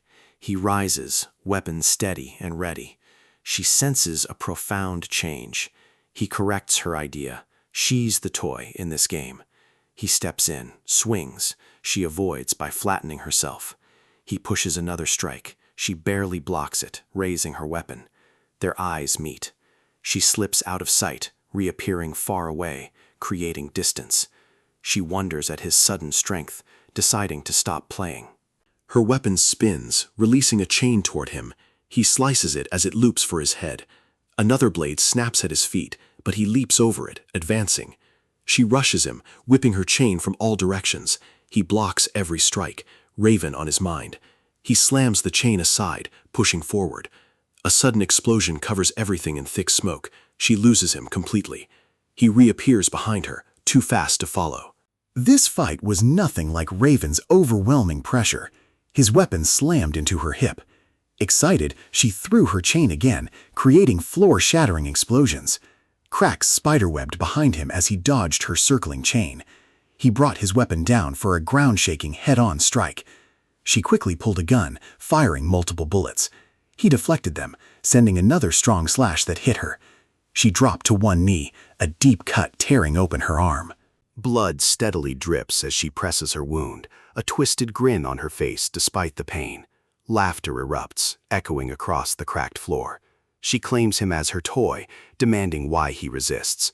A memory flickers in her unstable mind. She scolds him for his foolishness. Lifting her hand, she insists she didn't want this. A colossal gun materializes, far bigger than before. Casting all blame upon him, she unleashes a devastating blast. The terrifying beam hurtles towards him. For a moment, he thought her power paled compared to Raven's. Then a clean slash cut through the attack, blood splashed. His blade sank deep into her stomach. Heavy bleeding ensued.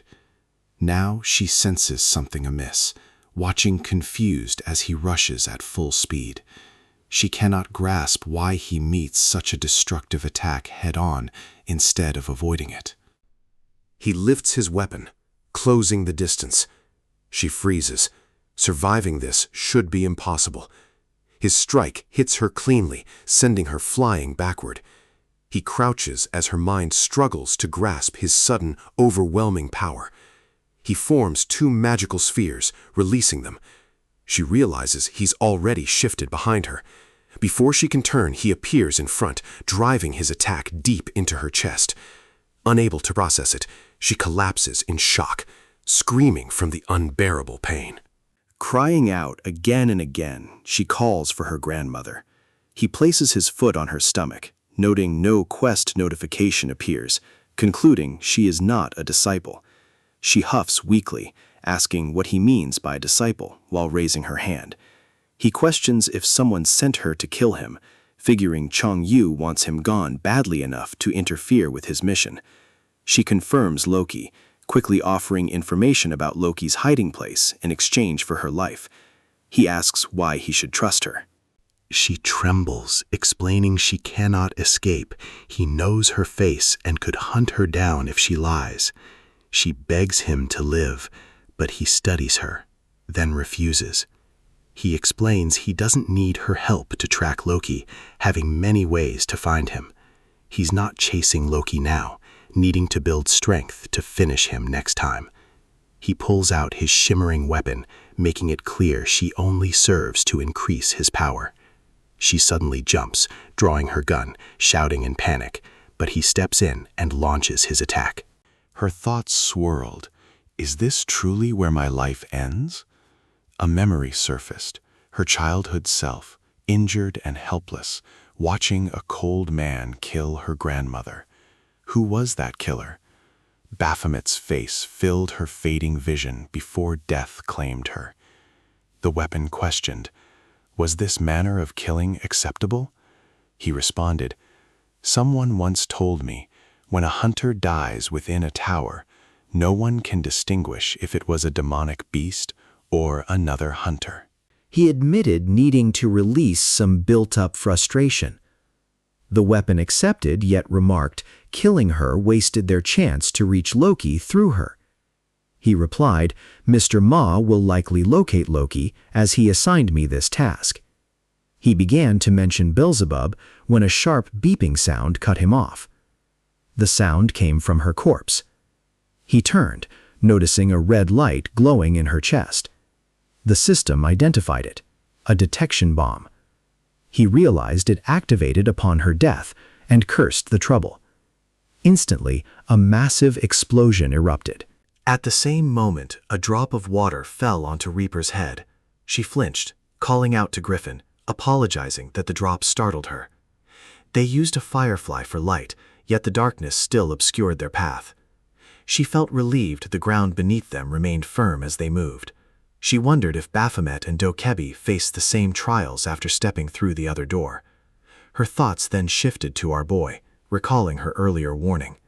She assumed he meant to reassure her he would handle everything when he mentioned eating together after escaping. She briefly considered if he hinted at something romantic, but dismissed the notion. He wasn't her type. Griffin opened a system window, asking, "Does this screen display the Tower of Sanctum records?" She confirmed, noting the detailed information suggested they might be close to the top. He acknowledged this. She glanced at him, pondering how calmly he handled everything and how deeply he understood the tower's structure. Why had he not yet reached S tier? They continued walking behind the firefly. Suddenly, both halted. She asked, "What did you sense?" He explained, an exit appears ahead. Stay alert, we don't know what boss might be waiting. They focused on the doorway. Shock struck them as they saw a bustling amusement park-like space. Workers managed various stations, children played, and swings moved back and forth. They wondered, is this another simulation? What kind of tower creates scenes like this?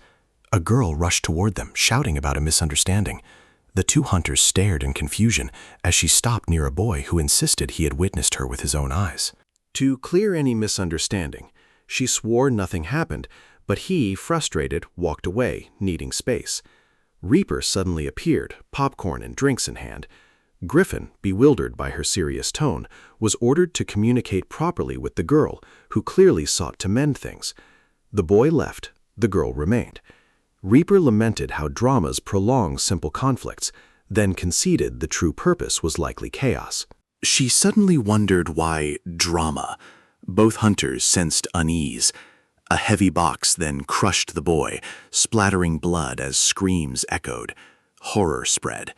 Laughter rang out above, and a giant female demon descended. Reaper studied her, noting she resembled a named demon, commenting on the strange appearance, wondering if this was an event. The demon announced everyone bored her, ordering them to disappear. Light flooded the space. Everyone vanished instantly, the area shifting to black and white. Reaper sensed something, spun, and an invisible force launched her backward. Griffin, shocked, leaped forward, calling her name. She realized she couldn't track her presence, then vanished. The demon called them performers. A simple gesture raised a cage. Reaper found herself trapped, shouting about the situation. The demon complained human stories no longer interested her, and decided these hunters would provide better entertainment. Just then, a notification appeared. Eliminate Jezebel. The demon casually asked their preferred genre: thriller, noir, action, comedy, fantasy, yet made it clear they had no real choice. Romance remained her favorite. Reaper struggled to escape her cage, but the demon ordered her to stop resisting. Reaper demanded release, questioning the demon's purpose.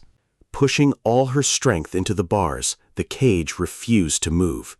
She immediately attempted her inventory. A system error flashed. The demon laughed at her failure, taunting that proper casting requires background checks. She knew Reaper used many items, so she blocked that ability. She referred to Griffin as the co-star, identifying him as the younger brother of legendary hunter Raven. His technique felt lacking, a struggle to match an older sibling's renown. Reaper recalled VR simulations proved these creatures knew of the outside world. The real issue was how much. Rushing in would only worsen things. Suddenly, a slash struck the demon's face. Reaper turned, confused, to Griffin, who glared, having launched the attack. The demon smirked, assuming they were ready. She snapped her fingers, declaring, "Let the show begin." Reaper watched, confused, as the demon began a tale of an ugly girl in an old village, then pointed at Reaper. "You are that girl." Reaper instantly protested, but the demon continued, describing how the girl reached her final marriageable years without a single proposal. Reaper argued she was still young, yet the demon ignored her, persisting with the story of no man wanting the girl. Reaper retorted, her wealth and looks drew countless suitors. The demon pressed on, introducing the sole exception, the village's most handsome young man. Reaper called it insane, but the demon continued, questioning why such a man would choose someone ugly with a terrible temper. Griffin listened, eyes closed, as the demon called the man foolish. She continued the tale. The girl grew jealous of Jezebel, the world's fairest maiden, and that jealousy led her to a cage. The demon then posed the question, would the foolish young man rescue the ugly girl for a perfect ending? Griffin suddenly launched himself at her. She dodged effortlessly, continuing her tale as floating boxes unleashed energy beams. The blast forced him down. He lifted his head to find every box glowing. He leaped between them, weapon raised, charging. Countless boxes circled him. Another blast erupted, filling the area with thick smoke before he crashed down again. He nearly fell onto a box, but sliced through it mid-fall, attacking as more surrounded him. A light beam shot out. He narrowly dodged. Their speed increased the longer he fought. He hit the ground hard. Reaper shouted his name from the cage, watching the boxes move faster, wondering if they studied his movements, adapting. He jumped from the cracked ground, overwhelmed by the sheer number of foes. He lunges forward, shattering every box in his path, slicing through others as he leaps. He fears his stamina will fail him before they're all gone. As he fights, strange weapons burst from the box's cores, only to vanish instantly. Both hunters freeze, suspecting cloaking. Griffin, detecting no presence, scans in confusion. A light beam flashes across his face, and magical crystals erupt around him. He seizes his weapon, glaring at the unseen menace. His weapon clashes with an incoming strike. A massive weapon swings, then several more. He smashes them, cracking the earth. A large box falls, striking him at the worst moment.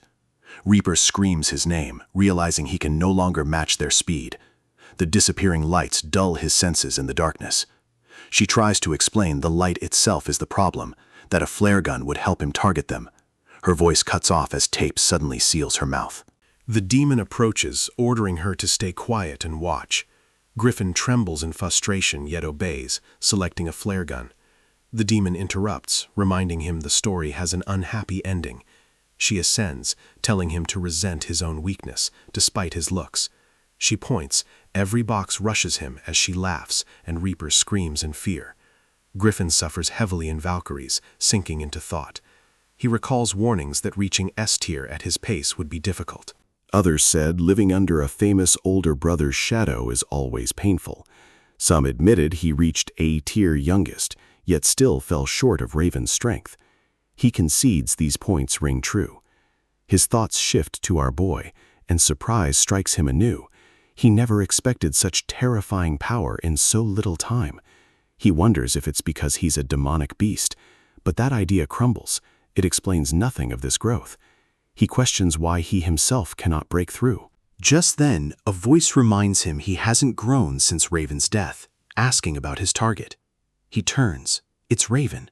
He freezes, staring. Raven explains irregular hunters don't grow like ordinary ones. They need special conditions. And Griffin's condition was Raven himself. With Raven gone, the system enabling Griffin's growth can no longer advance him.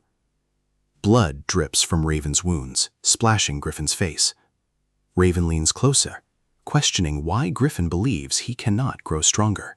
Raven's visage solidified in Griffin's mind. A voice echoed, "A driving force needs only a goal." The simple truth, he killed Raven.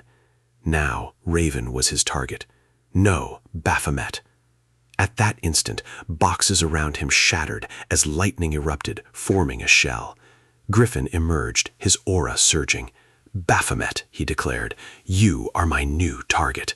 Lightning spread in a powerful wave. Jezebel struggled to grasp Griffin's intent as he focused solely on strength. Reaper, caged, watched with concern. Griffin envisioned Raven, then resolved. Baphomet's removal was the only way forward. This thought sent violent electrical energy through him, cracking nearby boxes. Jezebel watched the surge in disbelief.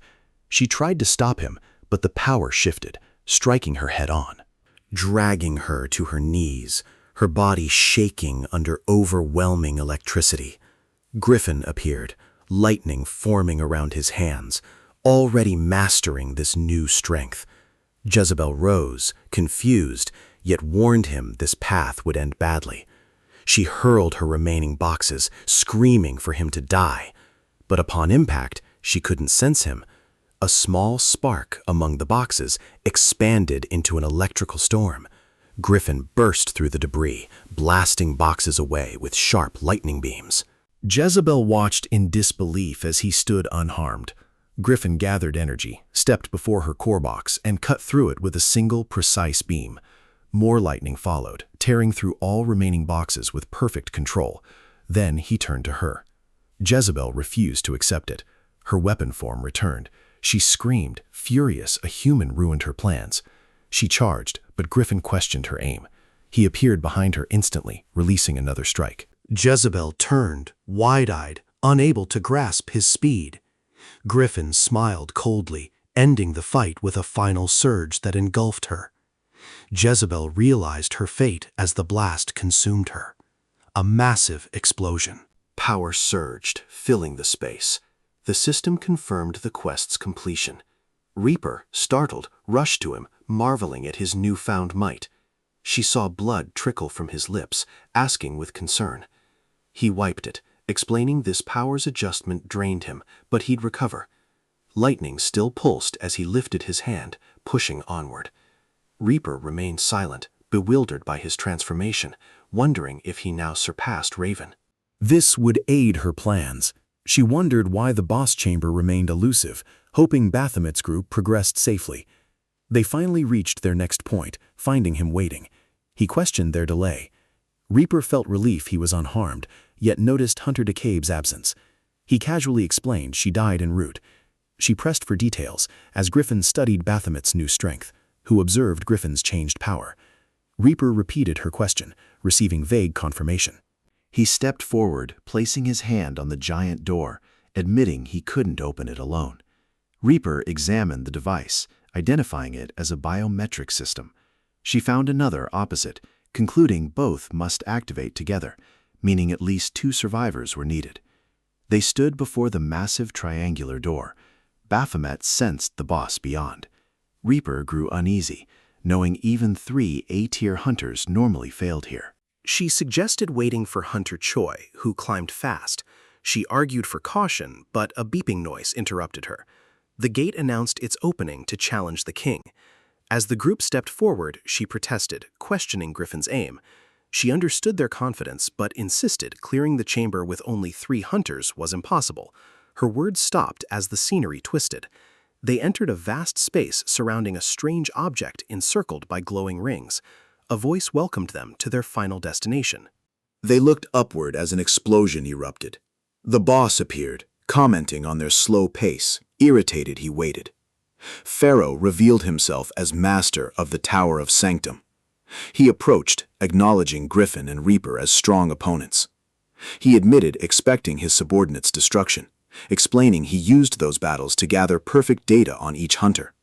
In his view, they now moved exactly as he predicted.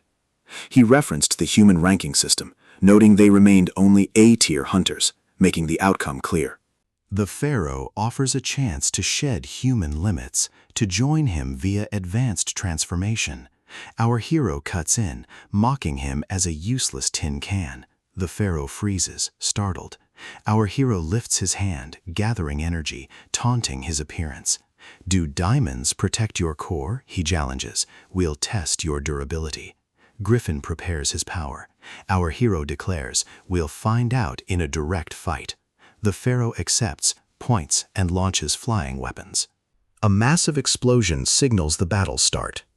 At the Hunter Association office, a worker handles night shift tasks. A colleague approaches, surprised she's still there, inviting her for coffee. The worker hesitates, unable to miss a tower clearance notification. The colleague offers to bring coffee back. She gratefully accepts. She types until something on her screen catches her attention. Her colleague notices, asking what happened. The worker explains she cannot grasp how the Tower of Sanctum is already cleared, appearing so recently. Meanwhile, the tower is destroyed. Later, citizens gather, chatting, until a hooded figure approaches. Someone points, and the crowd rushes over, excited. They surround the figure, having heard of the hunter who cleared the legendary tier Tower of Sanctum, eager to know how an A-tier hunter achieved this. The hooded figure responds, only claiming the final hit before fleeing. The crowd calls out as she escapes, revealing Reaper, panicking from the attention. Elsewhere, Beelzebub enjoys ice cream, discussing with Baphomet. The system credits Reaper for clearing the tower, yet Baphomet insists he and Griffin fought the boss until the end. Our hero explains, and the scene shifts back inside the tower as an explosion shakes the battlefield. Pharaoh praises both fighters, his damaged body regenerating instantly. He explains his body recovers endlessly, stunning both hunters. Only one option remains. Baphomet calls Reaper, reminding her of the Void Cube's effect. It erases anything inside. He urges her to throw it at the boss. She processes the instruction, charges, and hurls the cube at the demon. The impact triggers a massive explosion. Beelzebub analyzes, concluding the item's demon crystal collided with the boss's. He regrets losing such a valuable resource. A demon crystal fused with arcane engineering would fetch an enormous price. Our boy corrects him. Reaper lost her mythic item too. He confirms he still has the crux. He suggests they continue their tasks, asking the captive's location. Our boy confirms the prisoner is in the shed. Later, Baphomet stands before a door, addressing a spy who located and broke into his residence. Baphomet recognizes the mage from his labyrinthine tower party, demanding their identity. A powerful energy wave bursts from a door, forcing the intruder to his knees. Beyond, Beelzebub sits, eating ice cream under a protective field. Identifying the spell, the intruder is frustrated to meet that troublesome child again, disturbed by their easy command of advanced magic. The link between Beelzebub and Baphomet suggests the child hides far deeper abilities. Baphomet leans closer, demanding how the intruder knew his demonic nature, wondering if the maid witnessed his transformation. He questions the feminine appearance. The intruder snaps, "I am male." Baphomet raises a threatening hand. The maid breaks down, begging him to stop. Baphomet hesitates. A familiar memory surfaces.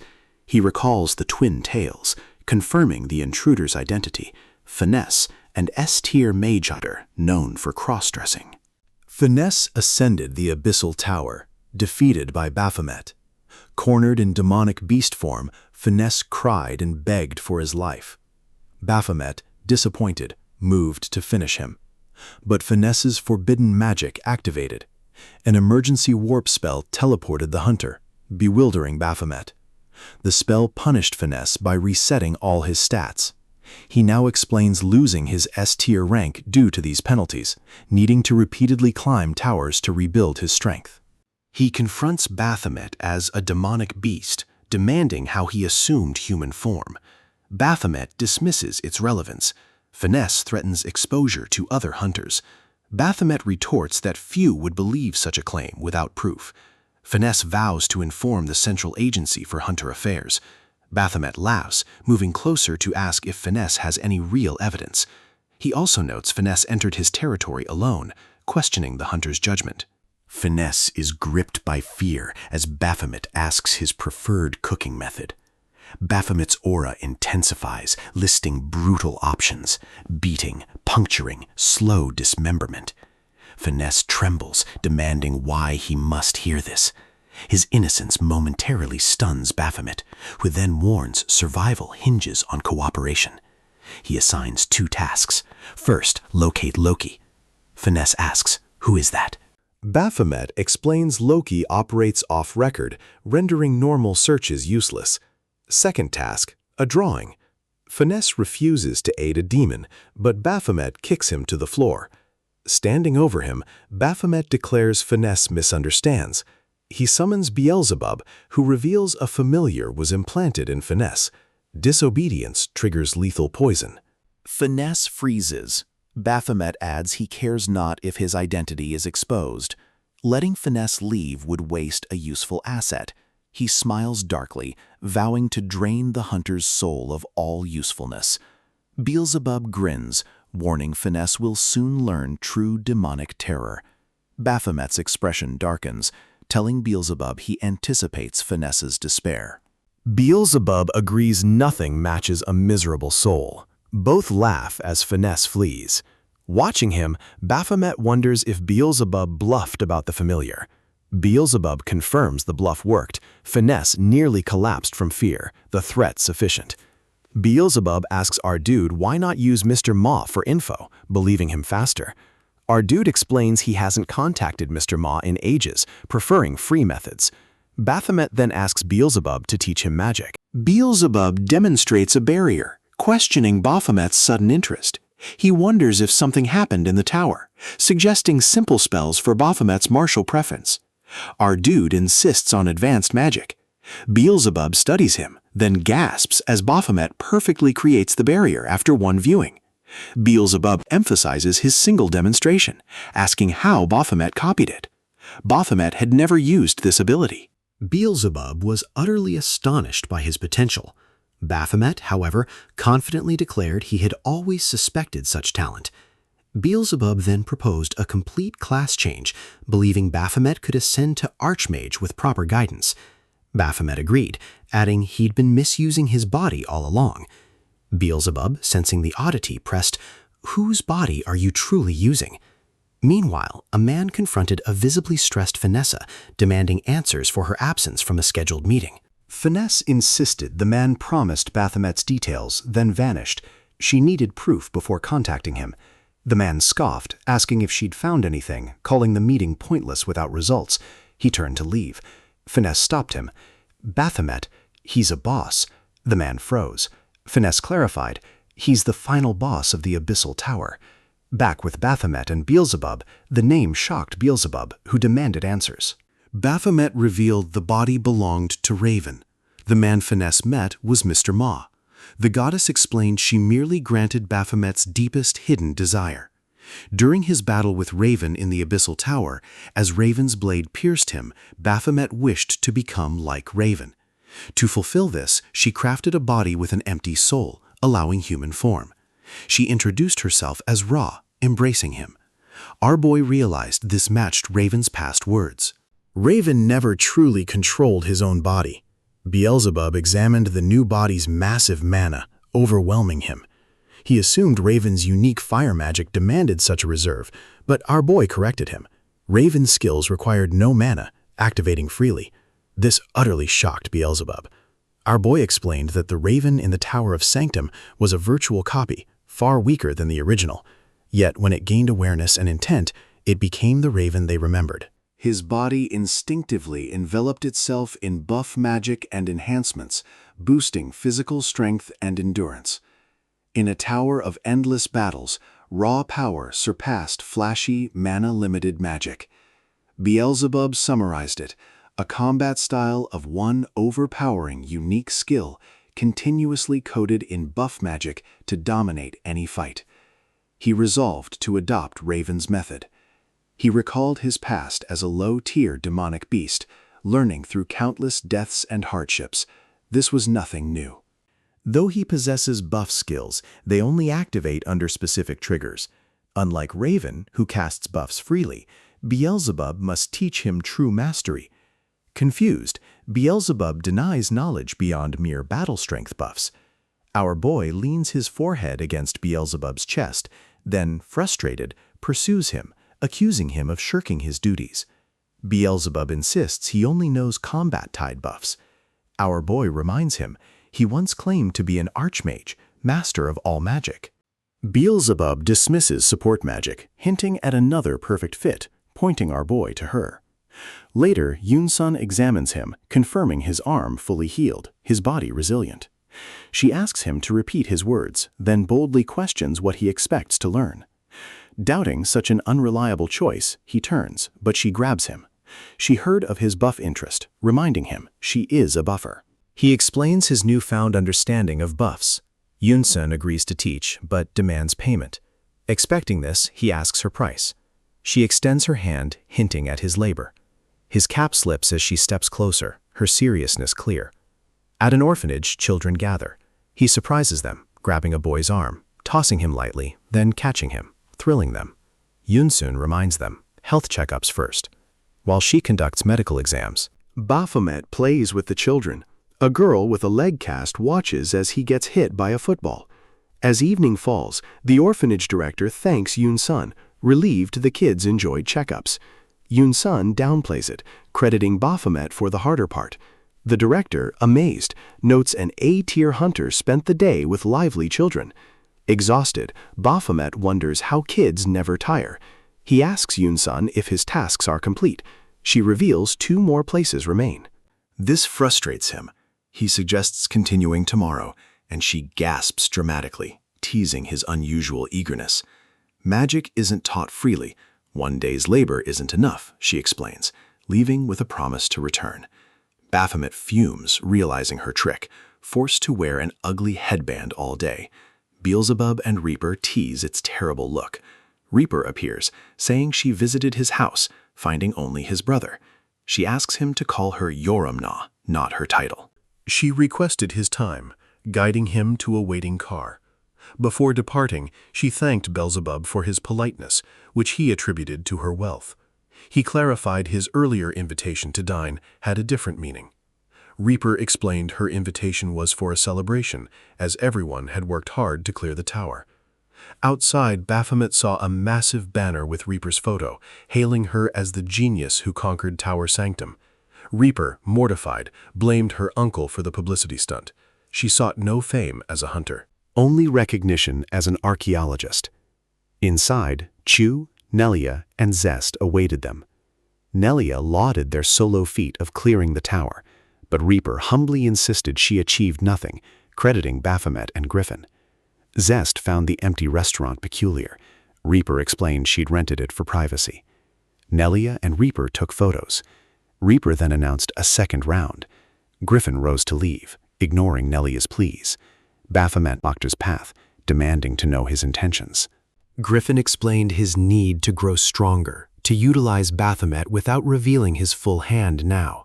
He desired to defeat Baphomet at his peak for a true victory. Griffin delivered this with clear intent, then departed. Baphomet muttered about his audacity. Later, Baphomet rested on a bench under the full moon, recalling Griffin's words. Reaper joined him, suggesting ice cream. She joked about her special stomach for sweets, mentioning the others had left. Noticing the time, she said she needed, but had one last thing to do. Suddenly, from behind, she kissed Baphomet on the lips, then wished him good night and walked away. Baphomet remained frozen, wide-eyed, stunned, struggling to process the moment. He muttered under his breath, puzzled by the ice cream, feeling a nervous chill. He grumbled about encountering her again, but a voice from behind interrupted him.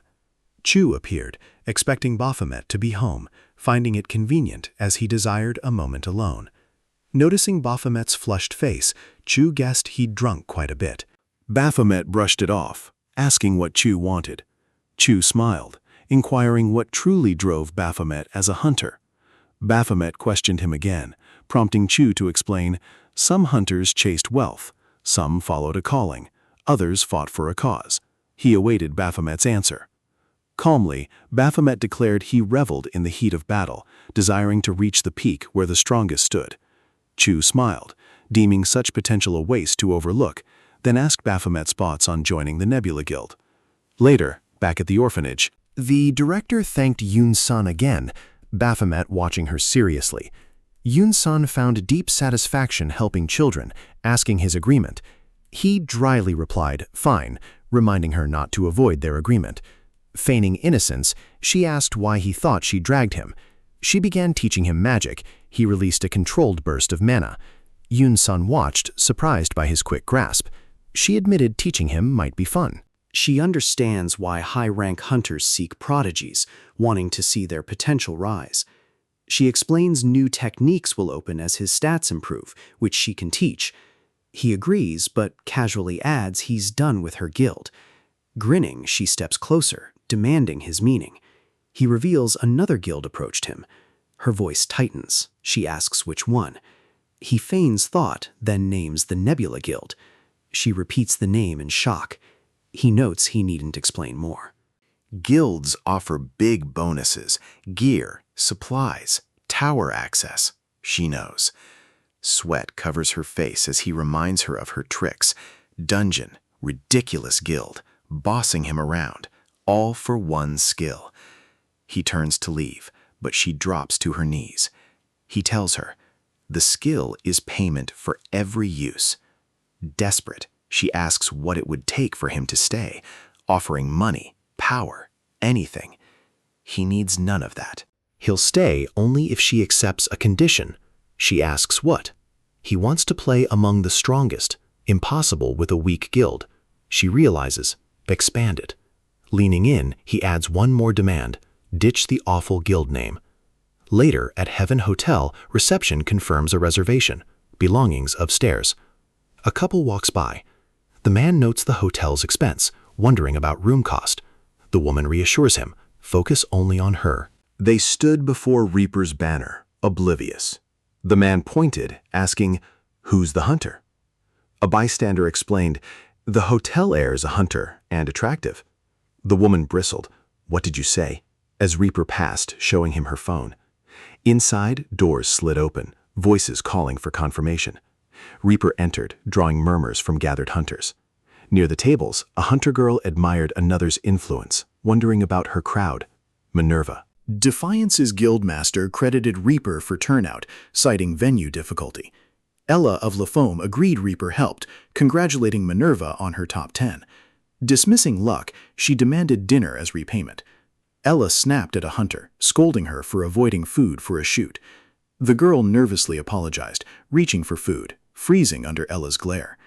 Minerva urged her to let the girl eat, but Ella insisted on calorie counting to surpass Valkyrie. Minerva announces important guests soon. Ella asks who. Minerva only hints.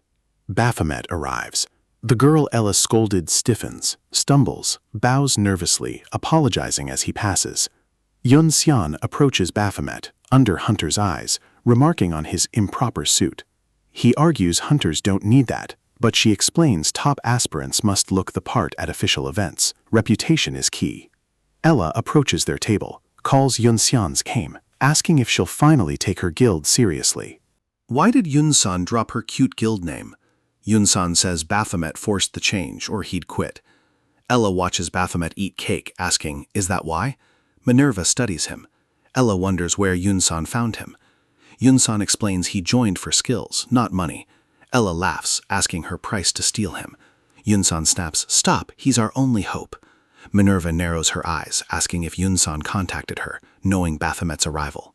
Yun-san is confused by Minerva's mention of her ex-husband. A hand lands on her shoulder.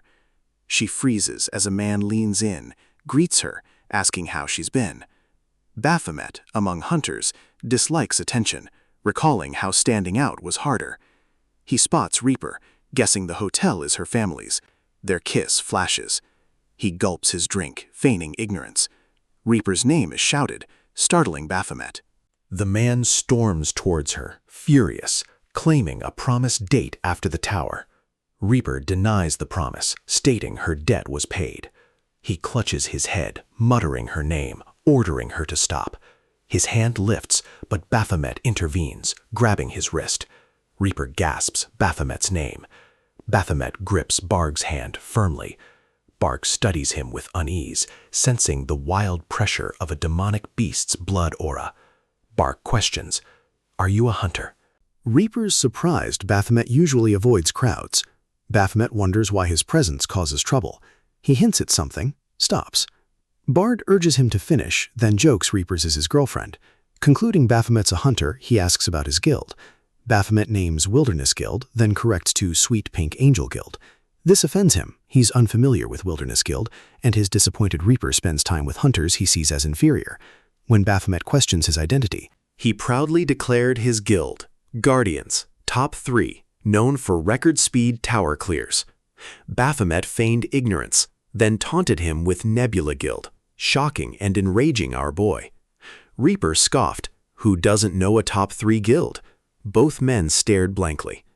Barg gritted his teeth, glaring at Baphomet, baffled by his arrogance despite his worthless guild. Barg then spotted Minerva, Defiance Guild's master, among the guests. He approaches Baphomet, suggests leaving, then loudly proposes to Minerva. She's interested. He explains the atmosphere is too quiet for hunters. Some whisper about the refined event, but Barg recommends a competition. Minerva asks if he means a friendly duel. Ella tenses, warning guild leaders are present. Even friendly fights risk offense. Barg insists it'll be proper if both agree, naming Baphomet his opponent. Ella objects to a formal fight, but Minerva admits boredom. Ella was surprised. Eyes shifted to Yun-san and her ex. Soon, Baphomet faced Barg. The match began. Ella murmured about the odd situation. Yun-san's guild versus the Guardian's guildmaster. Minerva apologized for the venue, only arranging it. Reaper reassured her. Reconstruction was planned. Reaper hid her worry. Barg seemed more experienced. Baphomet's talent merely above average. Barg, she suspected, sought public humiliation and smirked. Revealing his request for the venue, he warns the crowd not to expect entertainment. The match ends quickly. He sharply eyes Baphomet, calling him a third-rate hunter from a third-rate guild. He questions Baphomet's invitation, insisting he should have stayed hidden to avoid humiliation. Baphomet impatiently interrupts, urging Barg to start, criticizing the talk. Barg questions his confidence as tremendous energy erupts. Declaring he'll crush Baphomet's confidence, Barg lunges with terrifying speed. Barg vanished, reappearing above Baphomet in a flash, a master of speed combat. Yet Baphomet, hands in pockets, silently compared Barg's speed to a memory. His red eyes glowed, concluding Barg's swiftness was utterly meaningless. A spray of blood, a severed arm, Baphomet's brutal strike left Barg kneeling, cursing, his limb falling beside him. Shock rippled through Yun Xian and the hunters. Silence froze the hall, stunned by this extreme end to a supposed friendly match. Minerva clapped, praising Baphomet's overwhelming force, calling him extraordinary. The hunters remained silent. Minerva rarely showed such admiration. She asked his real name, then requested to inspect his hand. Confused, Baphomet extended it. She found the injury, opening an emergency kit, noting he hadn't noticed it. Barg's style left barely perceptible hits. Baphomet brushed it off. Winning mattered more. Reaper called him simple. He glanced at her, then away. Treatment is unnecessary. It will heal naturally. Reaper reminded him, hunters must stay fully strong. Gate shocks strike without warning. Small injuries can cause major trouble. Smiling faintly, she bandaged his hand, revealing she knew of his labyrinthine tower clearance, a testament to his sheer strength. He looked at her, then noticed Yun Xian hiding, watching. Yun Xian stepped out, admitting she didn't want to interrupt. She'd buffed his right hand earlier. Reaper quickly deduced he lacked time to buff his whole body, focusing on one hand. You didn't need to go that far against Barg, she added. Baphomet explained, winning was necessary to protect our guild's dignity. Yun-san questioned what dignity their guild held when hardly anyone knew its name. Internally, she admired Baphomet's skill adaptation and respected his terrifying battle instincts. How strong could he become? She felt grateful their guild gained attention through him. Minerva approached again, stating, greater strength demands more time in the spotlight. Powerful hunters represent their guilds. She cited Valkyrie from Arc Guild and Vango from Nebula Guild. She continued, reaching S tier makes a hunter a symbol. Studying Baphomet, she added, you resemble me, someone who needs combat as both purpose and life. She mentioned the colony, perfect for him. Baphomet asked about it. Yun-san quickly objected, but Minerva insisted it was the fastest path to S tier. Yun-san countered, the colony is where A-tier hunters face near certain death. Number 302, Baphomet, can reach S tier without entering. Minerva admitted, that takes longer. Yun-san argued steady growth was still progress. The three exchanged tense glances as Baphomet asked, what is this colony? Yun-san sweated nervously. Reaper explained, it's the demonic world, where gate shocks unleash the most beasts and towers erupt endlessly. Minerva added, surviving there alone is impossible. Yun-san warned, even ordinary hunters fall into battle madness, fights sparked by mere eye contact. You cannot go. Baphomet asked if avoiding the colony blocked his S-tier path, confirming entry accelerated growth. The women stared worriedly. Minerva smiled, leaning forward. Do you wish to enter? Meanwhile, Barg received emergency treatment. Ella noted his wound was stable but needed hospital care, her quiet evening ruined. The guildmaster watched him, his mother's old advice about avoiding heavy responsibilities echoing in his mind. Barg's apology barely formed before the guildmaster's foot crashed onto his shoulder. Pain shot through Barg as he was criticized for failing to handle the hunter, accused of dragging their guild's honor through carelessness. Barg tried another apology, but the guildmaster dismissed it, grabbing his throat. Barg pleaded in panic, sweat running down his face. Mr. Ma stepped in, gripping the guildmaster's arm, suggesting Barg understood the lesson. The guildmaster acknowledged him. Barg pulled free, escaping. He smiled smoothly, greeted Mr. Ma, apologized for his tone, then invited him for tea. His phone rang. He asked for a moment. A voice questioned if meeting his first love made him eager for extra time. The call ended abruptly, leaving him frozen. Mr. Ma remarked, "The guildmaster's wife never changes." Later, as Ma prepared to leave, he recalled learning of his old government position, yet pretended otherwise, a sly nature. Yun Sun suddenly appeared, questioning, "Who are you calling sly?" Ma jumped, demanding her presence. She explained a nearby meeting, seeing the Defiance Guild event, and came to check. He reached for her, but she blocked him, stating no time. An emergency concerned Baphomet. Ma insisted on details. She explained Baphomet plans for the colony. Ma echoed the word. Disbelief etched on her face, aghast at his interest in her living hell, pleading for Ma's intervention. Ma admitted the colony's merit. It would empower Baphomet immensely.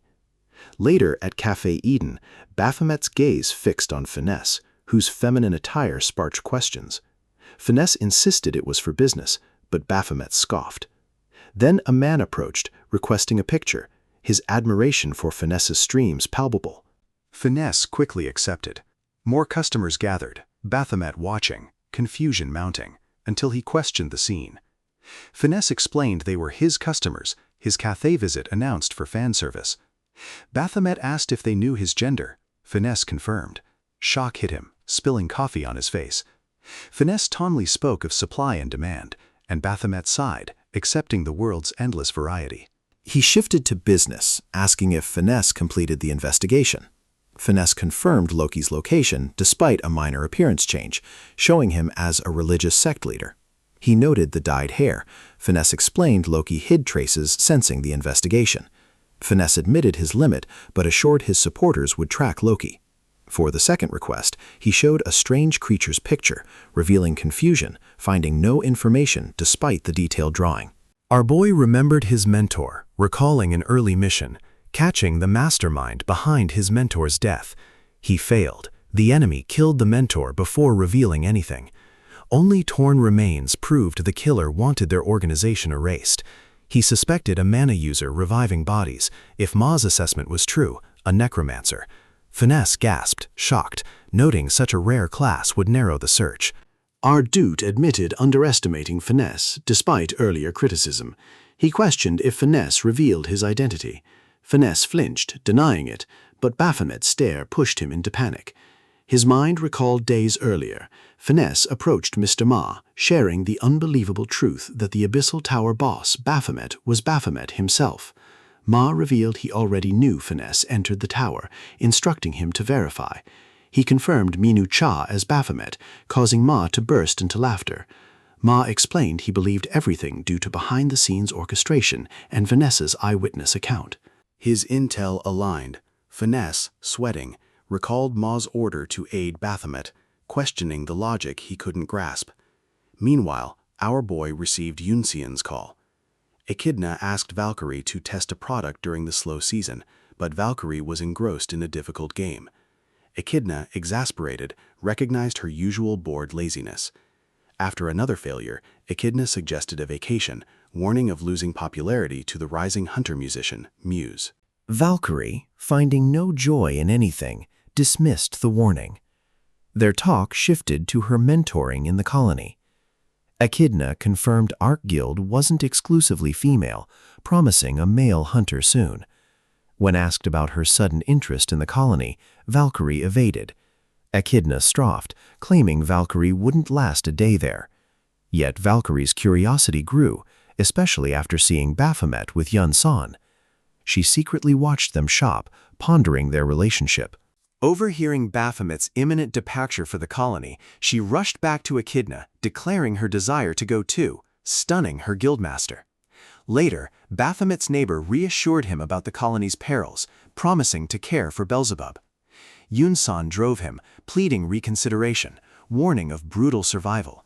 Yet Baphomet refused to yield. As the towering landscape appeared, smoke swirling around massive structures, he stared in awe, grinning at the jackpot awaiting him. Yun San returned to her hospital. The receptionist confirmed Baphomet's departure. Yun San lowered her face, her reaction prompting the receptionist to wonder if she worried. Suddenly, Yun San burst out, screaming how eager he seemed to live there forever. She reenacted his jackpot moment with frustration, shouting about his ridiculous response in loud disbelief. Meanwhile, the colony's massive towers rose, hunters crowding the main square at its small entrance. One hunter seized another's shirt, demanding what he'd heard. The other met his glare, explaining he merely suggested watching his step as he moved like a blind man. The first cursed, drew his sword, and struck. Their weapons clashed as Baphomet intervened, questioning the fight's purpose. Both froze, demanding his identity, then threatened future encounters, warning each other to watch their backs. Baphomet stood between them until they retreated, observing how simple bumps ignited conflict here. He notes the A-tier hunters around him are no weaklings, but true threats. Weapons are drawn, not stored, impossible outside. A sword slash erupts nearby, decapitating a hunter. Two behind him laugh, celebrating a perfect hit. They mock the injured, asking if it hurt, then explain he deserved it for trying to flee the colony in fear. Why run now, they question, complaining of tolerance. He watches, calmly understanding. Anyone trying to leave becomes a loser in their eyes.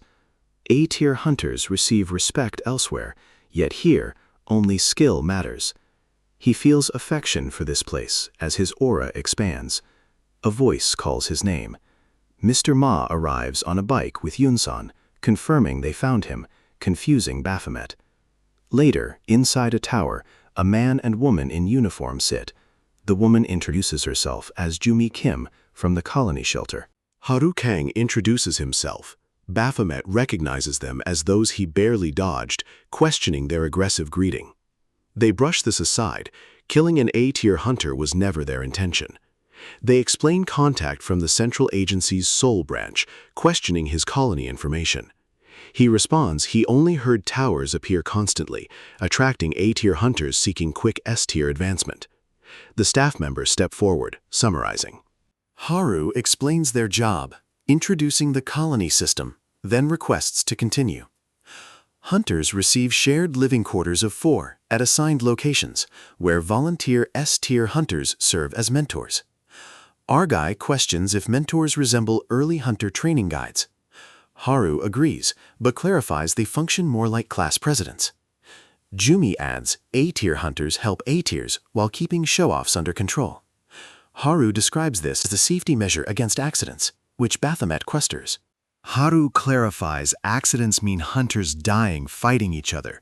He questions how to distinguish tower deaths from hunter-caused deaths, as both look identical.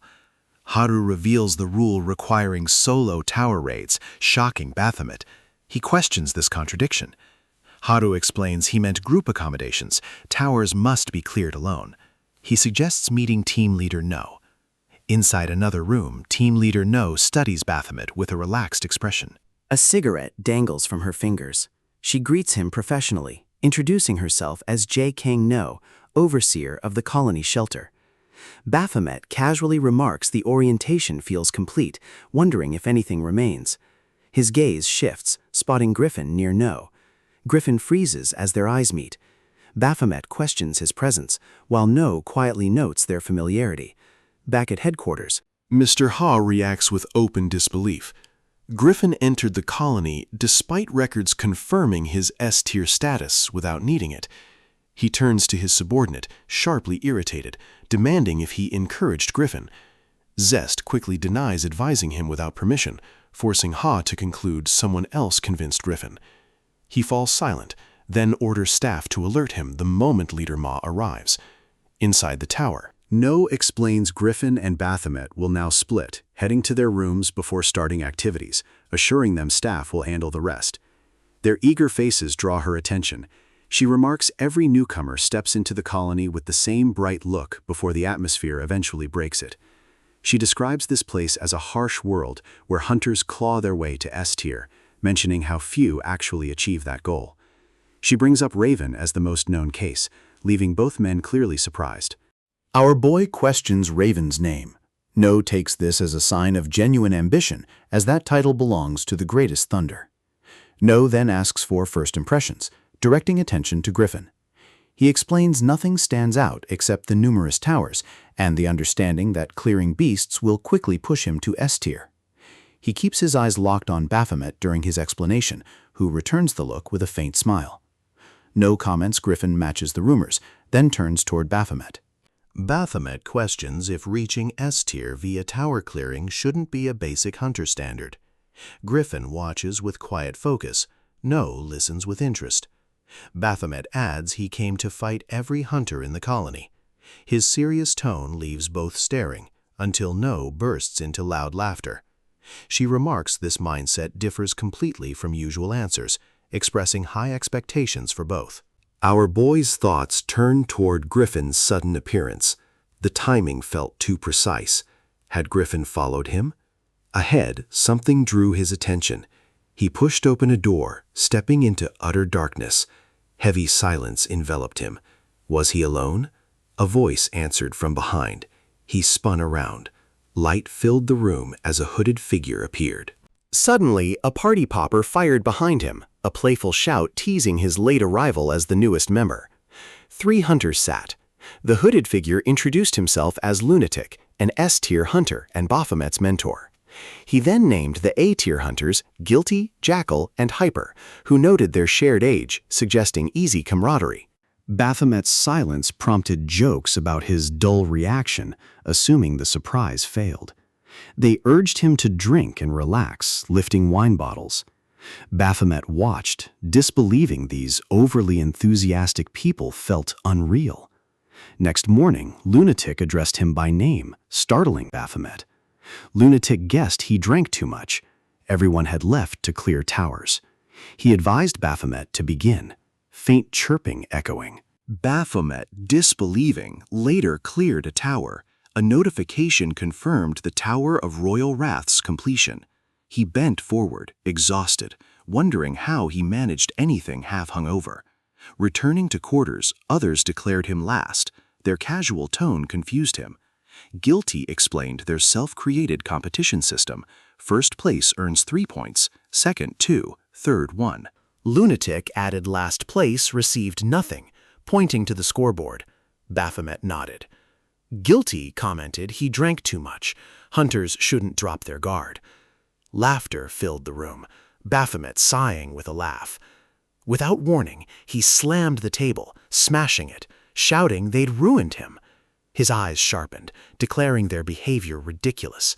Their expressions turned to nervous smiles. Rain lashed down. Our hero stood in the tower, weapon raised, a glowing stone in hand. He cleaved through one demonic beast, then swiftly decapitated another. He challenged the true enemy to appear. A disguised boss emerged, surrounded by subordinates. The boss demanded to know how a human breached his chamber, promising regret. Energy surged as he rose from a magic circle, unleashing power that engulfed his subordinates. Beneath his coat, something gathered. His joints split, revealing Amon, the massive demonic boss of the Tower of Darkness. Amon conjured magic, declaring Baphomet honored to be his sacrifice. A magical blade flew. Baphomet retorted, such a dramatic transformation deserved a better attack. He leaped, slicing Amon in one clean strike, shocking the demon.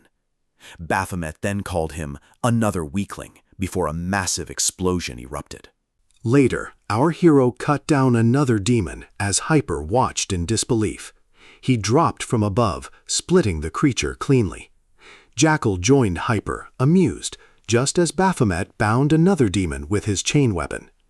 Guilty arrived, and all three stared wide-eyed. Baphomet gave them a relaxed smile. The board updated, showing Baphomet at the top with the highest points, stunning them. The scene then shifted to Sujin Yo, confirming arrangements over the phone, offering extra assistance. The caller mentioned her 3 years at the Hunter Agency's colony branch. Nearby, a man suddenly approached a female worker, shouting about being told to wait. She reminded him of the rules. Sujin mused on handling troublesome hunters. A new worker looked ready to cry, reminding Sujin of her own past fear. Sujin stepped forward, listing his violations: 3 property damages, 5 assault cases in the call unit, and several threats and verbal abuses.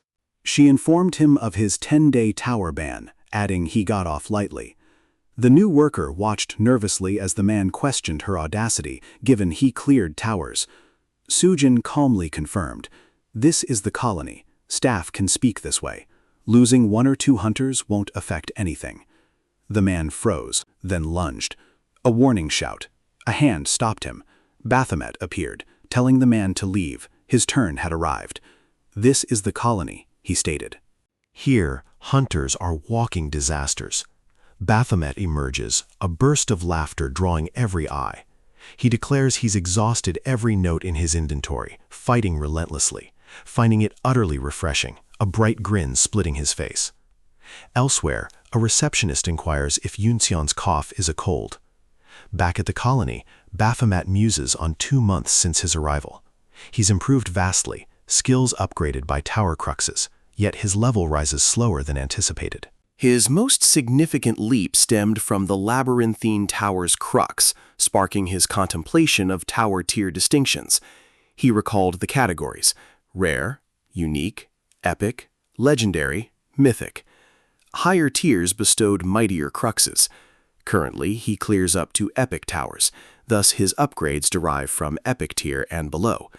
It mirrors an RPG. Skills demand escalating experience points. The sole path to these points lies in clearing towers and gathering cruxes. Legendary and mythic towers will necessitate far greater power. He now comprehends he can fight without end, no longer bound by the weighting of his old tower life. He will eclipse his former self, surpass all others, especially Raven. He erupts in uncontrollable laughter, drawing gazes from passing hunters. Just then, his phone rings, startling him. Back home, he learns with shock of Beelzebub's actions 2 months prior. A flashback, a classroom, a teacher introducing new student Jinu Cha. Beelzebub stands emotionless. She encourages camaraderie. Girls whisper of his cuteness. A boy watches with irritation. Later, he trips someone, asking Beelzebub, "Does being popular with girls make you feel cool?" He mocks the attention, questioning Beelzebub's expectations. Beelzebub replies, "Attraction to superior beings is a natural instinct." He stands, deducing the boy is the area boss. The boy demands explanation, but Beelzebub punches him, sending him flying. Everyone stares as Beelzebub studies his hand. He tells the boy, "You finally understood your weakness compared to stronger beings." He calls him lucky for learning survival's rules early. It will aid him later. He walks toward the trembling boy. His neighbor explains Baphomet's brother is like him, making Baphomet ponder the boy's lashing out. He recalls Beelzebub asking if he'd use Reaper's money for an apartment. He'd replied he wouldn't refuse, as Reaper stressed good equipment is crucial in towers. Beelzebub agreed, explaining he wanted a human body specifically to fight.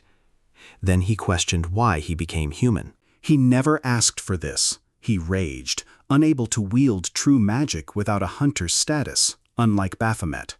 He loathed wasting days on books, demanding that if human, he'd enjoy human perks. He screamed, hurling insults at Baphomet for his inability to find joy. Now she vows to protect him, urging Baphomet to be wary, though she doubts he needs it. After the call, Baphomet pondered why that memory resurfaced, especially Reaper's strength. Hyper suddenly materialized, asking what he was doing. Baphomet met his gaze, and Hyper, staring back, questioned his distance. Hyper insisted he wasn't plotting, that housemates should be friends. He asked if Baphomet still held a grudge from their teasing, warning that grudges aren't healthy. He suggested a break. Rudd doubted it, but Hyper stressed Baphomet's non-stop tower clearing. He acknowledged the effort, but warned of burnout. Fix your hair, decent clothes, and have fun. Baphomet refused. But Beelzebub's rant about not enjoying life echoed, and he instantly changed his mind. Now at a party, Baphomet surveyed the empty space, wondering what people even did here. He moved forward, soon spotting girls dancing. He watched, confused and curious about the strange scene he'd stumbled into. Hyper walked alongside, explaining that everyone reacts this way their first time. When they first enter, for none expect such a place within the colony. It opens only once every 30 days, allowing colony hunters, outsiders, and even ordinary folk to mingle freely. Constant battles wear souls thin, so a place to unwind prevents everyone from shattering under pressure. He urged Baphomet to follow. Our guy watched the drinking crowd, girls dancing centrally. Hyper noted his stiff posture, asking why he seemed so wary, as if he ever seen such a place. Baphomet admitted it, and Hyper reacted in disbelief, joking Baphomet looked rough enough to fit right in. He questioned the comparison, studying the interior, which felt strangely familiar. Hyper explained this building, once a hotel, survived the Gate Shock, while the district was destroyed during the colony's creation. Our dude inquired how one enjoyed themselves here. Hyper, realizing it truly was his first time, explained people either dance, drink, or spend time with others visiting for personal reasons. Hyper gestured to the girls. Baphomet asked his meaning. Hyper explained, hunters develop certain desires here. Baphomet wondered, what desires? Hyper casually asked, what women do you prefer? Argyle questioned the sudden topic. Hyper cheerfully mentioned, I like older women who control situations. He then asked Baphomet. Before he could respond, he sensed Jackal behind him, someone leaning close. Baphomet turned, seeing Jackal grin and wink, leaving him tense. Guilty suddenly jumped, slamming his foot onto a table, shouting he was done being tricked. He yelled at the girls for playing him, complaining about always losing. He lifted a punishment stick, declaring they messed with him, then tore off his shirt. Admire these abs, earned fighting beasts, he insisted. I'm no gym show-off. The girls laughed and cheered, Baphomet standing uncomfortably. Hyper explained the soul trip took an hour or two, not far, but draining due to procedures. Baphomet asked why people still came. Hyper explained, almost everything is allowed here, except killing. Baphomet stared in disbelief as Hyper stuck out his tongue, revealing a pill. Hyper called to nearby women, motioning for him to join. Baphomet wondered about the pill, recognizing it. The scene shifted to Baphomet and Griffin before No, who requested a private conversation. Baphomet asked if more needed discussing, but No mentioned he joined the cleaning crew. Baphomet questioned how she knew, asking if she worked with them. No replied she understood enough, then showed a pill, a drug spreading among colony hunters. Baphomet questioned why hunters used drugs, asking why No couldn't track the dealer. She explained, hunters control the colony, so most things are tolerated unless truly severe. The situation changes when civilians get dragged in. Baphomet asked if civilians were affected. Na confirmed it, explaining she followed her nightly routine until a lead emerged. Baphomet deduced, hunters use it, so hunters must sell it. He then grinned, asking if he could kill the one responsible. She smiled, noting how hunters treated the colony as their private world, even amidst their own troubles. Hyper approached Baphomet again, wondering why he stood idle, suggesting they enjoy the two girls behind him. Our protagonist considered if Hyper was involved in the drug issue or merely connected. Blending in would reveal the truth, he decided, and agreed. His attention then shifted to a girl with long, flowing hair, Valkyrie. He studied her, a familiar woman coming to mind. All eyes turned as she stepped forward, dancing with bright, lively energy. 1 month earlier, a hunter asked Valkyrie why she seemed so pale. She insisted she was fine, but he noted her drained appearance, asking if A-tier situations had worn her down. Agatha then appeared. Another S-tier hunter remarked their team had strengthened due to an A-tier newcomer. Agatha asked if he meant Griffin, confusing the others. Valkyrie then demonstrated how she approached a hunter group, introducing herself, and explained her assignment to their team. They stared in disbelief, recognizing her, wondering why someone of her caliber came to this deteriorating colony. Their gazes lingered until Valkyrie spotted Griffin, questioning his presence. Griffin called the older hunter an old dude, challenging him to a fight if he had an issue. Agatha understood, yet admired Valkyrie, calling her inspiring. No one expected her here. She held Valkyrie's hand, praising her choice to mentor others after reaching S-tier. Valkyrie apologized as another hunter explained many considered joining the colony after her arrival. She questioned why, and they revealed that, though unspoken, many A-tier hunters here respected her. They offered help, leaving Valkyrie pondering the swift change.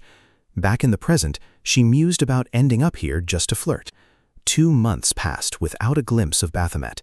The earlier warning, someone like her wouldn't last a day, echoed in her mind. She ran, searching for him. In the colony's bathing area, she emerged from the water and someone immediately asked what was wrong. Insects, she explained, had crawled out. The person clarified the colony's old sewage system caused frequent issues, sometimes shutting off water for days. She was shocked at the thought of not washing so long. The person pointed to another path, explaining an old wooden cabin filtered mountain water perfectly.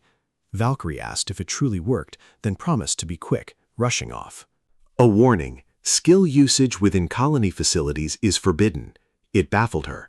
Damaging facilities, they explained, was taken gravely. Valkyrie questioned navigating in darkness. They offered to accompany her. She refused, reminding them of her S-tier status, then hurried away. As she walked, a thought nagged. Perhaps accepting help wasn't so bad, a mist shower trivial. Suddenly, movement. She tensed. A massive hand appeared behind her. She recoiled in shock, landing on someone. She looked up, seeing Baphomet. Her eyes widened. She cried his name. Baphomet looked down, asking what happened, then lost consciousness. Agatha walked with Nen, phone in hand, pondering how Hunter Valkyrie, whose name spread fear, could seem so harmless, realizing she was quite scattered. Nen reminded her she'd sent Valkyrie to the cabin alone, sparking worry. Agatha felt guilty. Valkyrie had seemed scared of the dark. They decided to follow. Nen began to speak of Valkyrie's true strength, noting an S-tier stood far above them, questioning if they could even handle her. Agatha stopped her, warning against baseless conflict, though she also wondered how far Valkyrie had gone. Suddenly, they caught sight of Valkyrie, kneeling on the path. They were stunned. Baphomet lay unconscious, his head in her lap, as she tearfully called his name. Later, inside the cabin, they settled him on the bed, Valkyrie still crying. Even in her panic, she noted his attractiveness. Agatha tried to calm her, assuring he'd recover soon. Baphomet shifted. Valkyrie instantly checked. He opened his eyes, wondering how he blacked out. Valkyrie apologized, admitting she struck his pressure point by mistake. Her pure expression forced him to accept she'd knocked him out with one hit. Nen examined him. He felt fine, then questioned their identity. Agatha introduced herself and Nen as Valkyrie's soulmates, then asked why he was in the forest. He explained he wanted a short walk to watch the moonlit woods. As he spoke, the scene switched to Hyper, walking deeper into the forest, phone in hand. A sudden rustle drew his attention. A wild rabbit crossed his path. He muttered he never knew rabbits lived here, and continued. Behind him, someone hid behind a tree, watching Hyper with suspicion. Satisfied with his pursuit, he pondered Hyper's connection to the drug source. A grim resolve hardened. Those who peddled such evils would face dire consequences. Suddenly, a shift. Hyper vanished. Panic clawed at him. Had he been discovered? A movement behind. He whirled around. Valkyrie. This was how their paths converged. Back in the present, Valkyrie was crushed, realizing her grave error. She'd seen him as a demonic beast. Baphomet pushed himself up, a subtle wrongness permeating his form. Valkyrie checked for injuries, but he dismissed any pain. He glanced at the 3 women, realizing they sensed nothing amiss. A faint aura clung to the cabin, one he recognized from his tower berth. It mirrored the energy surrounding such structures. He grew certain something resided within, making its isolated placement even more unsettling. Valkyrie mentioned the cabin once served as a surveillance point. As he inquired, Agatha confirmed, explaining it was built in the colony's early days to watch tower activity. He pondered why towers would be monitored from such a height, but dismissed the thought as irrelevant to his current quest. As he prepared to leave, they inquired about his zone. He informed them, Zone C, in the opposite direction. Valkyrie stopped him, her eyes wide with feigned innocence, asking if they would meet again. Confused, he pointed out she was not his mentor. Her friends watched from behind, almost convinced he remained utterly clueless. He remarked they would likely cross paths again, living in the same area, then departed. The 3 women watched his figure fade into the trees. Agatha advised Valkyrie not to take his reaction to heart. Valkyrie clenched her fist, vowing to prove her charm next time. She promised to make him beg for a date, her friends cheering her sudden determination. Back in Baphomet's quarters, Guilty grumbled about their miserable plight. Jackal asked what bothered him. Guilty pointed to the broken dining table, preventing shared meals. He blamed Baphomet for its earlier destruction. Guilty, noticing Baphomet enter, offered a sarcastic welcome. Baphomet passed them silently, walking straight to Hunter Hyper. He'd spent the entire time searching the forest for him, convinced Hyper's disappearance linked to the drug issue. Hyper watched him, confused, questioning his purpose. Baphomet, with a calm smile, mentioned he needed something. Deciding to use the same subtle approach that worked during the mentor incident, he suggested they spend time together. At a small bar, Hyper abruptly asked Baphomet about human origins, evolution or divine creation. He noted how religious folks credit God. Baphomet, confused, wondered why Hyper brought this up. Hyper just smiled, then recounted an overseas assignment. Someone there once told him humans spread across Earth due to their own sins, making Earth a place for repentance. He believed God, angered, built towers for beasts to punish the unworthy. Hyper insisted weak, selfish humans deserved to vanish, seeking Baphomet's agreement. Our boy remained still as Hyper pressed his understanding. Suddenly, he opened his eyes, alone in a forest. His head throbbed, memory empty after Hyper. A folded paper with a sign lay in his hand. A nearby ringing phone caught his attention. He finds his device far away, picking it up. Reaper's relieved voice echoes, "Finally answered." He recognizes her tone, asking why she called. She reminds him he contacted her, his confusion deepening as she explains he likely blacked out. She was relieved he ghosted last night. He asks what worried her, prompting her to mention his strange mutterings. He presses for details. She reveals he asked her for a date. A long pause. He bursts out, denying it. Reaper accuses him of fabricating the story, sensing his embarrassment. He loudly rejects it. She calms him, mentioning his colony assignment and wishing him luck. She offers to date him if he reaches S tier. He cuts the call. "Shut up!" On his way back, he curses his excessive drinking. He bumps someone. The man shouts, "Watch your step!" Our dude snaps back, threatening to gouge out his eyes for sharks. Men behind whisper warnings about his unstable mood.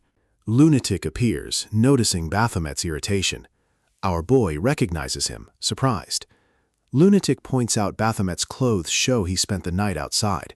He's also heading that way and offers to walk together, expecting Baphomet to reach S tier soon. While walking, Lunatic explains not all S tiers are equal in strength. Some overpower 2 S tiers alone, others defeat 3. Baphomet listens, then asks, "Mr. Ma, how many could you overpower?" He admitted his inaction rendered him unable to judge. Baphomet, however, had seen through his disguise. Baphomet casually remarked anyone would have noticed, then thanked him for 2 months of secrecy, urging him to maintain it. Baphomet found it easy, yet confessed he owed him answers. His gaze turned heavy, making Lunatic stiffen. Lunatic pointed, cursing him for the sudden tension. Baphomet retorted, asking what he expected, then demanded to know why Lunatic infiltrated the colony. He pushed open his door, mid-sentence. Both froze. The room revealed Jackal, dead on the floor. Baphomet stared, shocked to find Guilty's lifeless body nearby. Lunatic stepped in, disbelief clouding his mind, unable to grasp this horror. His eyes widened further, spotting Hyper's corpse. He muttered aghast that hunters, even one of Hyper's caliber, were murdered within the colony's safe zone. Overwhelmed by the massacre, he stared ahead. Hunters gathered, whispering amongst themselves. Stunned, they questioned how murders occurred here. A hunter noted claw-shaped bloodlines on Hyper's torso, wondering if a beast attacked. Our protagonist studied the scene, questioning who dared steal his target. Haru and Jumi arrived, ordering everyone back to begin the investigation. Haru declared the area sealed, demanding all bystanders leave. A hunter protested, demanding to know how murders happened in a safe zone. Another insisted they deserved answers, not dismissal. The officials stood firm. Jumi warned that refusal to leave meant suspicion, shocking all. Baphomet scanned the bodies, piecing clues. An A-tier fight would scar the room, yet no struggle showed. This lack of resistance indicated a killer with overwhelming advantage, victims never processing their demise. Baphomet concluded only an S-tier hunter could achieve such a feat. His words froze the officials. He reasoned these deaths couldn't be A-tier work unless that A-tier possessed absurd power, a level none here, himself included, commanded. Jumi urged caution against early claims, awaiting evidence. Haru added such remarks stirred trouble. Baphomet countered, speaking only basic logic. Hunters slowly conceded an S-tier could kill so cleanly, some turning frustration toward officials for failing to detect such a threat sooner. A girl bursts in, demanding attention, as No appears, her lunatics, in tow. Later, in her office, she orders Baphomet to halt his investigation. He's confused. They'd already linked Hyper to drugs before the murder. He insists on finding the killer, offering to lead. No questions if he can truly face an S-tier, as he claimed. His confusion deepens as she dismisses him, urging him to improve like others. She thanks him for his earlier work, leaving him speechless. Outside, Baphomet tries to reconnect scattered pieces. Hyper died after their separation last night, and his headache tightens. Memories after that moment remain blurry. He wonders why Hyper was targeted, and what Hyper did to him. He pulls out the paper in his hand. A vision appears, Hyper showing him that symbol. Hyper admitted understanding Baphomet's suspicious approach, unconcerned, believing Baphomet would relate. After seeing the paper, Baphomet lost consciousness, though it carried no mana.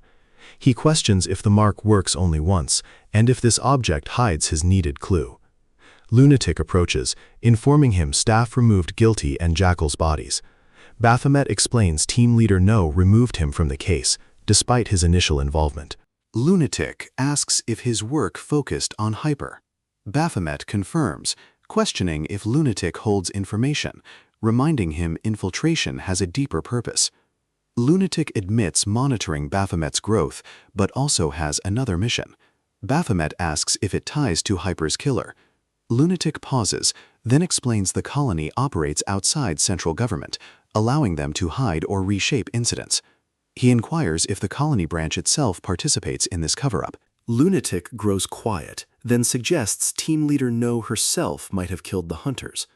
Baphomet reacts with shock as Lunatic explains her role. She's been present since the colony formed, the only one understanding its structure and how to exploit it. Lunatic entered to investigate her crimes, but murders occurred before he found truth. He wonders if No used him to remove Hyper, then killed Hyper herself when the plan failed. Lunatic agrees, adding her reaction seemed personal this time, too sudden. She hadn't even bothered to hide the bodies. He understood No couldn't control the system alone. Lunatic concurred. Others must be aiding her. Only they could trust each other, though another ally would ease their burden. Later, Agatha informed Valkyrie, a murder in Zone C. Valkyrie stiffened. As Agatha explained, 3 of Baphomet's team were dead. Valkyrie echoed the news, disbelief etched on her face. Across the room, Nen slammed the table, cursing the loss of 3 powerful A-tiers. Both women watched as Agatha explained. She and Nen arrived soon after the colony's construction to guide rising hunters. A-tiers always held special meaning. Valkyrie listened quietly as Agatha recalled life before the gate shock. Hunters weren't respected, leaving the world without strong defenders. When disaster struck, countless lives vanished, people dying before their very eyes. Agatha trembled, mentioning how strong hunters could have changed that outcome. This colony, she expressed, was created to nurture such protectors. Losing these A-tier hunters was deeply painful. Back at the colony center, Haru reminded our dude his last 3 teammates had already left. Jumi added they'd notify him about his next teammates later, hoping he'd continue clearing towers and improving. He sat, questioning if they knew the killer. They replied the investigation continued. Baphomet laughed softly, already expecting that reply. Lunatic called him as the officials prepared to leave. They wished him luck, and the 2 hunters watched them go. Inside her office, No inquired about Baphomet's condition. Haru and Jumi reported no strange behavior so far. No ordered them to keep monitoring him, asking if they had anything else. They answered no, but mentioned worrying about her. She dismissed their concern, sending them back to work. As they left, she stopped them briefly, then decided to handle her next task alone. In her room, she made a phone call, asking if the person was prepared, mentioning needing a favor. The person responded calmly, expecting the request, calling her older sister. In another room, Valkyrie soaked in warm bathwater, sadly pondering the murders, until a knock. Outside, Baphomet focused on priorities. He recalled Mr. Ma's words. They must first prove No killed the 3 hunters. Lunatic said they needed her actions' timing. He admitted lacking evidence and timing, but knew one location to check.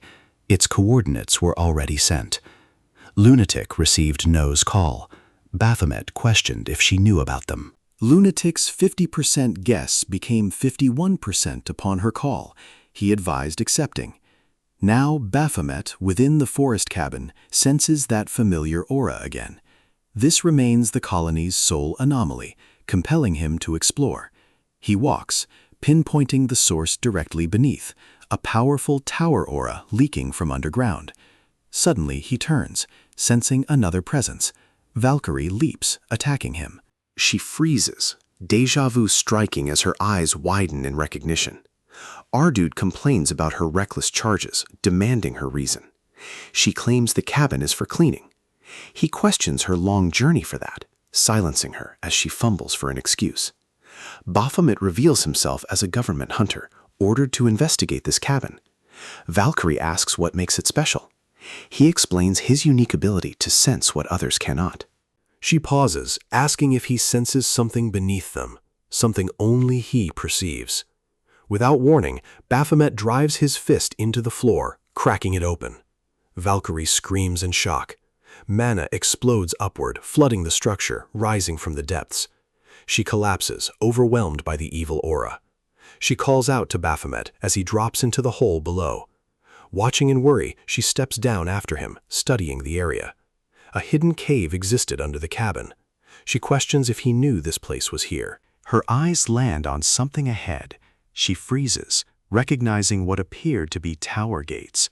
Our boy finally understands why towers endlessly appear within the colony. Valkyrie stares in confusion. He explains this place produces towers without end, naming it a tower nest as he gazes at a massive red door. Meanwhile, Lunatic walks beside No, who studies the clear night sky above the colony. He comments on the rarity of seeing such a starry sky in Korea.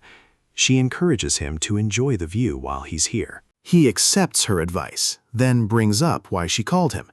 No explains they've barely spoken, this colony being their first meeting place, and they've never crossed paths elsewhere. Lunatic agrees, noting his assignments often send him to remote regions or countries lacking strong hunters. No offers a faint smile, mentioning his frequent travels to Costa Rica, Monaco, and Singapore. She recalls another hunter sent to Singapore, wondering if Lunatic ever met Hunter Mild there. He stands silent, then replies, "Dispatch duties don't guarantee hunters know each other." No pauses, accepting his reply. She questions Singapore's need for foreign hunters given ample local talent, smirking as she calls him Mr. Ma. Lunatic realizes she's uncovered his identity, admitting it. An explosion rips through the air, filling it with smoke. Mr. Ma appears in his true form, No having stripped his disguise. A vicious beast emerges, demanding if she offed the A-tier hunters. She's focused on why he's at the colony. Mr. Ma demands answers on the hunters' deaths. No warns him not to meddle. He yells her intentions are nonsensical, her actions pure betrayal, then charges. Before he connects, blank A-tier hunters shield No, blocking his attack. Flung back, he grinds his teeth, realizing they're A-tiers. He demands to know what she's made of them, while Valkyrie questions Baphomet about a tower's nest. He confirms its existence, pondering the hidden truth and his own knowledge of it. Valkyrie wonders if this nest explains the colony's many towers. She suggests tearing it down. He reacts, confused. She argues treating it like any other tower means clearing each chamber. This would stabilize the colony, reducing future tower births.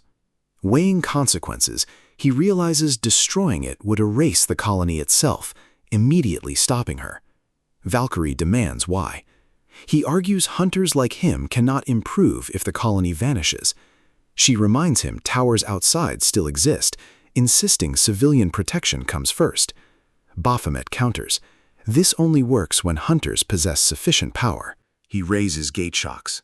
Without strong hunters, many would die again. She insists past knowledge was lacking, now it's different. Preventing gate shocks is her priority. Baphomet challenges, what if another gate shock already approaches, rendering this argument meaningless? She dismisses it as baseless doubt, refusing to let hunters ignore towers. He suddenly shouts, I finally understand why Team Leader No hid this nest. It is because of those who think like Valkyrie. She almost agrees, then freezes. Baphomet reveals No maintained this colony to breed hunters of impossible growth, even if her methods turned dark. Valkyrie demands why the Overseer hid such a structure, allowing it to persist. He surmises No endured unspeakable suffering during the first gate shock. This thought shakes Valkyrie, Agatha's words echoing.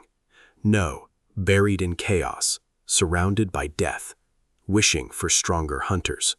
Baphomet mutters, "This feels shameful. Power grows too swiftly here." His thoughts churned, circling Jackal, hyper, guilty, refusing to settle. He clenched his teeth.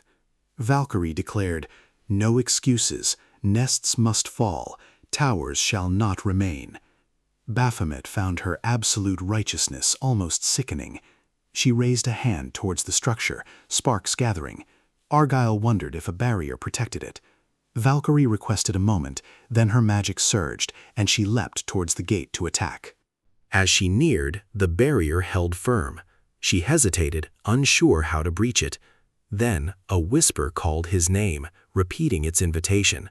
The tower itself seemed to summon him. He stepped forward, ignoring Valkyrie's cries. His hand touched the gate. Mana circles bloomed, and the doors glided open with an energy burst sweeping through them both. Valkyrie shouted, "It opened!" as she tried to advance, but something yanked her back. "The entrance keeps rejecting me," she informed him. He realized the tower accepted only him. Valkyrie stared in disbelief. The voice inside grew clearer. Baphomet told her, "I will handle this alone." She objected, "You've no idea what waits beyond." Another sound rang out afar, tensing her. Baphomet surmised Mr. Ma was near, asking Valkyrie to guard outside until he cleared the nest. He gave her a quick look, then stepped inside as she shouted his name. Within, he sensed a strange presence, facing a tunnel of light. He debated, then moved ahead. The goddess interrupted with a notification, questioning his true intent to continue. Baphomet smiled, almost amused, noting it had been long since she tried to stop him. He wondered if the place was forbidden.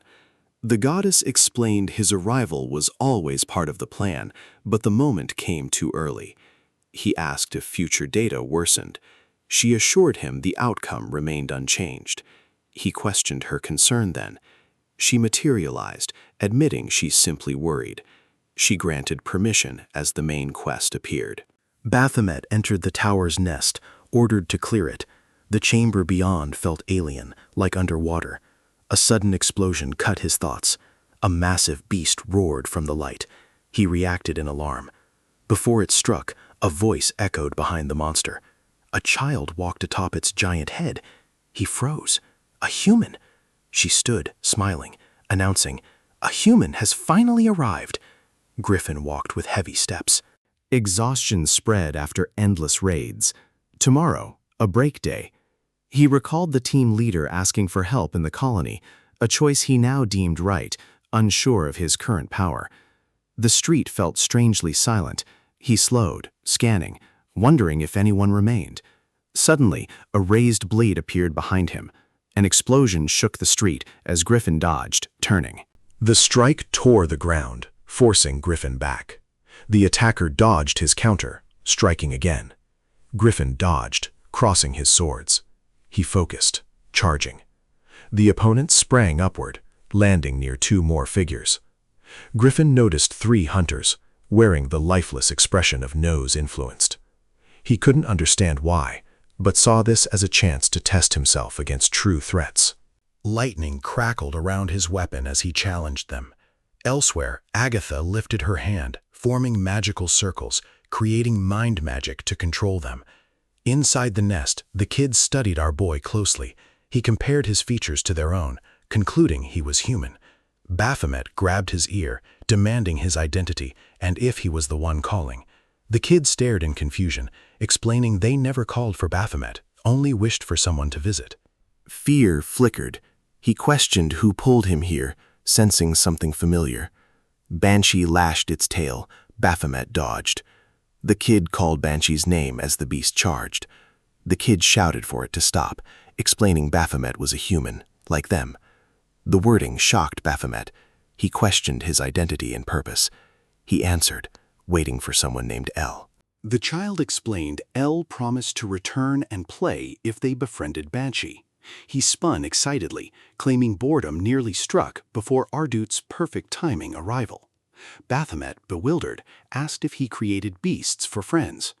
The child replied, demonic beasts are just human labels for his friends. Words mean nothing.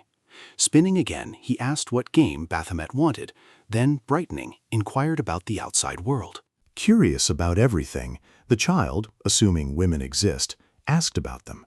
His non-stop chatter about flowers and trees irritated Baphomet, who held a stiff expression.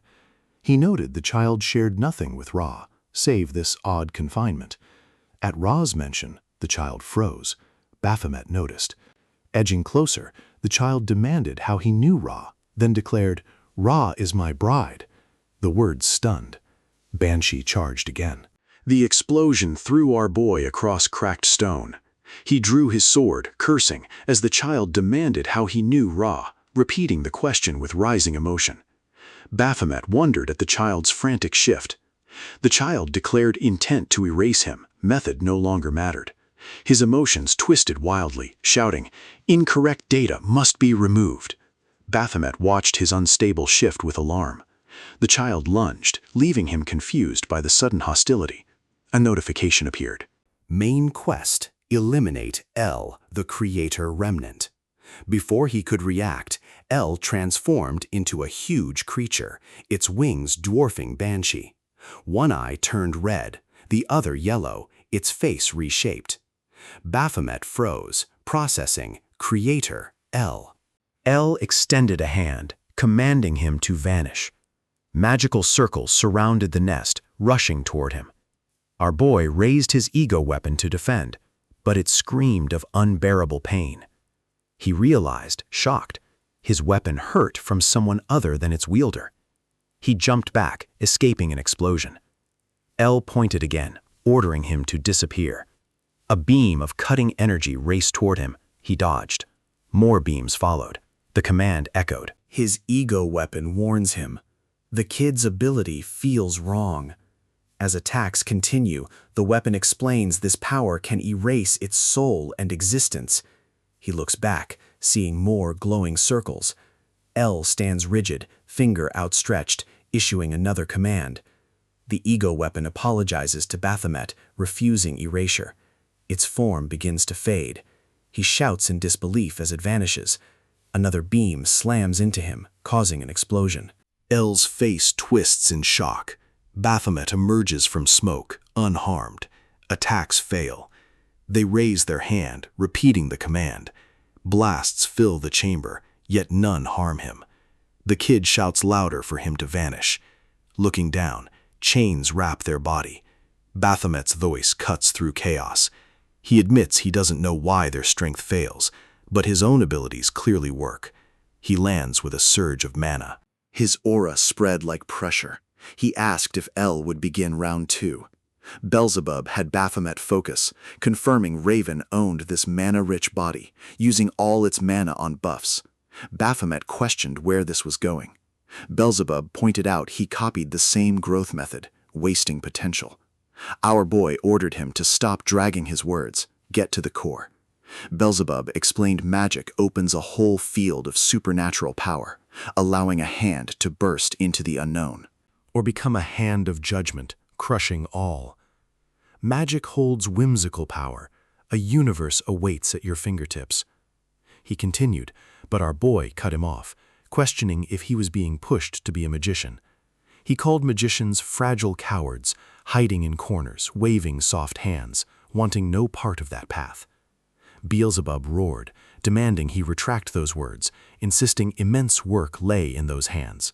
He called it delicate effort, far beyond self-embarrassing brutes. Baphomet fired back, insisting his techniques demand precision. He cursed as Beelzebub countered, dismissing them as circus tricks next to true magic. Beelzebub darted away, our dude charging after him. Later, Baphomet declared he wouldn't switch paths, having preferred combat support magic. Beelzebub replied magic could support fighting even better, claiming useful tricks learned while clutching his aching face. Now, El stands frozen before Baphomet, disbelieving. Confusion seized him. Baphomet, using mere chain magic, then leaped, striking him airborne. He burned crimson, glaring at Baphomet before rising. Another explosion erupted as Baphomet landed. Baphomet watched, and the child nervously met his gaze, reminding him he was but a creation. El lifted his hand, ordering Baphomet to vanish. Why would he not disappear? A massive blast then burst, filling the air with smoke. From the smoke, Baphomet emerged, head held high. He questioned if his foe understood his power was futile. Magical chains coiled, inflicting pain before the charge. Baphomet noted a small cut on his arm, some damage dealt. He advanced, observing the sluggish movements.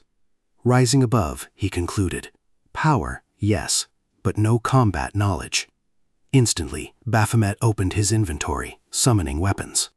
Two flew at his opponent, who guarded, unleashing a counterstrike that triggered an explosion.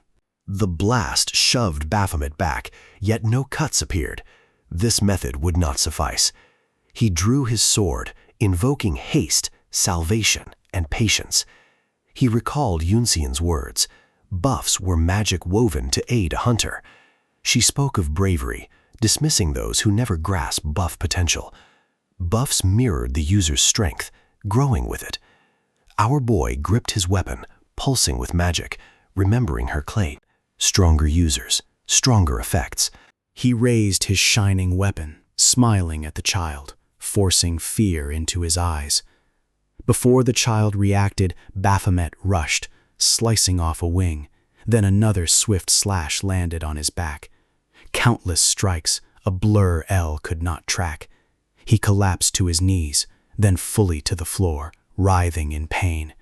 His eyes widened as Baphomet approached. Our dude questioned if the child truly wished to know the outside world. While El hid, building towers, others sharpened their strength. Our guy asked, "How does helplessness feel?" And pointed out the irony. They became monsters because of the child's towers. He identified himself as one of them. Too many strong people spoil the balance, he explained. There must be weak, average, and strong. Thus, the child's role ended here. Baphomet lifted his weapon, aiming directly, ordering him to disappear. He laughed, mocking. How can a mere creation imagine it can erase me? His body expanded, tentacles bursting outward, rushing at Baphomet, shocking him. RG, declaring himself a hunter, unleashed endless cuts, tearing through the child until blood sprayed everywhere. El cried Banshee's name as Baphomet lifted his head, announcing his own. He launched a final strike, more blood pouring out, his eyes wide. El questioned this horror, a vision of his bride Ra appearing. Why did she betray him when she should stand by him? Her voice responded, bidding El farewell, murmuring she loved him back then. A tremendous light burst before Baphomet, crushing everything. A system notice confirmed El's remnants eliminated, a new skill granted. Our boy processed this reward. From the light, a crux formed. Baphomet reacted with shock, questioning if another crux could be collected here. A voice urged him, "Come, take it." He recognized the voice from outside the tower's nest. Throwing his sword aside, he stepped forward, grabbing the crux. A huge light burst the moment his hand touched it. The crux shifted color as lightning stormed behind him, swallowing the entire area. Outside, Valkyrie watched the strange phenomenon, confused. She thought of Baphomet, reminding herself she couldn't enter the nest. Forcing trust, she wondered what he meant by her soon learning why she must guard this place. Someone called her name. She turned to find Nen, who'd searched everywhere. Agatha questioned if Valkyrie spent the night bathing at the cabin again.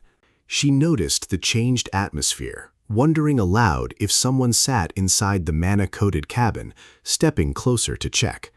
Valkyrie blocked her path, questioning if she stood with No. She replied, once thinking no fight was needed, but admitting she was wrong. Lifting her face, she prepared to charge, apologizing. Mr. Ma ran, A-tier hunters pounding the ground behind him, swords raised. They leaped high, intending to pin him in one strike. He pushed forward, smoke bursting around him, helping him slip from their sight. 3 hunters landed, scanning the area in confusion. A voice reached them from behind. They turned just as Mr. Ma lifted his hand, striking their backs, dropping them. He realized he couldn't handle this alone. Recognizing their movement patterns, he understood mind control magic, not Miss No herself. Another S-tier must be aiding her. He recalled the report. Miss No's younger sister, a mage-type hunter, was in the colony. He understood the trouble if she sided with No. No time to think. Miss No used A-tiers to distract him and slip away. He had to find her. A presence neared from behind. He turned, irritation building, ready to strike. More hunters appeared ahead, numerous, smoke rising behind them. Unease filled him. He couldn't take them all. All A-tiers seemed controlled. That thought tightens his nerves as they all leap at him. He wonders if they're all controlled, raising his hand, calling Echo to assist. Lightning bursts, sending many hunters flying back. The system declares all abnormal statuses removed as the spirit arrives. Mr. Ma recognizes this as a high-ranking spirit, judging by the swirling mana. Only one hunter he knows commands such a spirit. He turns as footsteps approach. Hunter Echidna steps forward, lightning sliding off her hands. She calls his name. They point fingers, demanding answers. He wonders the same. Echidna eyes his outfit. Why the spandex suit? He denies the spandex, but covers his nose, asking about the smell. Did I fall into a sewer? He insists that's irrelevant, urging her to explain the colony first. A loud sound echoes. Echidna turns, questioning the source. Something rises over the tower zone. Mr. Ma instantly recognized the barrier, dread confirming his fears. No had activated it, triggering the colony's fortification program. Echidna asked, and he explained. Towers surround the colony. A gate shock would unleash countless demonic beasts. A device was made to trap them inside. They're now locked in. This hit Echidna hard. Inside a tower control room. Someone taps a laptop, muttering about the exhaustion of managing A-tiers with minimal staff. Hunters sit before her, faces taped. Hold on a little longer, she encourages. No, with Jumi and Haru, insists this step is vital for colony survival and stronger hunters. Behind her, the screen shows fortification program activation. She's tied up staff, instructing them to remain until she's done, promising release later. Her head snapped back in alarm. She rushed to the window. A strange glow, a beam of light, pierced the distant sky. Haru reported the tower creation zone was undergoing a bizarre transformation. No, bewildered, questioned Nen's actions, for Nen had vowed to guard that very place. Meanwhile, Nen clashed with Valkyrie, slamming her fist, cracking the earth. She admitted her hidden killing intent was futile against Valkyrie. Valkyrie, in turn, drew a weapon from her inventory. Nen loosened her stance, accepting Valkyrie had uncovered the colony's secret. Someone must be inside that restricted place. Valkyrie met her gaze, silent. Nen questioned her silence, warning, there is no turning back. She stepped closer, demanding to know what Valkyrie had done, but then caught herself, confused by her own slip. She attacked, sending a shock through the floor. Nen trembled, insisting, Even if someone made it inside, it changes nothing. Nobody can enter.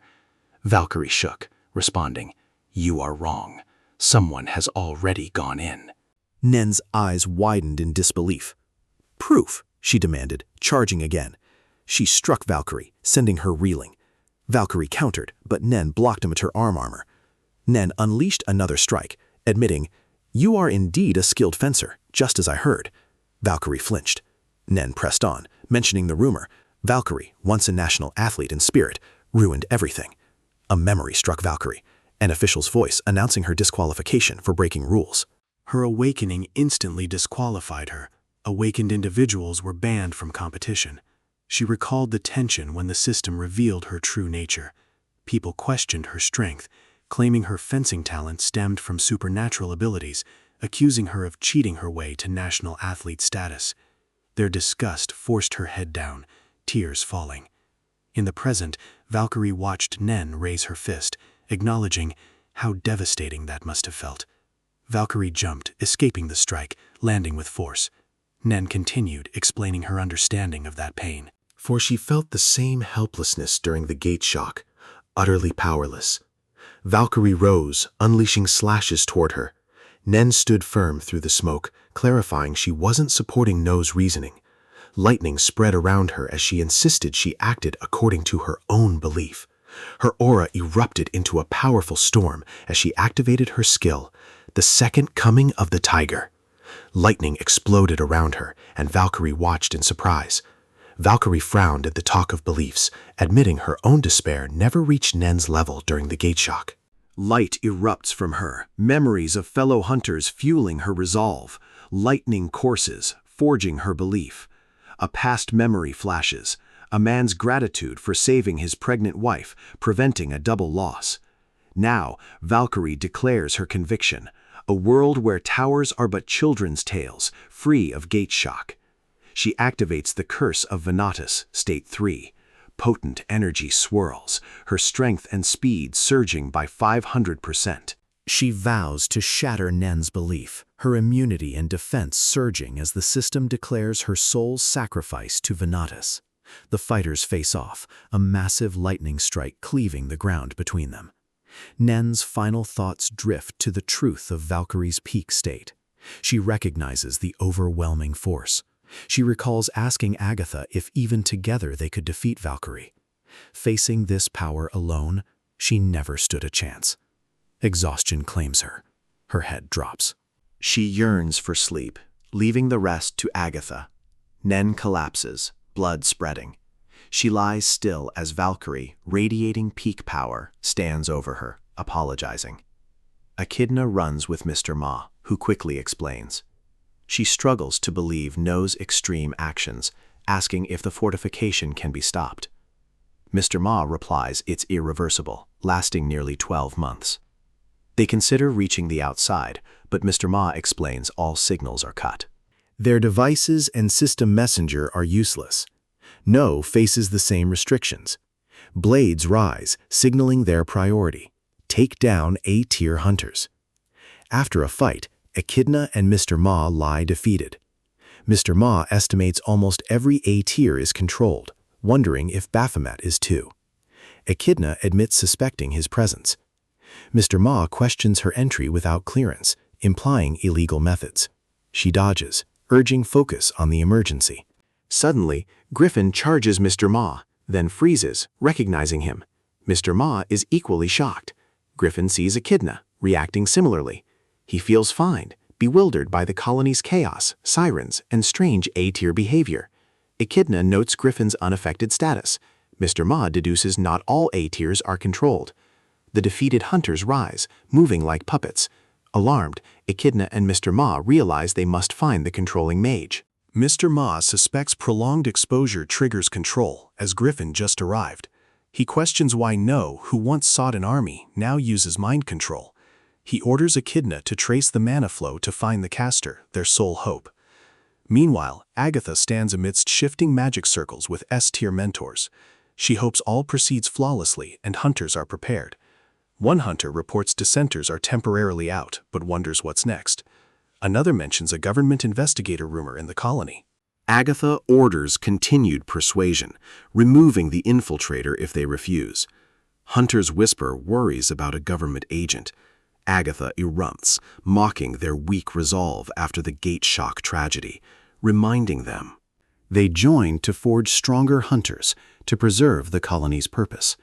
She warns, if the tower creation site collapses, the colony loses meaning. As she urges steadfastness, a hunter hesitates, asking if things will return to normal. Agatha assures, just one investigator, handling him won't take long. When questioned if destroying the site stops towers, she confirms it, demanding to know who dared question her. 2 hunters apologize as a disguised figure suddenly triggers an explosion, scattering everyone.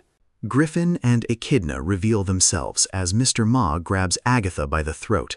He demands, is she No's sister, controlling A-tier hunters? He points out No used controlled hunters to distract him and escape. Why continue? Agatha calls him a government hound, ordering her hunters to kill him. But Mr. Ma holds firm, unfazed by 5 S-tiers. Griffin senses something strange in Echidna's mana, which suddenly burns painfully. Mr. Ma recalls a rumor. 1 S-tier killed 7 others. He offers to prove it. All hunters' mana ignites as he warns, cooperate or face pain. Holding Agatha's throat tightly, he drags her down, making it clear this is a threat, not a negotiation. Elsewhere, 2 hunters rush No, but Jumi and Haru quickly take them down. No wonders why controlled hunters who recognized her no longer respond. Haru points out the red light in the woods vanished, suggesting Hunter Nen dealt with it. No, unable to contact Nin, checks the cabin, then plans to confront Mr. Ma. Suddenly, Baphomet appears, eyes glowing, blank, and controlled. Jumi and Haru prepare to fight, believing Agatha controls him. No, knowing Baphomet's control is immense, shouts for retreat. Baphomet slashes Jumi and Haru, incapacitating them. He confronts No, accusing her of killing Hyper, Guilty, and Jackal, linking it to the tower's nest. No panics. Fearing the red light signals disaster, Baphomet reveals he destroyed the nest, shocking her. Blood sprays as Baphomet collapses wounded, a beast behind No. She's stunned and A-tier Baphomet entered the nest, a place even she, an S-tier, couldn't reach. Baphomet trembles, suspecting No's true motives. The mark on his body matches Hyper's death mark, confirming No's guilt.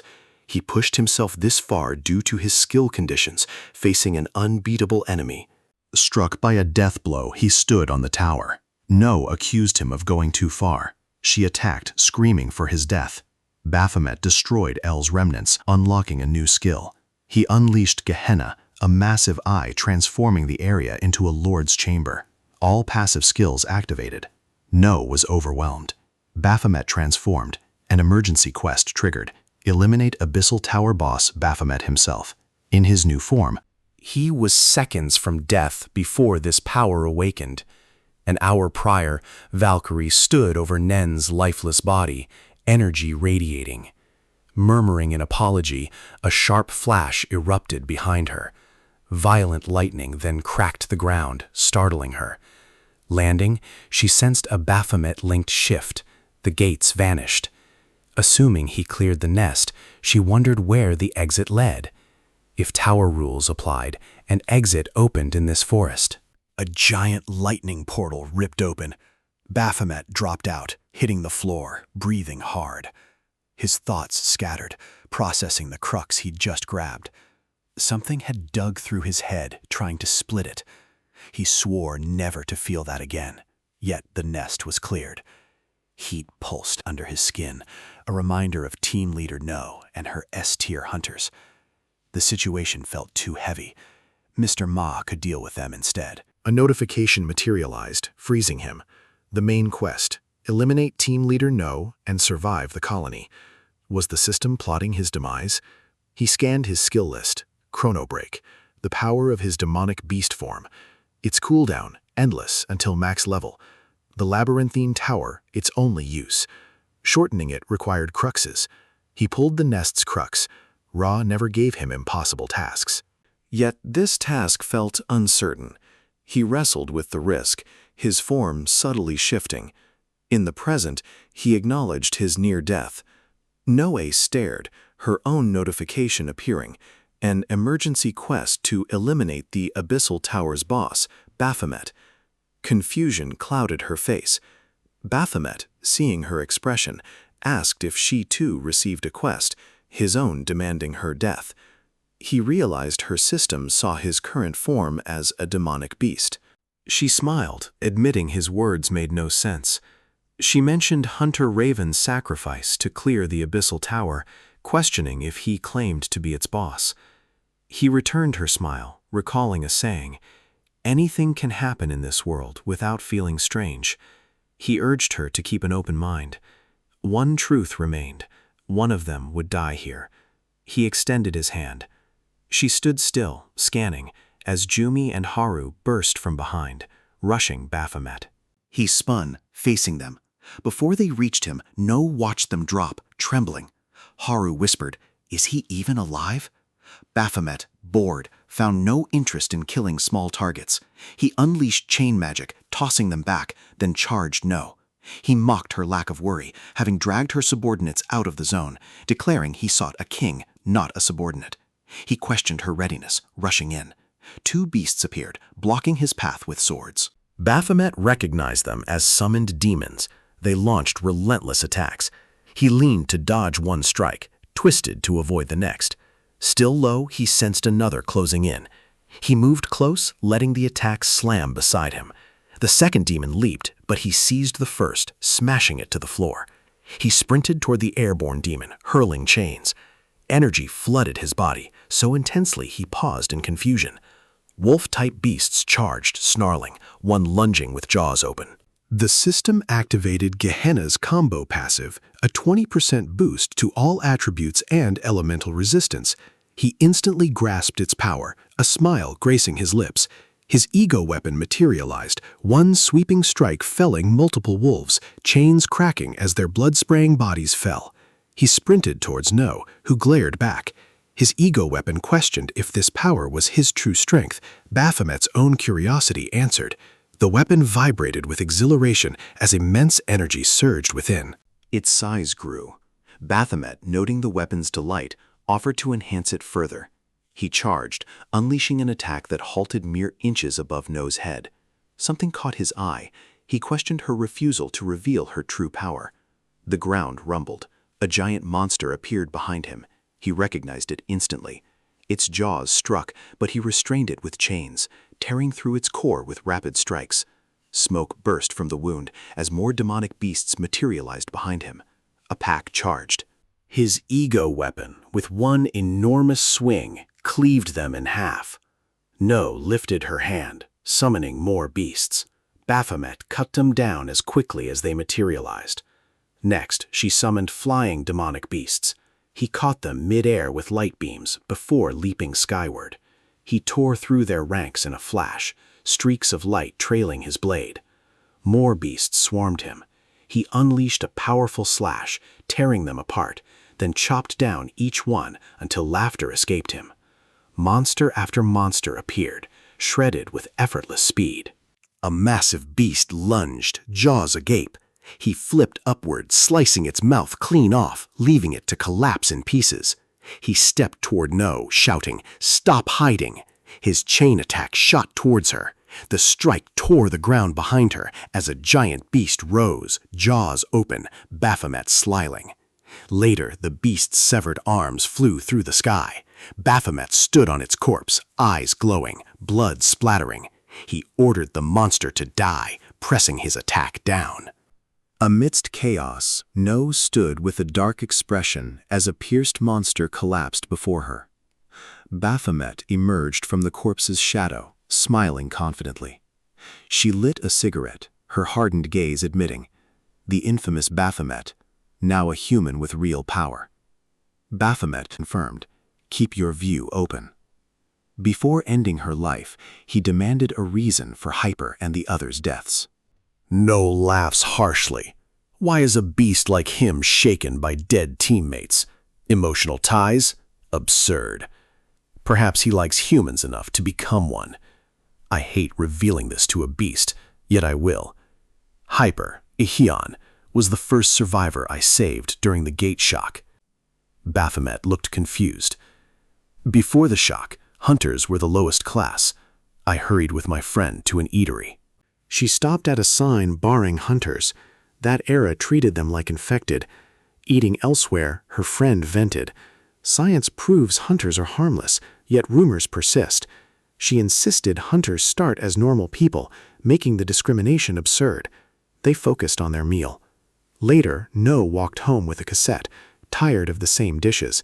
She considered ordering again, then noticed a restaurant. Her plain clothes hid her hunter identity. She stepped in. Planning to store food, the world fractured with a familiar pressure, the same aura as the first gate shock. Screams cut through the street, people calling for hunters. Their desperate voices gave her a brief sense of superiority. She spotted a terrified Lee Hyun crouching in the chaos, checking on him. Later, the captain questioned her return to the danger zone. Rescue teams claimed all survivors evacuated, but she explained Lee Hyun's grandparents and sisters remained inside a collapsed building. He accepts. Trapped victims are hard to detect. The adjacent red zone yielded only 2 survivors. Another hunter doubts her, citing no captain's approval. She insists on joining, arguing they can track her if she returns immediately post-rescue. Her partner taps her shoulder, yielding. She studies him, reflecting on desperate choices for loved ones. Soon, her boyfriend lies dead before her. She mourns as the captain curses their return, blaming her entirely. Hyper demanded why she broke her promise to save his family, his accusing eyes branding her a liar. Red Zone demonic beasts burst into their sector, killing 70% of civilians and hunters. She failed. After the shock, she withdrew, consumed by thoughts. Greater strength could have changed everything. Eventually, the captain guided her to an area overflowing with towers. No one understood why. The pattern repeated endlessly. Observing the structures, the captain named the region the Colony. He tasked her with its management, believing her talent could serve the government by providing a haven for traumatized hunters. She dedicated herself, recruiting others, even her sister, to forge stronger hunters. Though her sister's purpose later diverged, all ran smoothly until construction unearthed a hidden nest. Others saw only a nest, but she instantly knew it explained the endless towers. As a constructor prepared to report it, panic seized her. Revealing the nest would doom the colony, a repeat of the gate shock. She silenced the few constructors who knew. To protect the secret, she committed countless wrongs, building a wooden cabin over the nest, disguising it as a harmless gateway. Only a few hunters knew the truth, yet Ihund arrived, already aware. Relieved, she recognized him, burdened by past guilt for failing him. Ihund cut to the chase, asking about the tower creating place. She demanded to know how he knew. He challenged her secrecy, recalling her apology, then offered a deal, permission to distribute a special drug to visiting civilians. When she questioned his reasoning, he declared the weak undeserving of existence. This twisted thought horrified her. The Ihun she saved was gone, yet she couldn't kill him. Baphomet concluded she tried to use him to restrain Ihun, but failed. In memory, Ihun confronted her for plotting to use Baphomet against him. He'd shown mercy for their past, but her actions proved him wrong. He revealed a government investigator was in the colony, warning she was a suspect. She wondered how he knew. He threatened exposure. She grabbed him, demanding why he'd changed, if he'd joined a cult. He replied, "If my family were here, I wouldn't be this way." She killed him. 2 witnesses rushed forward. She killed them too. She ended her explanation with the full truth. He smirks, deeming her actions repulsive. She takes it as a compliment, dropping her cigarette, accepting her depravity.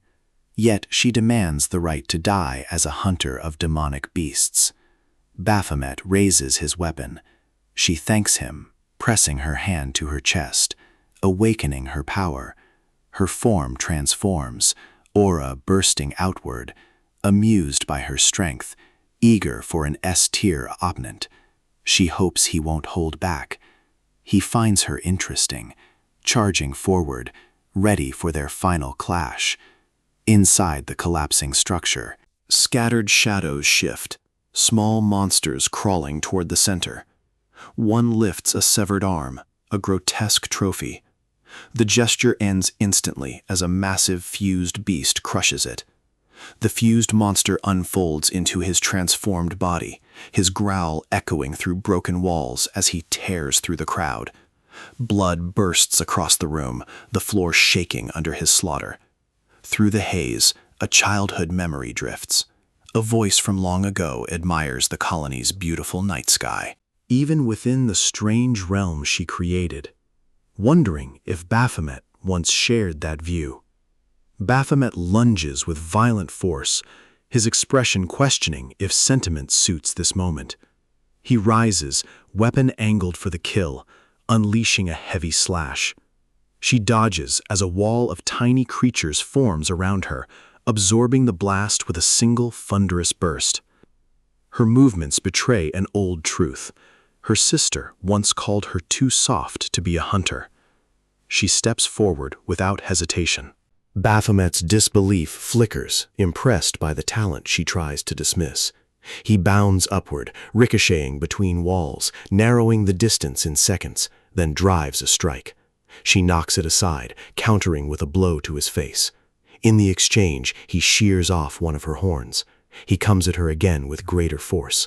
Their clash triggers a blast, slicing deep cuts across her hands. He charges once more, her block only earns another gash. A ruthless slash tears across her chest, then another across her face. His blades sweep from every direction until she stumbles back, crashing to the ground. He lands before her fallen form, leaping again, weapon raised for the final cut. Mid-fall, he notices the shift. A massive combined creature forms between them, summoned as her last stand. He hurled a wide slash. A hand burst from the creature, meeting his blade, rattling the room. It twisted unnaturally, then stood tall, its mouth splitting open, layered teeth revealed, and lunged at Baphomet. He countered with a slice across its back, then drove a storm of blows, yet each wound closed instantly. He severed its head, then repeatedly sliced the body apart. Both pieces reformed after every hit. He pressed deeper, unleashing another strike as no materialized. The fused creature appeared above his head, mouth stretched open, teeth reaching downward. Baphomet lifted his hand, blasting it away with a concentrated burst that cracked ground and ceiling. He leaped upward, carving through the air with rapid strikes at its body. He pivoted back to No, driving another attack. She met him with her own counter, the creature coiling protectively around her. Baphomet shifted, appearing behind her. His gaze locked on her weakening form. She met his eyes one last time. His next strike swept through both her arms, sending shockwaves as they fell away. Through fading breath, she admitted victory was never hers. Baphomet prepared to end it. She released every scrap of power. He responded with his own surge. Their forces collided in a massive explosion of electric light, scattering feathers across the darkened sky. When dust cleared, Baphomet rose through drifting feathers, an intense red aura flowing, and enormous wings unfurled. He faced the towering branch-like creature, No's demon form, lifting his weapon, charging with lethal intent. Outside the collapsing zone, Mr. Ma and Echidna watched the sky shift. Ma sensed the battle's turning point. Valkyrie steadied herself in the chaos, focusing on the explosive light where forces collided. Inside the ruins, Baphomet and the armless creatures stood across. No turned away. He closed the distance swiftly and drew a clean arc across her neck. A memory flashed. Her younger self. Identical wounds. Smiling quietly, accepting a fate carved long before this moment. Above, the moon shone with perfect clarity, spreading gentle light across the final scene. The interrogation began without delay. The official demanded identities. Baphomet answered. Griffin stated his A-tier status and colony entry were approved by team leader Siang and Ma. Echidna's case reveals a record discrepancy. No invitation found. The official presses her.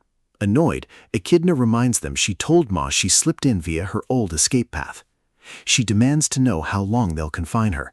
Urgent work awaits. Focus shifts to Valkyrie, a mentor. Did she sense unusual behavior among A-tier mentors? She laughs before replying. Attention shifts sharply to Ma. They demand he recount every colony incident, especially Null's. Ma reminds them his full report covers everything. They read it, but insist gaps remain. The report notes Null's elimination, yet autopsy clears Ma. Ma notes he recorded the killer as unidentified. The official insists only Ma, Valkyrie, Echidna could eliminate Null. None of their signatures match the wounds. Someone else must have been present. Ma agrees, but has no answers. The official, impatient, orders him, uncover the truth. Ma repeats he doesn't know, asking what they expect him to fabricate. He reminds Song, upper command sent him under direct orders. Everyone in the system understands. Song tries to calm the room, explaining the interrogation is routine. Ma fires back. Song raised the tension first, shouting at him. Ma then explains, the fortification program activated, sealing everyone inside the colony. Echidna bursts in, addressing the question.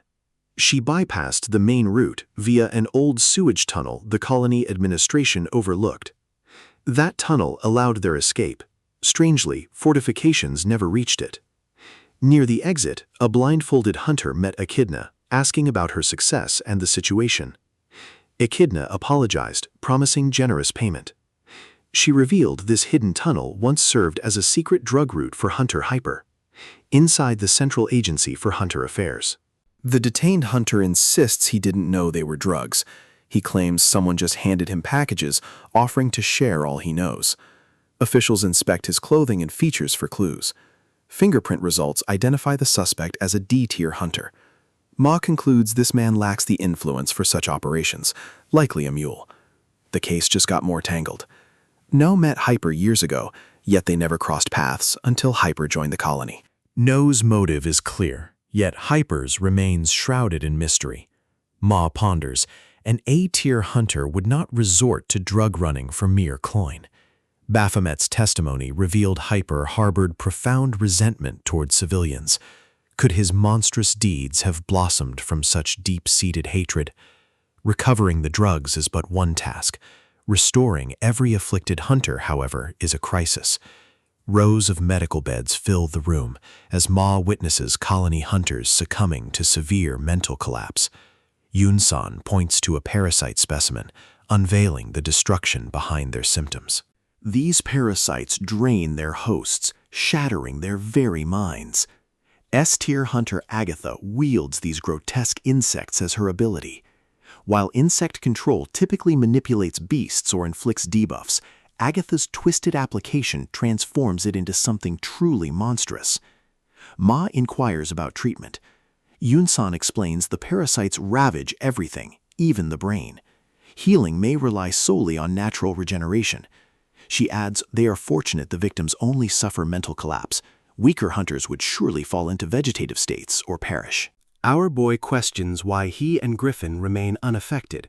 Yun-san clarifies the parasites require time to root within their hosts. Thus, both still need enemas to flush out any potential eggs. He reacts with utter disbelief. Yun-san explains these insects favor the large intestine, where eggs might linger. She reveals 3 prepared kits, instructing them to complete the procedure today. Ma freezes as the 3rd kit is revealed to be for him. He demands her meaning, and she reminds him he strangled Agatha, which counts as direct contact. He assumed only A-tiers were threatened. She reveals Agatha attempted to infest S-tiers too, proven by the 2 deceased S-tiers. Behind them, Valkyrie collapses without warning. Echidna catches her, dragging her towards the exit. Baphomet watches in confusion as Echidna calls out, promising to meet him again. Someone assumes Valkyrie suffered a mental crash, but Echidna bluntly explains Valkyrie simply emptied her bowels and feels drained. In truth, Valkyrie's mind cannot endure all she witnessed. Yun-san claps loudly, ordering everyone to cease wasting time.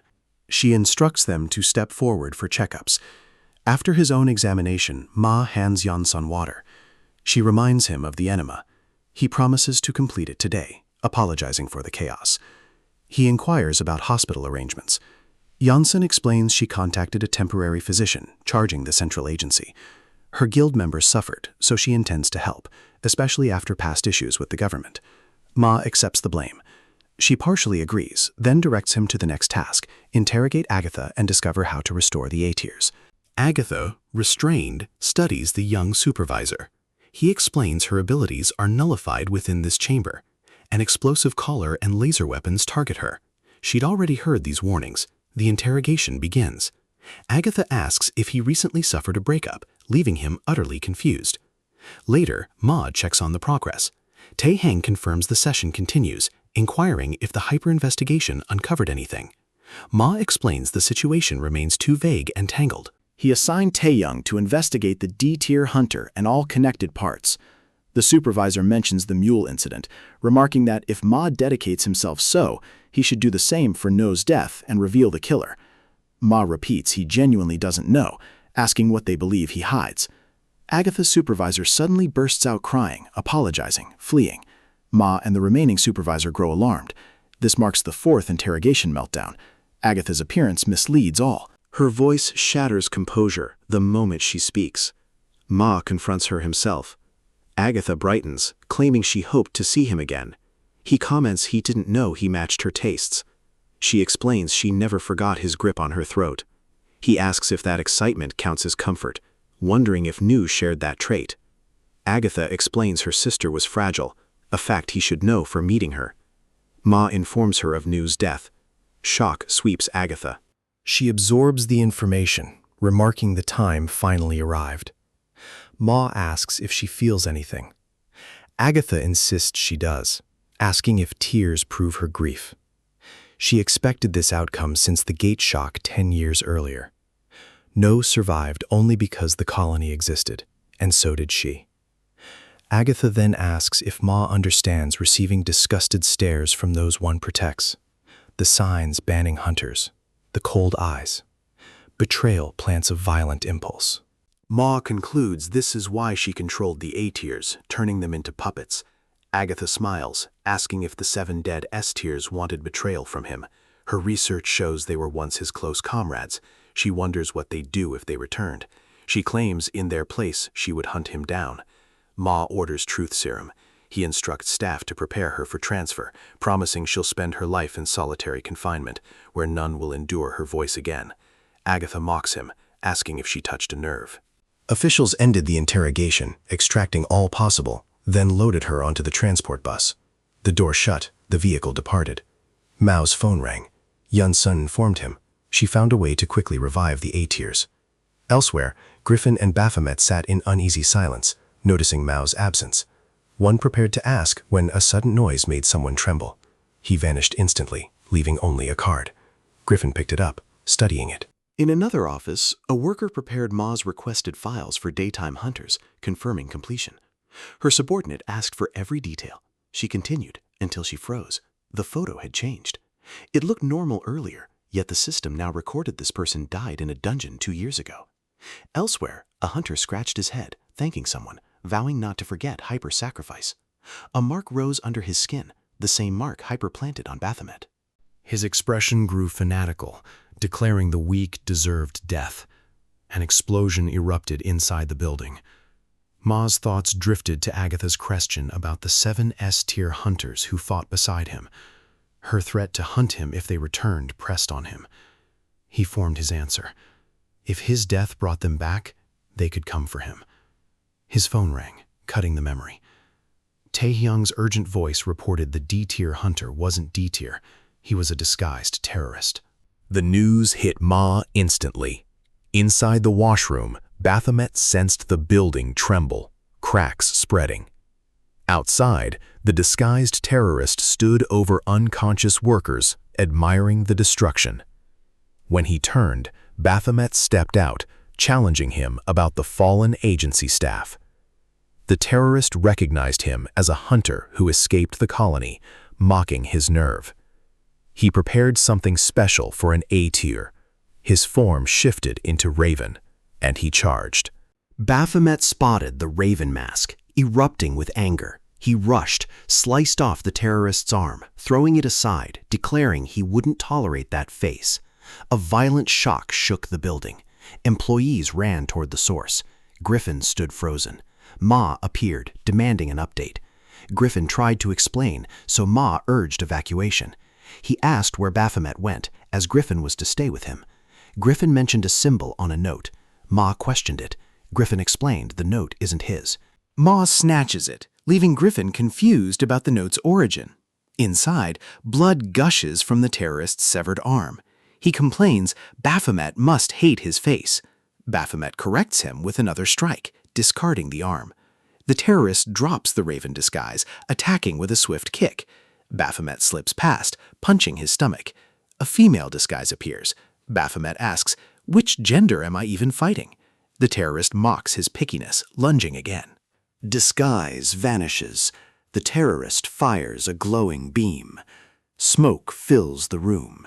He grins, believing victory, until Baphomet rises from haze, grabs him, slams him into wall. Blood splatters. Baphomet asks, "Next form?" The terrorist reveals his true body. Baphomet questions this new look. The terrorist acknowledges his strength, shouting Baphomet's name. Ma Erevez and Baphomet announced their part done. Ma instructs, "Stop him." Baphomet turns. The terrorist, now Baphomet, claimed he needed to be seen. He bit and tore the symbol page. Employees lingered around the aftermath as Baphomet sketched. Yun San studied them, praised his skill, asking where he learned. He explained tower life offered only fighting and practice. Ma ordered Tae-young to compare sketches with hunter profiles. Baphomet explained the search might be useless. Yun San asked why. He told them the terrorist's body felt wrong. Like clothes not his, the real host elsewhere. He repeats the terrorist shouted his codename. Ma agrees. The terrorist wouldn't abandon his body easily. He asks Yunseon to examine the corpse. She protests, accusing him of dumping tasks. Ma adds a polite request before a sound interrupts. Baphomet calls Ma over. Something he carried is gone. Ma pulls out the symbol he found, asking, "Is this it?" Baphomet recognized it, admitting he'd dropped it. Ma urged him to follow, to show something vital. Leading him, Ma recounted 8 years past. He'd used his abilities for survival, detached. But a group taught him emotions, to read people, and truly live. He'd wandered without memories. They guided him. Yet he killed them because of those behind the symbol.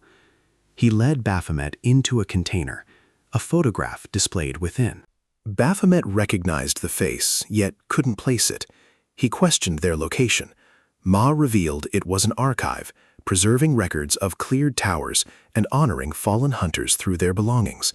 He recalled the long hallway of doors, each holding a tower's history. Baphomet asked which tower this archive belonged to. Studying the photograph, he identified Raven. Ma confirmed, the Abyssal Tower. Baphomet reeled in shock. Ma elaborated on its grim reputation, a tower that had devoured more lives than any other. The place Raven cleared, sacrificing himself.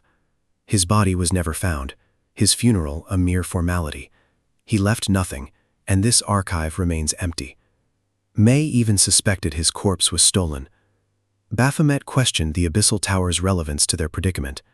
May explained his government entry, access to special hunter crime cases. He undertook every mission, investigations, undercover operations, spy assignments, eventually leading Rogue, a guild dedicated to eliminating criminal hunters. Tower work never intertwined with his role until the Abyssal Tower emerged. Unlike others, this tower accepted only hunters meeting specific conditions. Those who qualified felt chosen, proud. They never knew they were walking into a slaughterhouse. Baphomet demanded clarification. Ma revealed every hunter entering that tower was already under rogue investigation. The truth struck Baphomet hard. Ma concluded, every hunter in this archive was a criminal, and every hunter Baphomet killed inside the Abyssal Tower deserved their fate. Not only this, his shock deepened as Ma revealed the World Union's discovery, the true purpose behind the gates, and the existence of demonic beasts. Yet what truly astonished him was Ma's revelation that humans and beasts shared the same physical structure, save for their hearts. Ma added this information was unsuitable for the public. Still, it made Baphomet realize their profound similarity. Unlike beasts who kill by instinct, hunters choose to commit crimes. That's why he sought such criminals, yet Baphomet in the Abyssal Tower unknowingly did the same. Baphomet was taken aback, realizing Ma knew his identity. Ma confirmed it, explaining Finesse had already revealed it. Ma's conversation shifted to the system spirit, who also told him Baphomet would fulfill her desires. Reflecting on her words and his surveillance, he concluded their meeting couldn't be coincidence, nor Baphomet receiving the clue to the criminal organization he pursued. Ma gravely revealed his ultimate goal, to eradicate the organization. For this, he would go to any extent, even offering his soul to Baphomet, allowing him to run wild. Just then, Baphomet received a quest: find a clue related to insignia prints on paper. Ma's cautious demeanor shifted, becoming sociable. He finally declared he was the key to finding those criminals. Ma had searched for years, yet found nothing. Baphomet, however, was more concerned if Ma would expose his true identity as a demonic beast. Ma dismissed the worry, seeing hunters and demonic beasts as one and the same. Baphomet then pondered Finesse's criminal record, given his entry into the Abyssal Tower. Ma reassured him, stating he'd vetted Finesse.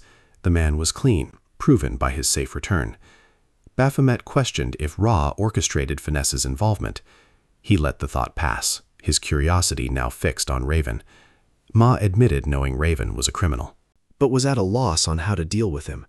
Raven's killings had no pattern, indiscriminately murdering civilians and fellow hunters. When Ma mentioned Raven massacring his aunt's family, Baphomet was struck by a sudden flashback. Scott Raven committing that very slaughter. The memory brought a searing headache. Baphomet now understood Griffin's profound hatred for his brother. Ma, too, was shocked Griffin already knew. Ma continued, Raven's murder spree remained patternless, his motives undecipherable. When he looked at Raven, he saw only a lonely person, nothing more. This led him to conclude Raven must be acting under orders. This reminded Baphomet of Raven's own words. He moved according to quests. Ma was confused by the term, but Baphomet let it slide. They needed to determine their next course of action. Ma left the matter to Baphomet, as he had already found the paper. Baphomet, however, was equally clueless, for Hyper had used it. Ma pondered the strange connection between Hyper and the mysterious hunter who raided the central agency. That hunter declared he came to meet Ma. Baphomet wondered if an unknown reason lay behind the raid. Ma considered this. He concluded, these criminal hunters despised civilians, making them primary targets. They were systematic, organized, and actively sought sympathetic hunters. Suddenly, Ma sensed something. He rushed outside to investigate, as communication was banned within the room.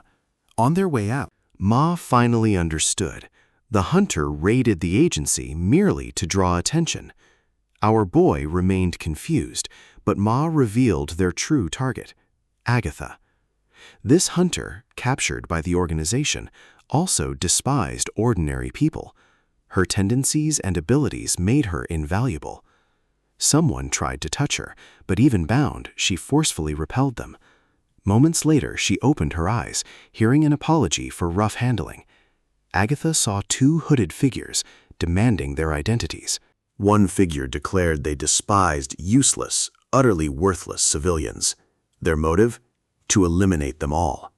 He urged her to join, revealing the very insignia Baphomet sought.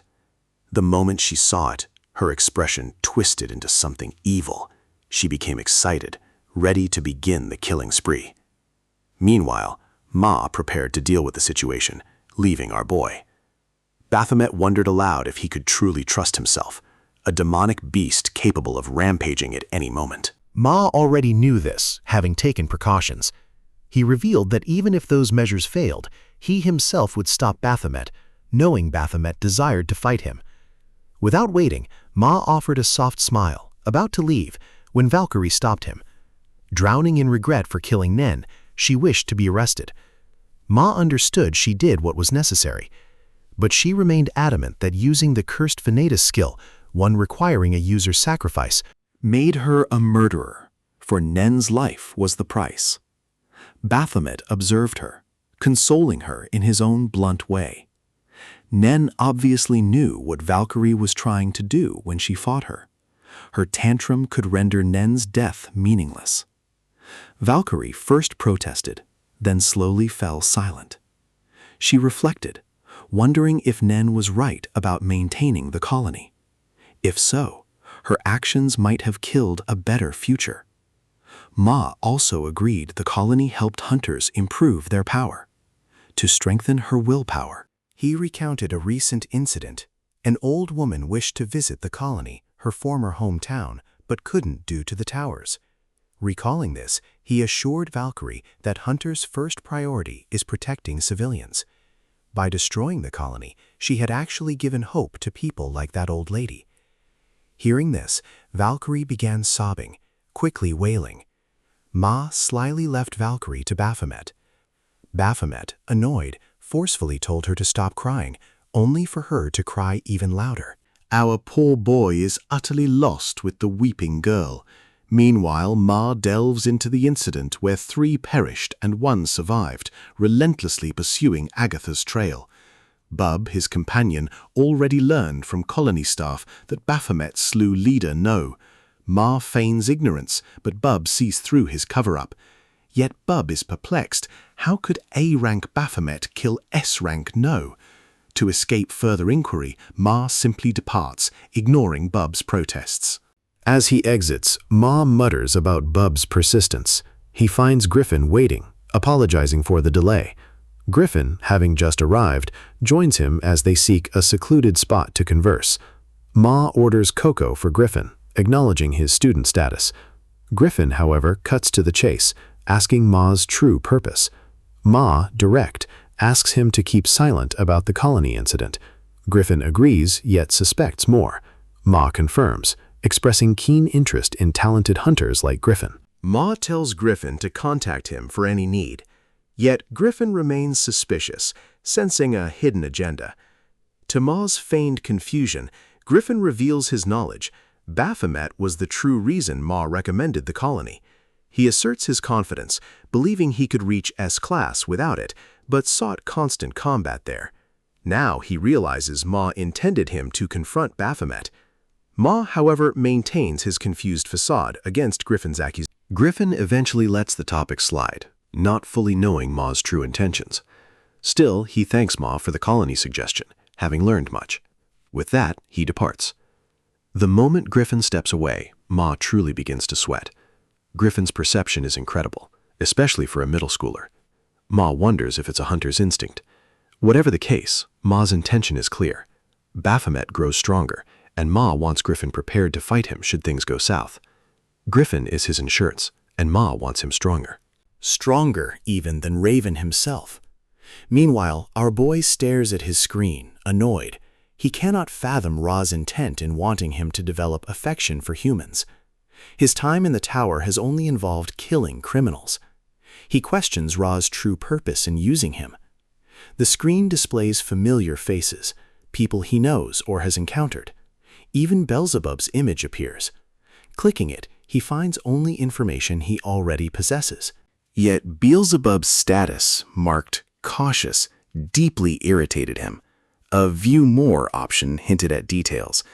This screen, he knew, held data on acquaintances. His gaze snagged on Reaper's face, an overwhelming urge to click her photo, yet he was too fidgety. Before he could click, the doorbell chimed. Opening it, he found Echidna and Valkyrie, their sight already irritating. Valkyrie stated their visit was for business. Before he could question, Beelzebub appeared. Claiming hunger, he moved to grab food from neighbors, but paused, recognizing Echidna who greeted him. Later, they settled inside. Echidna formally introduced herself, requesting her code name for work. Our boy, however, was more curious about her link to his adopted brother. She explained, weeks ago, en route, she pursued a male hunter. He refused their guild, claiming it was filled with intimidating women, worrying her guild's reputation. She regretted not visiting the colony herself, sending Valkyrie to recruit. She pondered recruiting talented rookies over active hunters. Their conversation distracted her. She missed her driver taking an unfamiliar route towards the slums. Meanwhile, Beelzebub headed home. His classmate Hayan wanted him to play, luring him with her mom's cooking. But Beelzebub desired the neighborhood barbecue, using a flying jump to escape. She tried to mimic him, but was about to fall. Panicking, he used wind magic to save her. The girl was already seeing stars. Meanwhile, Echidna, delighted by Beelzebub's potential, wanted to recruit him. She asked about his parents. Beelzebub mentioned Baphomet, currently in the colony. Learning Baphomet was his brother and in the colony, she immediately understood Valkyrie's insistence. She completed her explanation. Baphomet was displeased by Beelzebub's public magic. Echidna cut to the chase. She wanted to sponsor Beelzebub for Hunter Training School. Age restrictions, she explained, were lifted after the Gate Shock 10 years prior. This school specialized in early enrollment. She offered full sponsorship, conditional on Beelzebub joining her guild. She explained he had the potential to become an archmage. Baphomet remained unimpressed. She claimed her compensation for Beelzebub's service was insufficient. He reminded her of the time she tried to extort millions for a mere strand of blonde hair. Echidna instantly realized his lingering resentment. Baphomet now held the upper hand, refusing Beelzebub's guardianship. Anticipating this, Echidna raised her offer: lifetime premium resort memberships, VIP status for airlines and 5-star hotels, and a Han River penthouse. She added, hinting at even more unmentioned perks. Baphomet grasped the substantiality of her offer. His thoughts then drifted to Beelzebub's earlier wish for human perks. After a moment, he finally accepted Echidna's offer. Beelzebub was taken aback, utterly unprepared for this. Baphomet added that Beelzebub should enjoy these perks, already earning handsomely from tower raids. Beelzebub's face lit up, pledging obedience as a younger brother. His status instantly changed to trusted. Later, Valkyrie commended Baphomet's decision regarding Beelzebub. She remarked that awakened hunters cannot lead ordinary lives, making it the right path for him. Suddenly, she reminded him of a forgotten promise. They had agreed to a date, she finally revealed. The scene flashed back. Ma had dumped a weeping Valkyrie onto him. To lift her spirits, he piled chocolates and snacks before her. Taken aback by the bounty, she heard him explain sweets could improve her mood. She was genuinely touched by his gesture, yet she wept harder, not a child to be consoled by mere snacks. Seizing the moment, she suggested a date to truly lift her spirits. Now, in the present, at their agreed noon meeting, he waited. Valkyrie was nowhere in sight. Then her form emerged, scanning for our boy. She apologized for her tardiness, citing busyness. In truth, she'd been agonizing over the perfect outfit to impress him. To atone for her delay, she insisted on paying for the meal. He, of course, agreed. She'd reserved a 5-star hotel table, but he pointed to a simple restaurant instead. They settled in and began to eat. Valkyrie mostly watched him, neglecting her own plate. Noticing his meat preference, she was baffled when he ordered 4 more servings. After lunch, the bill totaled 1,250,000 won, a testament to our boy's appetite. At that, Baphomet, believing dates were solely for eating, decided to call it a day. She was shocked, thinking he mocked her, but he was utterly serious. Learning he'd never dated or been in a relationship, she was flustered with disbelief. Her imagination soared, picturing him as a handsome nerd. She squealed, realizing she'd be his first in every way, even his first girlfriend. Our boy remained clueless, watching her excitement unfold. When he finally spoke, she turned, correcting him. "Call me Juri Lee," using his real name. This was a date, not a hunt. They visited the aquarium, then the shooting range. Valkyrie shot first, then offered him his turn. His expression genuinely lit up as he hit his target perfectly. Yet when they finished, the staff informed them their policy disallowed prizes for hunters. Not wanting to disappoint, they gave the couple keychains instead, white for Valkyrie, black for Baphomet. Outside, they found a crying girl. Valkyrie helped her find her mother, bought her ice cream, and even gave her the couple keychain. They decided on dinner before ending the day. Discussing the menu, Baphomet still wanted meat. Valkyrie chose and he agreed. Meanwhile, some people pointed her out. They approached, assuming her British appearance meant she spoke English and could help, but she apologized, unable to speak it. Afterward, she revealed her family photo and life story to Baphomet. Her biological mother died after childbirth. Her grieving father moved to Korea. He later found love, remarried. Now she has a mom and younger sister in the city, while her parents live in the countryside. She expressed her happiness with life, while also sharing her hunter's goal, to protect others' happiness. Seeing her serene expression, he awkwardly remarked she looked better laughing than crying. A blush crept onto her face as she listened to his. Unbeknownst to her feelings, his thoughts were on dinner. Suddenly she turned, blurting out her affection, asking him to be her boyfriend. Our clueless boy, instead of answering, questioned, "How does one even know when they like someone?" Valkyrie was utterly baffled, shocked by his ignorance of such basic concepts. After a moment, she began to explain. When one likes another, they think of them, want their opinions, and most importantly, their words. Touch their heart.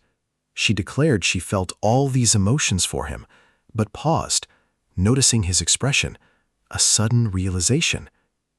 Later, Reaper was in her room when our boy called. She was about to ask about his time in the colony when he abruptly asked her on a date. She assumed he was drunk, like before, but seriously, he insisted he wasn't, genuinely wanting to go out. The next day, Reaper stood before him. He expressed deep admiration for her hunter's skill. That's why she agreed to date him, wanting to know him outside the tower. But she was utterly surprised when their date landed him in the hospital. She was furious. Later, Reaper waited in a restaurant, 10 minutes early. Extremely nervous, she overthought her makeup and their date. Yet, instead of admitting her feelings, she convinced herself this date was merely an investment in the future, an investment in a strong hunter like him. She waited patiently as time passed, with no sign of him. 25 minutes later, she overheard talk of an accident at the intersection.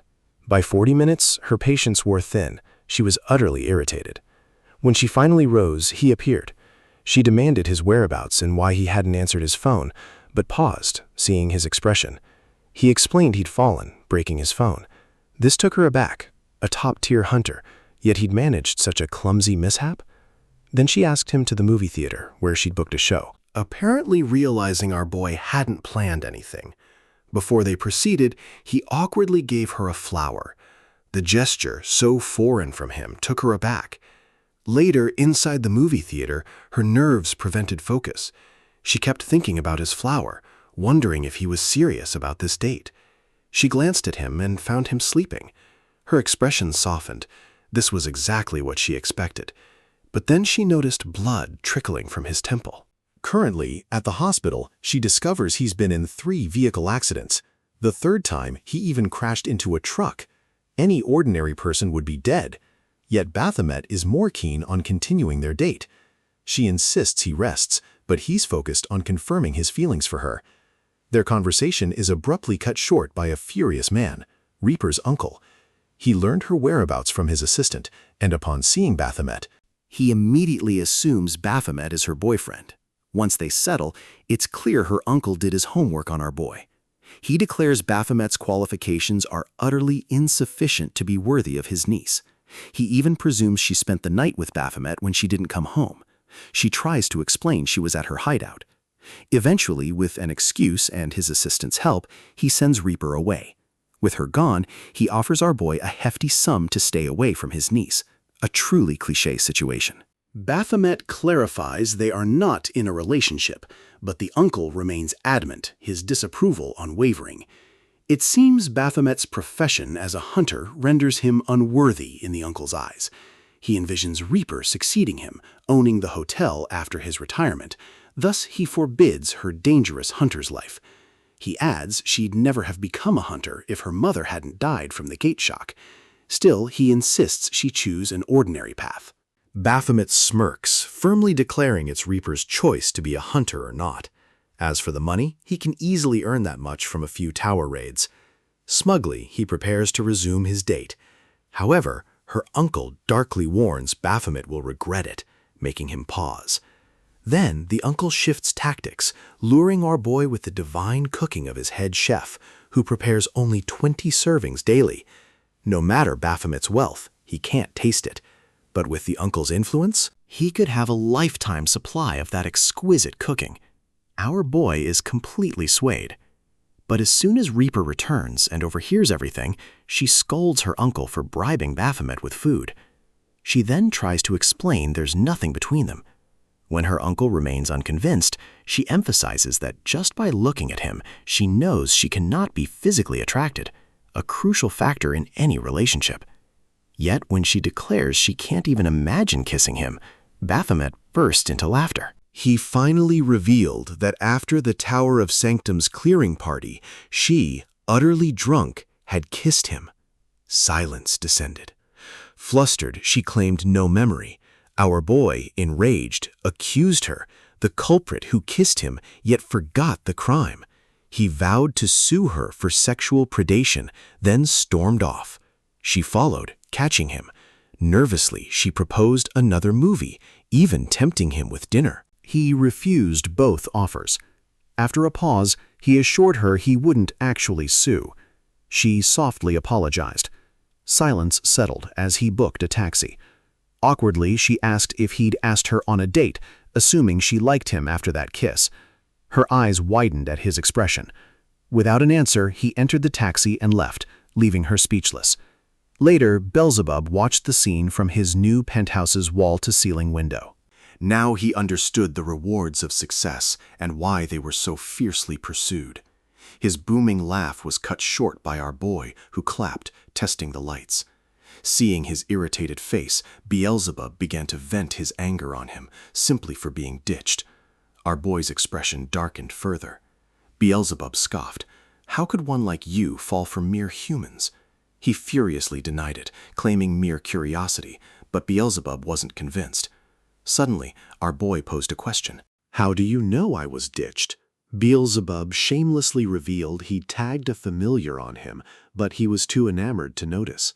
Beelzebub even knew he'd been hit by a car while pondering flowers for Reaper. He taunted, "You're turning human." Our boy weakly protested. Uncaring, Beelzebub warned Baphomet about human involvement, fearing he might revert. Suddenly he asked the time. When Baphomet told him, he immediately ordered him to rise. He declared they'd eat at Grandma's. Baphomet was unconvinced about going to the slums just for a meal. Beelzebub emphasized, we must eat at home. Baphomet was taken aback, having thought Beelzebub planned to live in the penthouse. Later, he was with Yun-Seon, who checked his arm. It was in better condition. She was curious how he'd been hit by a car, a question he ignored. She asked other health questions post-colony, which he answered honestly. Finally, setting those aside, she hands him Ma's report, revealing it analyzes a specimen from Mentor Quartz's deceased wife. Just the last page, she urges. Seeing the results, he demands interpretation. She shudders, divulging the body was crafted from multiple human remains. This necromancer, a magic-type hunter, possesses psychopathic tendencies. The specimen's creation served no purpose but twisted amusement. Baphomet wonders if this explains his revulsion. Yun-Seon continues. Yun-Seon explains Ma shares their concern, missing hunters yet no culprit. He agrees the perpetrator is meticulously traceless. Yun-Seon then asks if he's reconciled with Ma. He offers little, his true identity known to his boss. Instead, he shifts to Ma killing his 7 teammates. She's stunned, he knows. He ambiguously reveals his hand in clearing some of the mess. Leaving details for Ma, Yunsan finds it hard to believe Ma would confide in Baphomet. Her thoughts shatter as a child flees a shot. Male nurse Jang catches the kid. She introduces Jang to our boy. Jang greets him with a beaming smile. A nurse calls Yunsan, who bids our boy farewell. Alone with Jang, he awkwardly prepares to leave.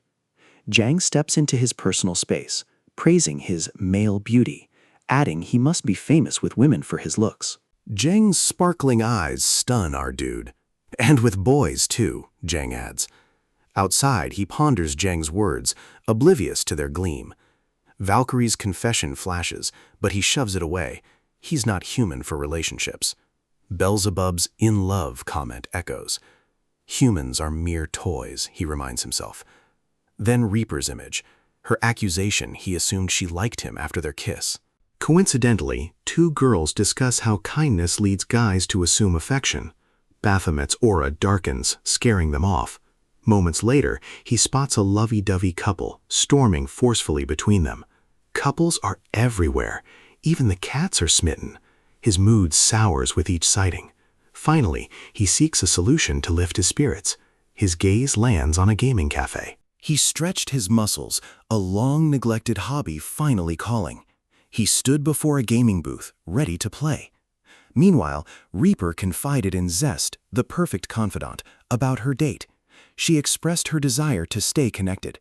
Their conversation was cut short when Zest suddenly asked if she had no interest in Baphomet at all. The question caught her off guard. Meanwhile, the Nebula Guild's leader entered the cafe where our boy played. He noticed him, a smirk playing on his lips. Our boy won his game, finding it entertaining yet disappointing. Playing against a computer was too easy. Just then, Reaper called, asking why he hadn't answered. He reminded her his phone was broken.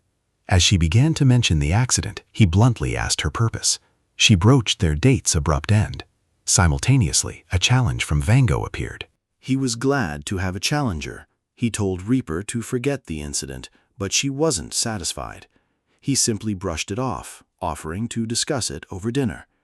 Excited, she decided on her friend's restaurant. Before she could fix the next date, Baphomet abruptly cut the call. Her call had distracted him, and now he'd lost. His challenger asked for a rematch, which he immediately accepted. This time, his opponent beat him relentlessly, angering him greatly.